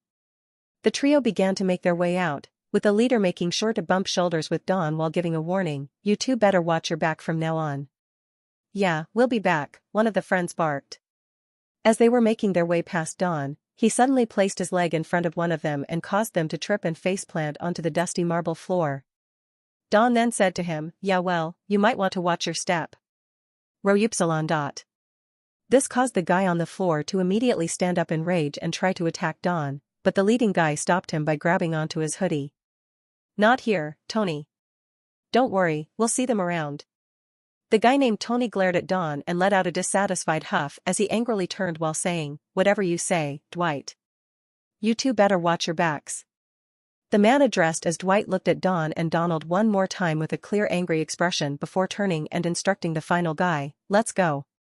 Don and Donald watched the trio leave with collective anxiousness. Fuck. This is bad. Those three are obviously part of a gang. What do we do? Donald asked Don, thinking that for him to stand up so confidently, he must have had some sort of confidence in either his own ability or backing. Don, however, gave a light shrug. "For now, all we can do is register for accommodation and stay alert afterward." Donald didn't like this vague plan, thinking, "Damn it. Maybe I should have just given up my room," but could only sigh on the surface as the situation had already passed. "Well, there's no helping it now.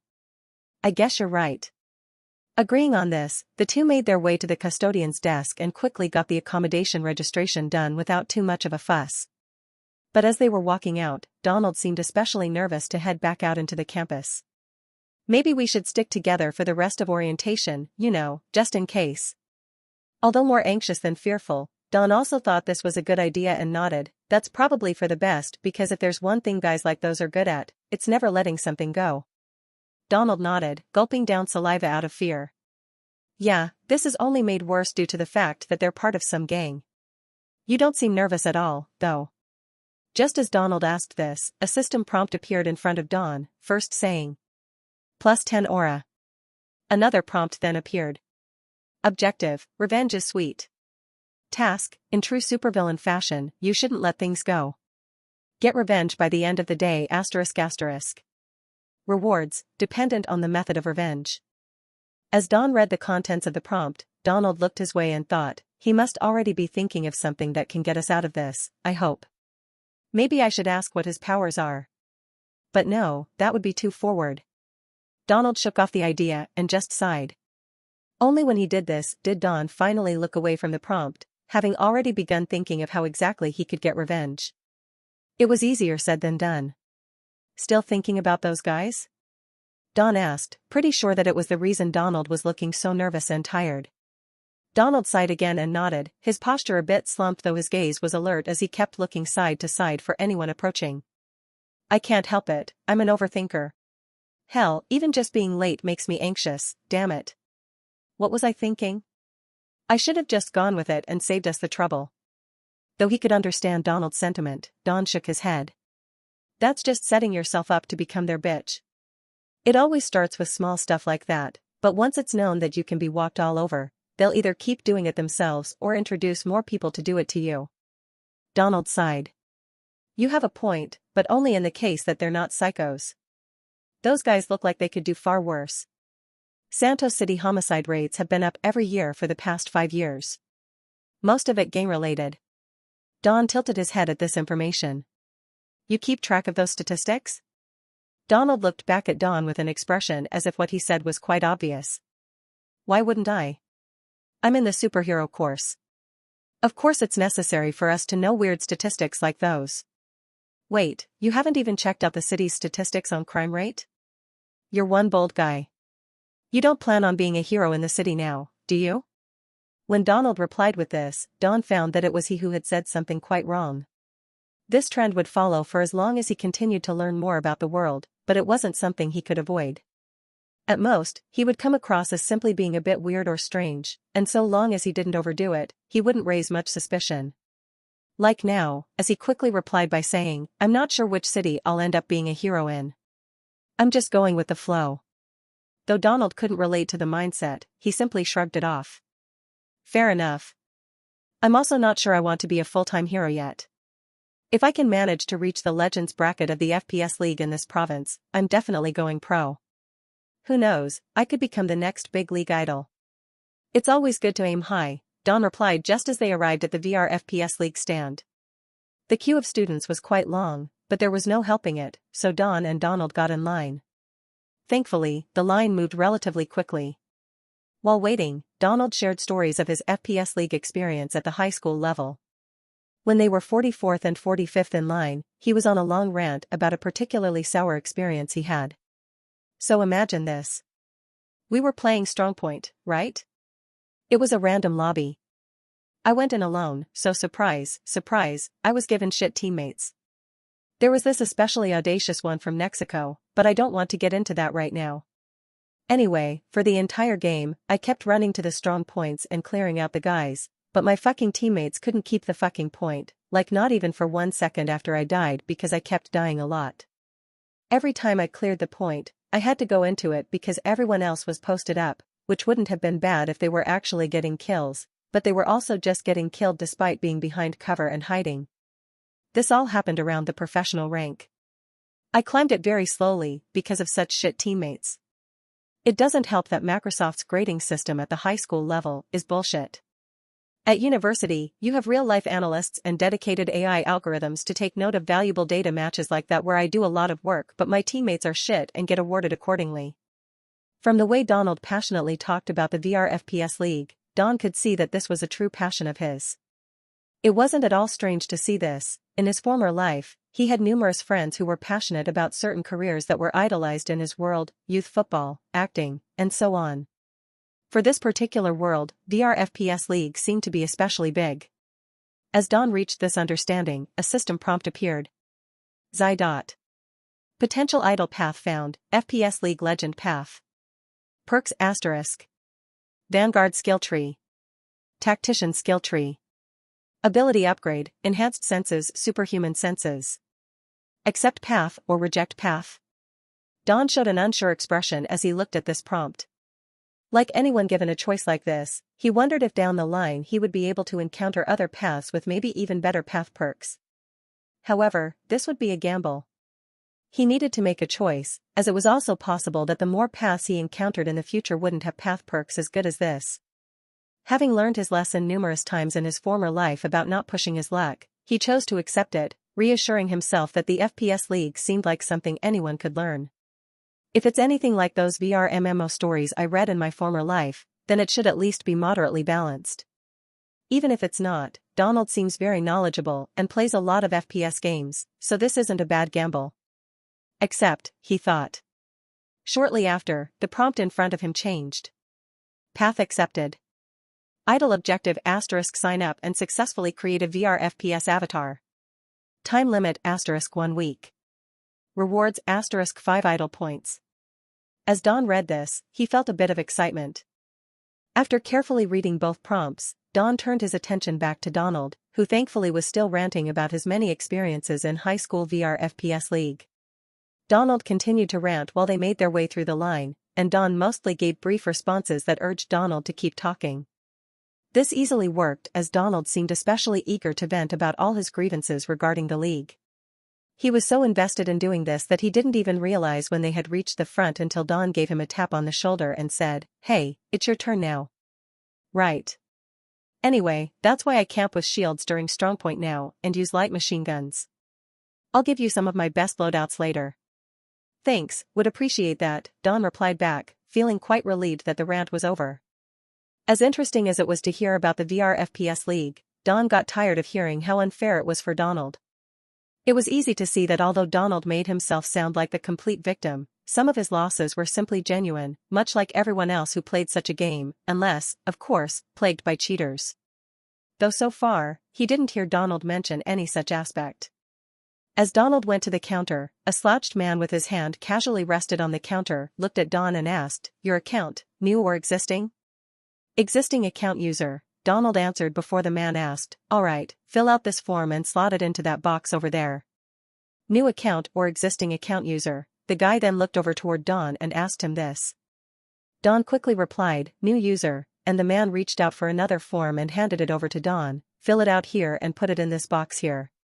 "Man, I knew I shouldn't have chosen the morning shift," the guy sighed as he looked at the line that kept on increasing in length.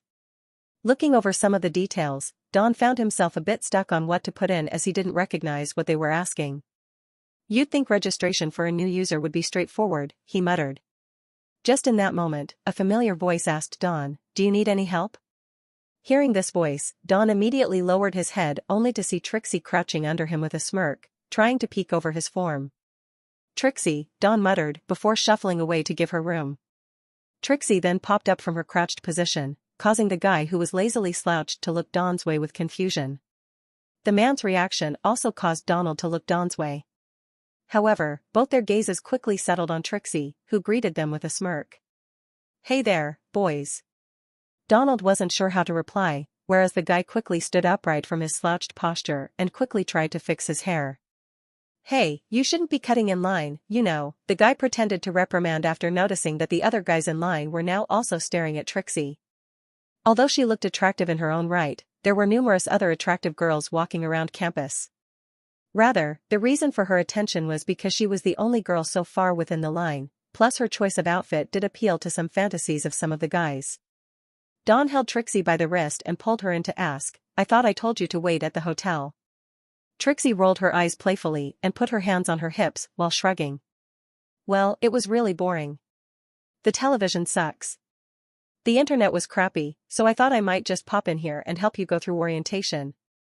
"Hotel?" Donald thought, his mind already reaching a very steamy conclusion. He let out an awkward laugh and couldn't help but ask Dawn, "Is she your girlfriend?" As Donald asked this, the guy attending the store seemed keen to hear the answer as well. Upsilon. Trixie showed a smile at the question as well and was about to answer, but Dawn immediately put a hand over her mouth and said, "No, she's just a close friend." While Dawn's hand was on her mouth, Trixie sneakily laid out her tongue and began sucking on one finger while letting out a cute, muffled moan. This prompted Dawn to immediately remove his hand. Once he did, Trixie turned toward him with a cute expression and pouted as she said aloud, "You're such a meanie, Dawn, and here I thought you liked the things I do with my mouth." The guy attending the store gulped down a mouthful of saliva while Donald was left speechless. The other guys at the far background couldn't really hear what was happening, but those closer who had heard gave similar reactions of surprise and interest in hearing more. Dawn sighed, knowing that he wouldn't be able to stop Trixie by simply asking, so instead he told her, "If you keep this up, I'll stop going out places with you." "I'm serious." Trixie let out a disappointed sigh but reluctantly agreed, "Fine, you can be such a stick in the mud. And here I was thinking I could come and relieve all the stress orientation caused." "Oh, you can relieve my stress," the guy attending the store revealed, causing Dawn and then Donald to look his way with an expression that said, "Really bro?" Trixie wanted to laugh out loud but resisted the urge, while guys even closer also simply looked at the guy as if disappointed, with one even muttering, "Simp." Clearly not happy with the accusation, the guy immediately stood up and tried to see who said that. "Who said that? You guys all have dirty minds. What if she's just a masseuse? I've been having bad back pain, and I was referring to that, not whatever you guys were referring to, dirty-minded fucks." No one even said anything, Donald thought, but after already landing himself in trouble once today by speaking back, he chose to keep his thoughts to himself. Trixie lost all interest in the guy and turned her attention to the form Dawn had been filling up before asking, "Why are you taking so long with this?" She then reached out and grabbed it before quickly filling out the information with a pen. "Hey, what are you?" Before Dawn could even question what she was putting in, she took the form and slipped it into the box. Donald simply said to him, "There's another form there if you want to refill." Thinking on it, though he didn't know what Trixie put in, it was better than leaving it blank, so he simply just sighed and shook his head. "No, it's fine." "Are you done filling yours?" "Yeah, I was done a minute ago. I was just distracted." After he said this, Trixie turned her attention toward Donald and gave a mischievous smirk. "Who is this, Dawn, your new best friend? I wonder how he will look in a dress." Don simply sighed and rubbed his temples, whereas Donald widened his eyes. I beg your pardon?" Donald was left stunned by the question Trixie asked him, not knowing exactly how to reply. Trixie seemed ready to ask something else, but once again, Don brought his hand toward her mouth and covered it before saying to Donald, "Don't mind her. She's got a very twisted sense of humor." "Oh, you know you like my sense of humor," Trixie replied back while putting on a playful expression. Donald just laughed awkwardly, not knowing how to respond, and before he could, the guys behind him and Don became rather restless. "Hey, you guys finish somewhere else," one displeased guy in line yelled out. This immediately caused someone behind him to shove and say, "Hey, just wait your turn, man. There's no rush."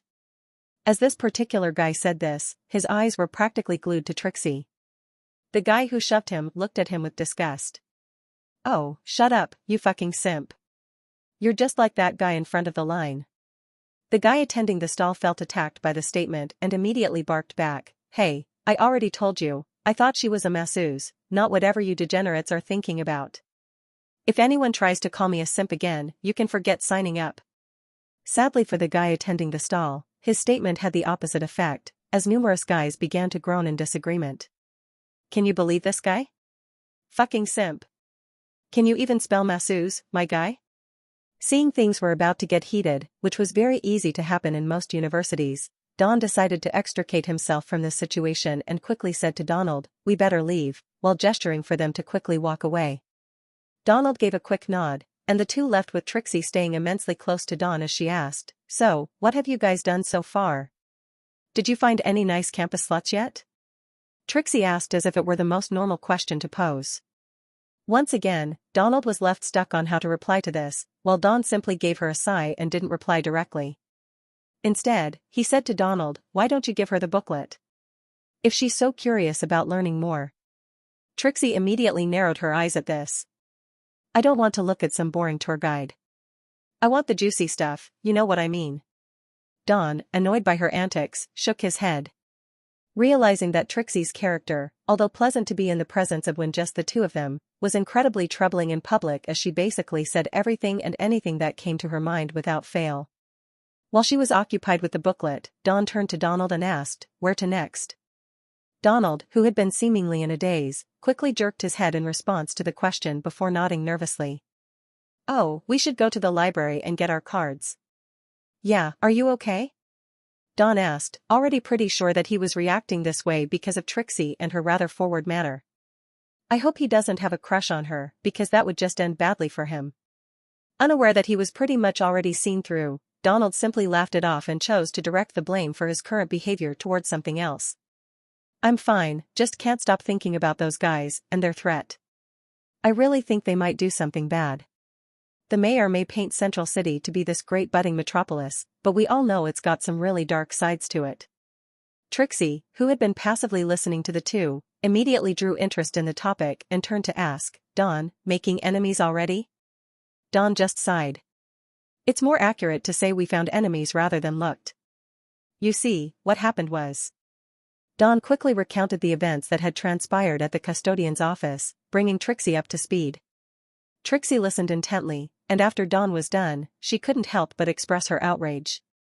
"Though exaggerated," she said, "blasphemous. M square root epsilon upsilon dot. I hope you're already planning a way to get them back. We don't even know their powers, it's way too risky, and we might just end up getting beaten up in the process, or worse," Donald replied back, showing a small smile as he thought of quite the idea. However, on the surface, he said, "I've got a plan, but I need to confirm something first. After Don said this, he took out his phone and made a phone call. Hello, Gary? Ah, Predator, I wasn't expecting you to call me so soon. Static, rumble, rumble, is everything all right? Gary asked with a bit of concern as he could hear quite a bit of background noise from Gary's end. Just a bit of turbulence here and there. Did you require assistance with something? See Gary, if I wanted to show images that I took on my phone on someone else's phone, would you be able to do it? Why, yes, sir. Unless they're Class A military power, I don't see why not. And if it is for standard devices such as phones, then you should be able to achieve this feat by yourself by simply using the inbuilt AI assistance model within your phone, aptly named Gary Assist. If the solution you seek can be found or made with the equipment you set out with, you may leave your request pending, and I will get to work on it as soon as I can. Thank you, Gary. Do you require any other assistance, sir? No, that'll be all. Don cut the call, finding that the solution came far more easily than he expected. Donald simply looked up at him with curiosity. Who were you talking to? A tech guy, and I just got the confirmation we need that my plan may just work. But how do you already have a plan? Donald couldn't help but narrow his eyes, thinking the plan Don was considering wasn't exactly going to be foolproof. Trixie, on the other hand, was fairly excited. Oh, can I help? Don then looked at her and smiled. Oh, you have a very big part to play in this. So will you, Donald. Me? I'm not a fighter. But you joined to become a hero, Don asked, but Donald looked at him as if he was being sarcastic. Please, really? Nobody wants to be a hero these days, for the sake of justice. I just want a cool name, a lot of money, and a loyal fanbase. Don smiled and put a hand on Donald's shoulder. Then think of this as the first obstacle. Now, back to the plan. How fast can you run? Donald's eyes widened, and he gulped. Fast enough, I guess. What's the plan? It was now 10:30 a.m., and Donald was currently standing in front of the school's library where some students were coming to collect their library cards. Rather than stand at the building's front entrance, Donald stood by the side, hiding in some shrubbery while looking toward the front junctions. He currently had his phone to his ear and seemed extremely nervous as he spoke to Don. I'm still not sure this is a really good idea.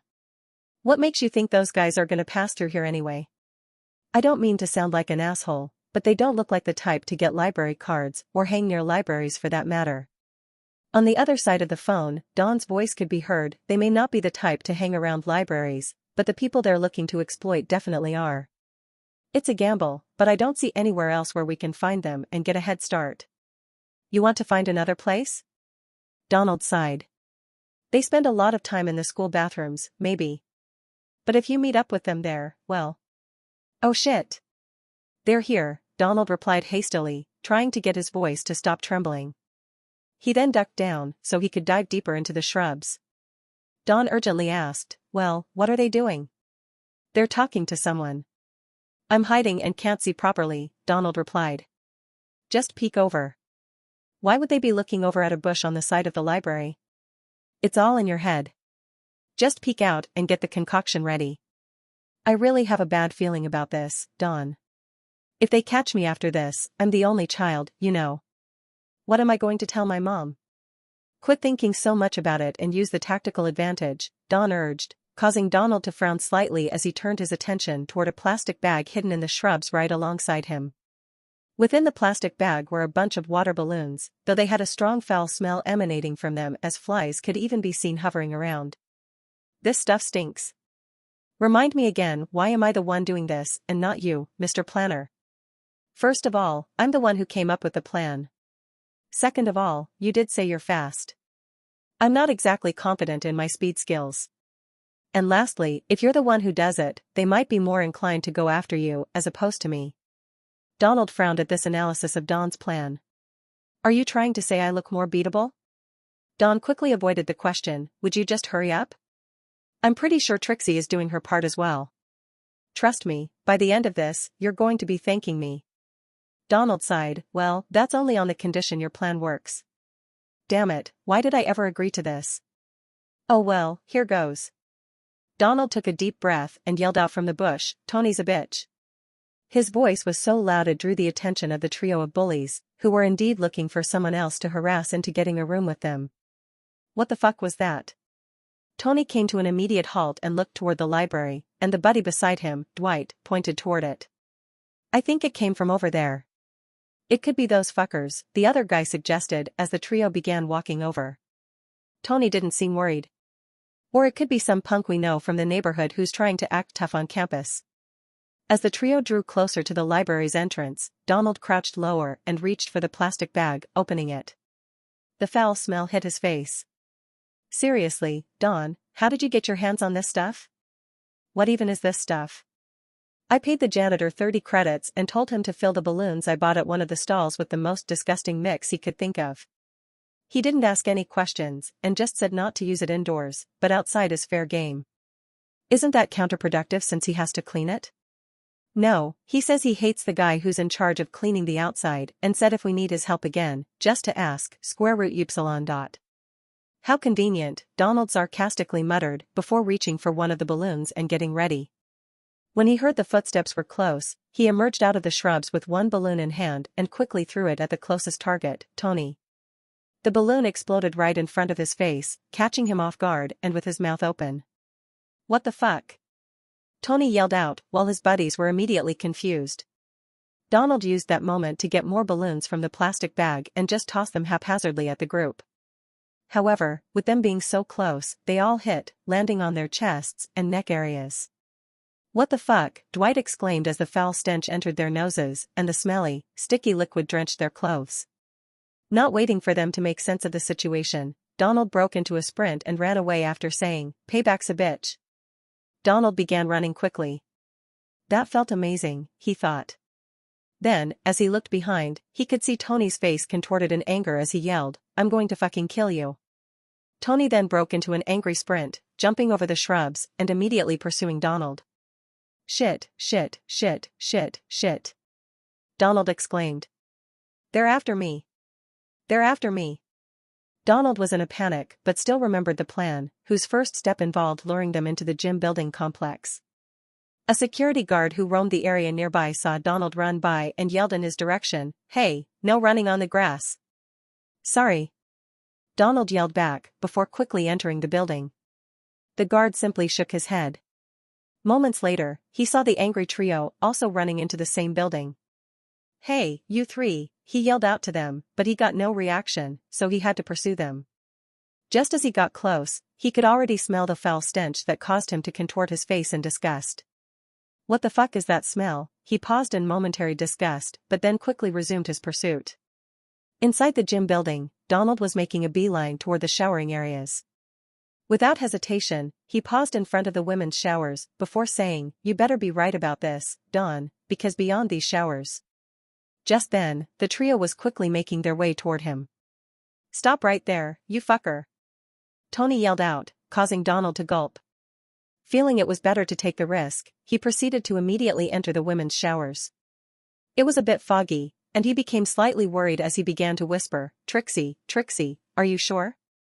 Trixie emerged from the mist wearing a towel and spoke in a low voice as the clear murmurs of other girls could be heard giggling and chatting away, sometimes playfully letting out moans as they played shower games with one another. "They're right behind me, Trixie. Hide me." "Oh, don't be such a worrier. Wear this and get ready to run out once they enter." "Wear what?" Donald was confused, but before he could question, Trixie raised her hands from below the mist. In her hands were a towel and a wig, which she revealed with a smile on her face. At that very instant, the door to the girls' shower swung open, and Tony's voice reverberated, "Where are you, you little fucker?" In response to this, Trixie smiled and told Donald, "Better act quick." After saying this, Trixie let out a shrill scream, "Rapist! Rapist!" This caused the other girls to start yelling in panic, "Oh my god!" Before Tony and the others could even react, one of the girls, rather than run, chose to reach into her bag and take out a taser, which she immediately used. What followed was the immense use of pepper spray in the direction of the three. Donald looked on with wide eyes and quickly ducked in the smoke, whispering, "Trixie?" But before he could ask, he found Trixie's figure was gone.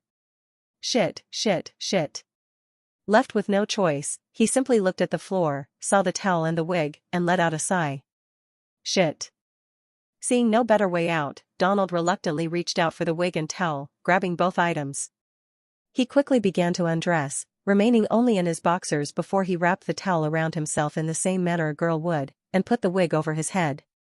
He then quickly moved through the crowd of girls who were currently trying to rush past Tony and his buddies. Ew, gross. What is that smell? Somebody help, one girl shouted. Tony, we need to get out of here, one of the guys suggested in panic. Considering what the girls were yelling, Tony's anger subsided, replaced by worry. Even he could understand that it would be bad if caught here. Before Tony could even answer though, one of the girls yelled out, "Die creep." The girl was right in front of Tony, ready to throw a punch his way. What the? Tony started, confused, as he noticed her forearm seemingly stretch far beyond what could be considered normal. Realizing she was using her powers, Tony ducked before crossing his hands over his face. The girl's fist hit Tony's crossed arms, flinging him and his buddies back into the hallway outside with considerable force. Before they could react, the guard who had been tailing them arrived, seeing the trio get thrown out of the women's showers. Hey, you three! Stop right there, the guard yelled. Looking at the chaotic scene, some girls began to rush out of the showers towards the security guard while yelling, "They were in our showers. They came in to rape us." The guard's initial anger subsided as he wore a very serious expression. The accusation the girls were throwing was not light. He had seen the trio rushing into the showers not long ago, but not wanting to jump to conclusions, he gestured for the women to calm down. "Rest assured, I'm here now. You girls, go back in the showers." The girls immediately refused.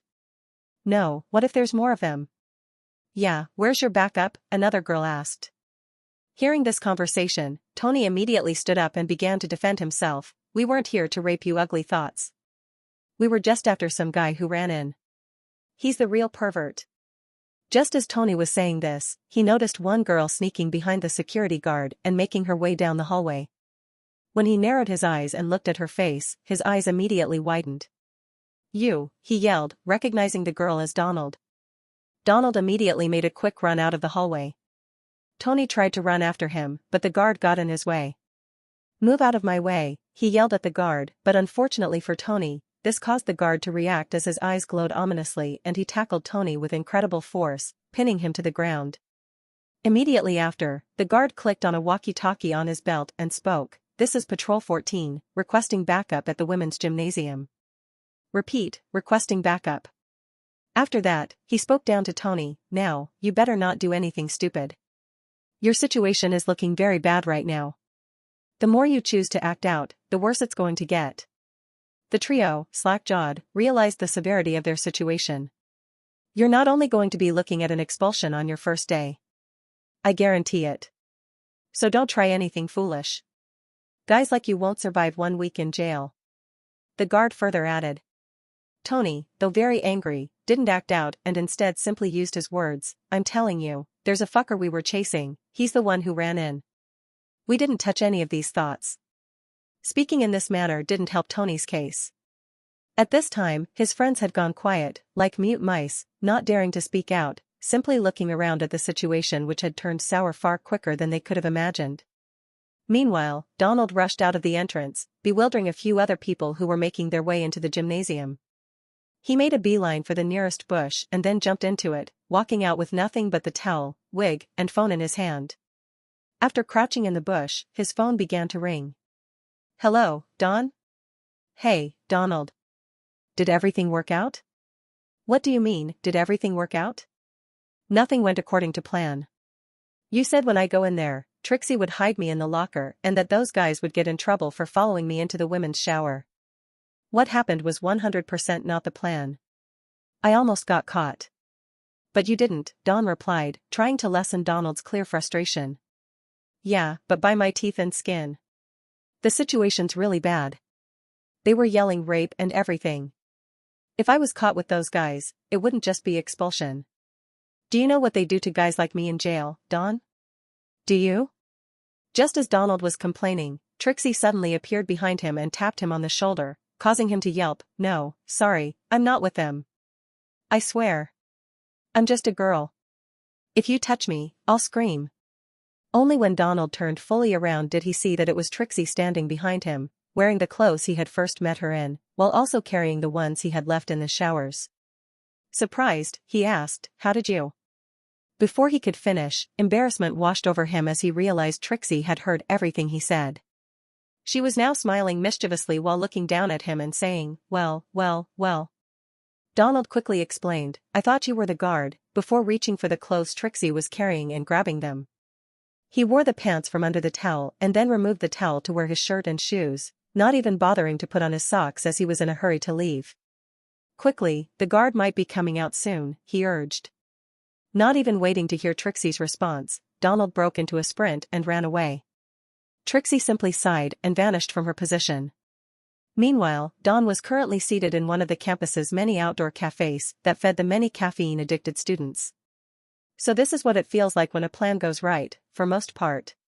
He thought to himself, slouching back comfortably in the chair while sipping on a cup of tea with a bagel on his plate. His phone was resting on the table side, and on the screen, one could see that the call was still in progress. However, all Dawn could hear was the sound of passing wind and Donald's panting. Soon, it sounded like Donald came to a stop as he spoke more clearly. "Hello, Dawn? Hey, where are you, man?" "I'm not sure exactly," Dawn replied, raising his head to look at the sign of the cafe stand he was at before answering, "Mixed Tasteful Delights." "Mixed Tasteful Delights," Donald began repeating the phrase while looking around. He ended up seeing the stall, not far from where he was standing. "I see you," he exclaimed, raising his hand to wave toward Dawn. However, he paused waving and narrowed his eyes before saying on the phone, "Hey, wait a minute. Were you sitting there the whole time while I risked getting beat up and possibly being sent to jail as a sex offender?" "No, I just got here," Dawn quickly replied, raising his hand to wave back. Donald, however, didn't wave back and continued to narrow his eyes. "You look pretty comfortable for someone who just got here. Is that a bagel?" Dawn didn't answer. "Did you really order a bagel while I was risking it all?" Donald asked in disbelief. "It sounds so bad when you phrase it like that." "Oh, isn't that the case?" "No," Dawn immediately refused, explaining, "You're the one they really wanted to take advantage of. So what better way to get them back than by ruining their school lives before they even started? If anything, the plan worked better, because now they may really get jail time, and it will be all because of you. You're the real MVP here, Donald." "Me? The MVP?" Donald questioned, feeling a mixture of frustration but also great relief. "I don't feel much like an MVP right now, but I admit, seeing the look of disbelief on that asshole's face as I ran out the hall felt so good." Just as Donald said this and got off the call, a prompt appeared in front of Dawn.